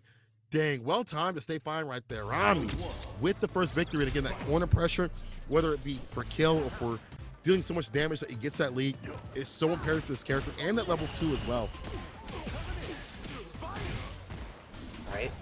Early corner position here in Rami's favor. And that jump in connecting just great. Blows up the OD Amnesia too. Rami looking dominant this round. Punish counter throw. Flux Waves getting absolutely oppressed this time. Shimmy connects. Dang. Perfect for Rami. How you going perfect the likes of Flux, bro? Flux. Rami, bro. My man definitely wants to get in that Capcom Cup position. But listen, it's not over yet. Not even close to over. Flux got to do something different, though, real quick. Gets the side switch. Does not get the other follow-up in terms of the Eagle Spike. And that allows his double departure to be set up. But again, the drive rush mediums and lights and things like that from the side of Rashid, the distance that he has, allows him to skate through the ghost. And now you're holding the most. Level 2, enhanced mixer, still in the blender, the twister. Yeah, that skating has been the big problem. Enhanced mixer forces Flux Waves to spend that drive reversal. Now level 2 comes out. All we get is a throw for it. I'm so okay with that economically, says Rami. But now stuck in the corner. Departure set up, but the jump out for Rami, no! Too hungry with the extra dash, wanted the throw reset, we're not gonna get it. Oh, what a DR forward. In the corner. Doesn't get the medium follow-up, but this is fine. He has him caught up in the corner. Drive rush light. Doesn't follow up. Oh no, now you're back full screen, but you can drive rush and you have some distance with it. You have some bar to work with. You see drive rush light punch. Just wait it out. Just wait. You got 30 seconds, but Flux Waves is the one that has to make a play. Just parry, don't overplay your hand, don't make a mistake. That's all you gotta do. As long as you're solid here as Rami, even that mistake is fine. Boom. Find your opportunity, close the noose. That's all it takes. 2 games up here for Rami over Flux Waves. Rami, and get in that range where it's hard for JP to fight. If they've got a good drive rush button, you know, if they got a good drive rush distance, Rami makes the most of every opportunity. Drive reversal, perfect parry. We're gonna see a punch for that corner carry, of course. He's getting scary, look at that. No Halloween. No follow-up though. He didn't have the charged fireball, so we see the command grab here from the side of Flux. Oh, what a neutral jump out of Rami. Recognize that Flux Waves had signaled a little bit that they wanted for the throw pressure. Gives a little bit more drive gauge back to Flux Waves than I imagine they wanted to, but now Flux Waves burnt out. We did commit to a button, so the reversal level 1 is going to be fine. Nice check with the low forward. No, believed it was going to be a regular release. Gets command grab for his trouble, does Rami. Uh-oh. Dang. Before that stand fierce, that would have been fantastic. Only finding right now is a throw. Level 2. Once again, Michael for Eagle Spike to get the win. Oh! Level 1 right back at him as a rebuttal. Are you freaking kidding me? Yeah, I think what you were supposed to do there was just send the tornado and wait. Yeah. I think that's all you could have done. You had to play for chip. You got a little bit too antsy. I get it. Nice clip off the low forward. Oh, that was smart. He released the fireball early so that he would recover in time to get the throw. That release fireball, the late one, was really good against Amnesia. Now full screen. Can Flux make something of this? Drive rush too far out. Trying to get in with the fireballs. Air to air is right there. Trying to get the overhead, but nice interruption. Flux, again, setting out the departure to rule the neutral, to guide this character. Drops him down with the pierce. But for the air to air right there, try to. Finds a stand fierce on recovery. I see a lot of recovery on that. Flux Waves has a lot of momentum going for him. A lot of momentum going for him, but all it takes is that one shot, and you've called out the way that Rami on Rashid can skate through these gaps has been so massive for this matchup. And now Rami on set point. Rami's found something against the likes of Flux. Stand fierce, finds the OD, the Pierce sets up the departure. Never wants to give up too much room, and there it is! Drive rush forward, heavy kick. Again, forward-reaching moves are going to be fantastic here. Level 2 is out once again. Flux, in a bad way, has the perfect parry and get that. That was imperative because he didn't hold that chip. Oh, God, the side switch. Oh, no, the tornado still puts him in the corner. Flux, undeterred. ODDP puts him in the corner. Wake up level 1. Back him off. 3 out of 5 Flux Waves, man, is built different. 2 games up don't mean nothing until you finish the job. Rami has to commit a lot of resources. Look at the patience out of Flux Waves using that level 2. Clipped. Okay. Oh, that's a start. The counter jab, finish. Flux Wave. Didn't we mention that? Like, what's the defense going to be like from the side of Flux? I like seeing these reversal jabs when need be, stuffing out what's fake, and stuffing out Rami when he's coming in, when he's not doing it the right sort of way. So Rami got to think about something different in terms of how he's drive rushing in, how he's spinning his bar, whiffs the throw, able to parry in time. Light, Crystal Slash again in the departure. I feel like departure also is making Rami have to rethink how his approach is going to be. Nice, when I say enter, I lied. I'm sorry, Rami's ready. He good. I mean, that option had been represented a couple of times. I think it's just they had fallen out of rhythm with it. Okay. Ooh, okay, nice little frame kill. That's cute. Level 1. Rami is not really respecting Flux Wave's reversals at all. And I get it. You sort of can't afford to, because if you give JP the respect on his wake up, you're just going to put yourself back into neutral all the time. You kind of need to be a bit of a bulldog in this fight, but with the amount that Flux Waves has been busting out reversal supers, I feel like even the biggest dog out there should probably take a second and be a little bit more considerate. See, that will happen up in this corner position. OD. The knockdown's going to spend a little bit more of that bar. Backing up for the right moment. Yeah, it's so hard to even think about medium, Oh, no. DP. I don't think it's going to reach, but the drive impact hits. Or heavy kick. Reversals may not even be needed for the side of Flux. He's building up that level 2. Damn, Fierce kills some of that drive gauge. Right, pull forward connects. Pressure continues. OD Amnesia, we're just blocking it out. Oh, no, we let go of block for absolutely no reason. Dog walking to the corner once again. Drive rush too far out, of course. Rami trying to force the issue. He finds a forward heavy kick, and that is it. Rami drive rushing in the right sort of way. That wasn't reckless driving. That was perfect driving for Rami. And he takes a seat at Grand Finals to fight safe. Flux is out and Rami is in. Rashid over JP. What does your chart say about that? What does your chart say about that? I can tell you. I know you're out here trying to be coy. I have it open on the side. I linked it in chat. Don't worry. You can check it out later. Yeah, we'll get it later. We're worried about what's happening on the screen right now, I guess. Because usually, you know what? While you look at that, I will say that, Rashid players have thought that matchup was good and thought it was bad. But the way that Rami's playing it is really strong. I don't know. Right. Rashid JP. Really 47% in to Rashid. So about even, give or take. Okay. So they were wrong. Anyway, what's not wrong is what we have for the finals. Look at this. Rami making a big run through the loser side to meet safe, getting the run back. That's how we started off our top 8. That's how we're going to finish off our top 8 in terms of how the top 8 went down. Grand Finals is going to be safe versus Rami. People put in your bets. Tell me who you like. In fact, Brad, tell me who you like right now. You know what? I've been absolutely loving watching Rami play all night. But the way that matchup went in the winter semis, Safe just seemed so well equipped to deal with the way that Rami tried to structure offense and neutral on the ground. And the fact that while Rami's coming into this hot, he has to win 2 sets.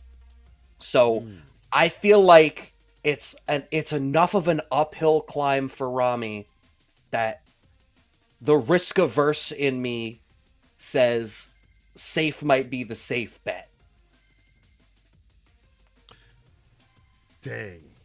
I was going to say safe because I personally believe, like, after seeing what he was doing in the neutral and in defense, fantastic. But Rami is showing something different. If he can stagger step a little bit, high his intentions a little bit more, we might be seeing him get his victory. In fact, I'm kind of even right now in terms of both players. I don't know if I can select somebody. Safe is definitely super strong after defeating Rami earlier. Well, I can't even talk. And also defeating Flux. Like, those are two strong competitors out here who have been doing Absolutely. work and putting bodies in bags. However, Rami's corner pressure has been insane when it comes to Rashid. Some of the best I've seen with this character. And the way, if he just staggers himself a little bit, if he could do that a little bit more often, if he could do that continuously, Safe might be on the back foot for a little bit. Of course, as you mentioned, this is grand finals. So if Safe wants to get, that clean victory, only needs one set to get it done. Rami needs to win twice to make it nice. This is your grand finals for Road Warrior 3, Safe versus Rami. Or sorry, for the ODDP, get nasty. Yep. Just holding that parry for a little while. I love Rami's willingness to just let the parry linger a little bit longer. It's like, yeah, whatever, there's a couple of threats. I'll make that money back. Why am I going to stress myself out about letting go of parry in time? Rami having some corner control here. Throw puts him in approximately a one-touch situation. No! Yeah. It's one of those things where you feel like it should work, and it don't work. You're like, yeah, I guess it'd be too much if it did. And Rami being able to take that victory by getting a sweep off the feet, recognizing that was going to be a whiff. Good stuff. Fireball connects, but you can't engage in the fireball game in that way. You're left at recovery too much because the tornado, like that upward arc, means you're forced to throw it later to beat Ken's fireball. So every time Safe sees Rami go to engage in a fireball clash, Safe knows they just get a free DR in. Oh, counter Rush DR! Right back at him with impact, yeah. Are we ready and steady with it? Tatsu, DP, no OD that would have killed. I think OD would have finished the job. However, impact, yeah, you're dead anyway. React right back. Yeah, you have to cancel like a super or something preemptively, and even then you wouldn't have gotten that kill. All even out, and both players staying with bar at the bottom. For Rami, this is important. Level 2, my win condition. Once again, we have that out. Shimmies, but Safe is so unafraid, just goes for the crouching jab after a little while. And I highlighted this when they played in the winter side. Rami has had to spend so much resources to get in and try to make some stuff happen. Now that Safe gets to be the aggressor, Rami is not really equipped to deal with this. Level 3 comes out, it's not cinematic, so you get away with it with like just shy of a drive gauge. Nice counter back throw from Rami to get us back to mid-range, and the pickup off of the anti-air tornado. No double halal, unfortunate. Still, Rami back up for another level 2. The fact that he builds up so much bar, he's like a battery, and like it allows him to have this nasty win condition. What saves defense has been fantastic. Only holding a throw, you'll take that because it could have been worse. OD fireball to cut through. Still gets clipped with the OD fireball. The follow-up here for Rami and the finesse and bless. The stand fierce to put him to rest. Rami with the first victory in our grand final set. Yeah, a strong start, but again, when they played in the winter side, this was 3-1. So while, I mean, I could characterize it that, Safe really ran away with it. The reality is it was close. Safe was just in control of it for most of it, I would say. Rami looking firmly in control of this P2 side corner right now, though, as Safe is trying to inch their way out. What a whiff punish! Woo. He's in that corner pressure situation we saw previously. Anti-Air's right there with the crouch fierce. Finds a counter hit, Dragon Lash side switch, DP immediately. Dash up for the DP meaty. Rami still getting the counter hit, can't press after it, and Rami knew, keep these things frame tight. Right, starting out that fireball game, it's the same thing, right? Safe is only throwing out the fireball game to get Rami, to try to throw a tornado of his own, engage with it, and then use the DR as a way to get in on his own terms. I like that Rami has sort of recognized that and is trying to play that element of the matchup a little bit differently. Bringing out that tornado, there's that win condition as you have been calling it. Oh, you thought you could take your turn. Absolutely not. Right back into the corner. What a read. Fantastic read. Gets a crouching light kick starter. Through the DP. Backdash preemptively. Does not finally confirm that he wanted the combo. The drop. Now caught up in the corner with that meaty Cyclone. Drive rushing in again. Stand fierce. Cyclone again. Try to kill that gauge, but the back throw will save the day. Stand heavy kick. No punish counter, luckily. Woo! I think Safe definitely expected that Rami was going to go for like the double jump stuff. And that is what ensured that Rami was able to get away with that jump in there. It only worked because it was a spot where any sane person is trying to jump out of the corner. And Rami understood that and blew up safe for choosing a different type of anti-air timing. Absolutely brilliant. About to reset the bracket, possibly. Safe, don't stop this pressure. It's a DP frame kill, backs up for the stand fears. Jinrai. Oh, we staying optimal on your eye. I like that double Jinrai. Very focused, waiting it out. Oh, no. Those OD mixer baits were a big problem for Rami once Safe tuned into that when they played in the winner's side as well. And like I said, there's a whole additional set to make this happen, but Rami has that read right now on when Safe is going to be going to that fireball game, and it's made such a huge difference. Let's go a down back. Doesn't block the low off of it, but, you know, it's just the low tap off Jinrai, not the biggest deal. This is, though, enhance. Tatsu for that Oki. Now we're going to end it with that super to kill that drive cage as much as possible. What's that OEDP? Of course he did it. How do I know? Now to level 2, just to get things started off and back in his hands. This is not that bad for Rami. Would like to build up some of that bar. But safe for safety, goes for the parry, stays away, finds a punish, and my man's gonna be run canceling in hands. Tatsu, one more guess to put him to rest. He's got the drive impact. There it is, splat. Walk up and get as much bar as possible, and that's that. That was such a strong turnaround for Safe compared to those first 2 games. And I think part of it comes down to that drive gauge management, right? Rami ended up burnt out in these awful spots and not having the bar to adequately defend himself because of the way that they're very reliant on that level 2. Safe off to another good start here as they've got this corner control. Okay, nice perfect parry out of Rami. Be out of there. I like that. Use that bar just to, or I'm sorry, use the perfect parry just to get out of there in the bar to get the side switch too as well. Light punch, caught him on the way down. You put yourself in burnout, but not too bad if you can build up the bar at the bottom for that level 2. May not even need it. However, hold up now, Safe. With that Jinrai over and over again. Can you back up? Like actually, to the gap was at level 1. This is huge. All of this slowdown is good for Rami. They're about to get out of burnout, and indeed they do. Only so worried about Dragon Lash, but no. Locked out in the corner now. This throw puts Safe in such a stellar position. Good parry. We're not quite there on a punish. Shimmies, no bite, but the low check. Rami is on reset point against Safe. He really did sweep as a low check. Yo, Rami is somebody different, bro. Hard to read, but I like that energy. Overhead, block. Thought he would go for something, and definitely did. That's why you see the punish counter, the super, to route things back, get the side switch with it too as well. Yeah, now more of these jump ins, Safe saying, let me see how safe you are when you try to anti-air. Stand heavy kick though. Finds a heavy mixer right after. You see him drive rush, activate level 2. Do something different, maybe to call out parry or something. Sends it out, forces the drive reversal out of Safe. Completely disinterested in blocking these low checks on Jinrai, it looks like. Oh no. It's the blocks on these OD mixers. It swings the matchup so hugely into Safe's favor, so we just start busting it out in even more wild situations. Whatever it takes, man. I guess you do have one more round to give before it gets a game point for both players, or at least reset point for Rami. Game point for Safe, but don't want to give him that energy. Drive rush in, caught him tacking. You lacking, now let's get cracking.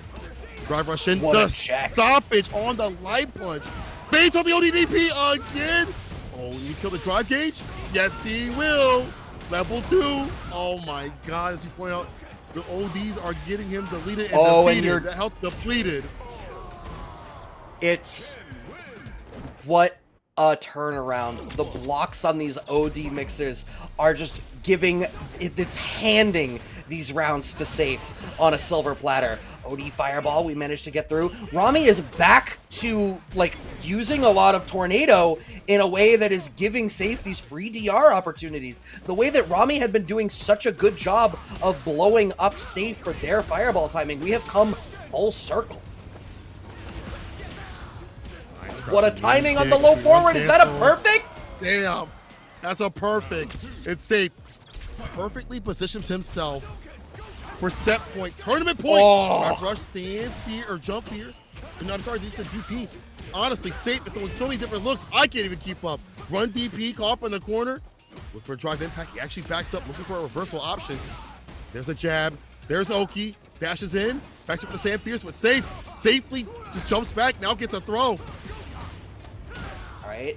Oh, bro, Gets look at the that part of tick the bottom. throw, having the corner control, you're dead. and he dies as Safe. he lives with OD Mixer. Safe ensures Safe. that only he is safe. Oh Safe my God. is the champion of World Warrior 3, Canada East, beating out these ODDPs over and over again. No reversals as rebuttals. Stay solid and lands the max amount of points for this go. Congratulations to him. Rami did great work throughout losers. Got to give him a lot of credit, but Safe, bro, well lapped out. Not only how the matchups went down, but also how the player to player went down. No, you're absolutely right. But I mean, those 2 games up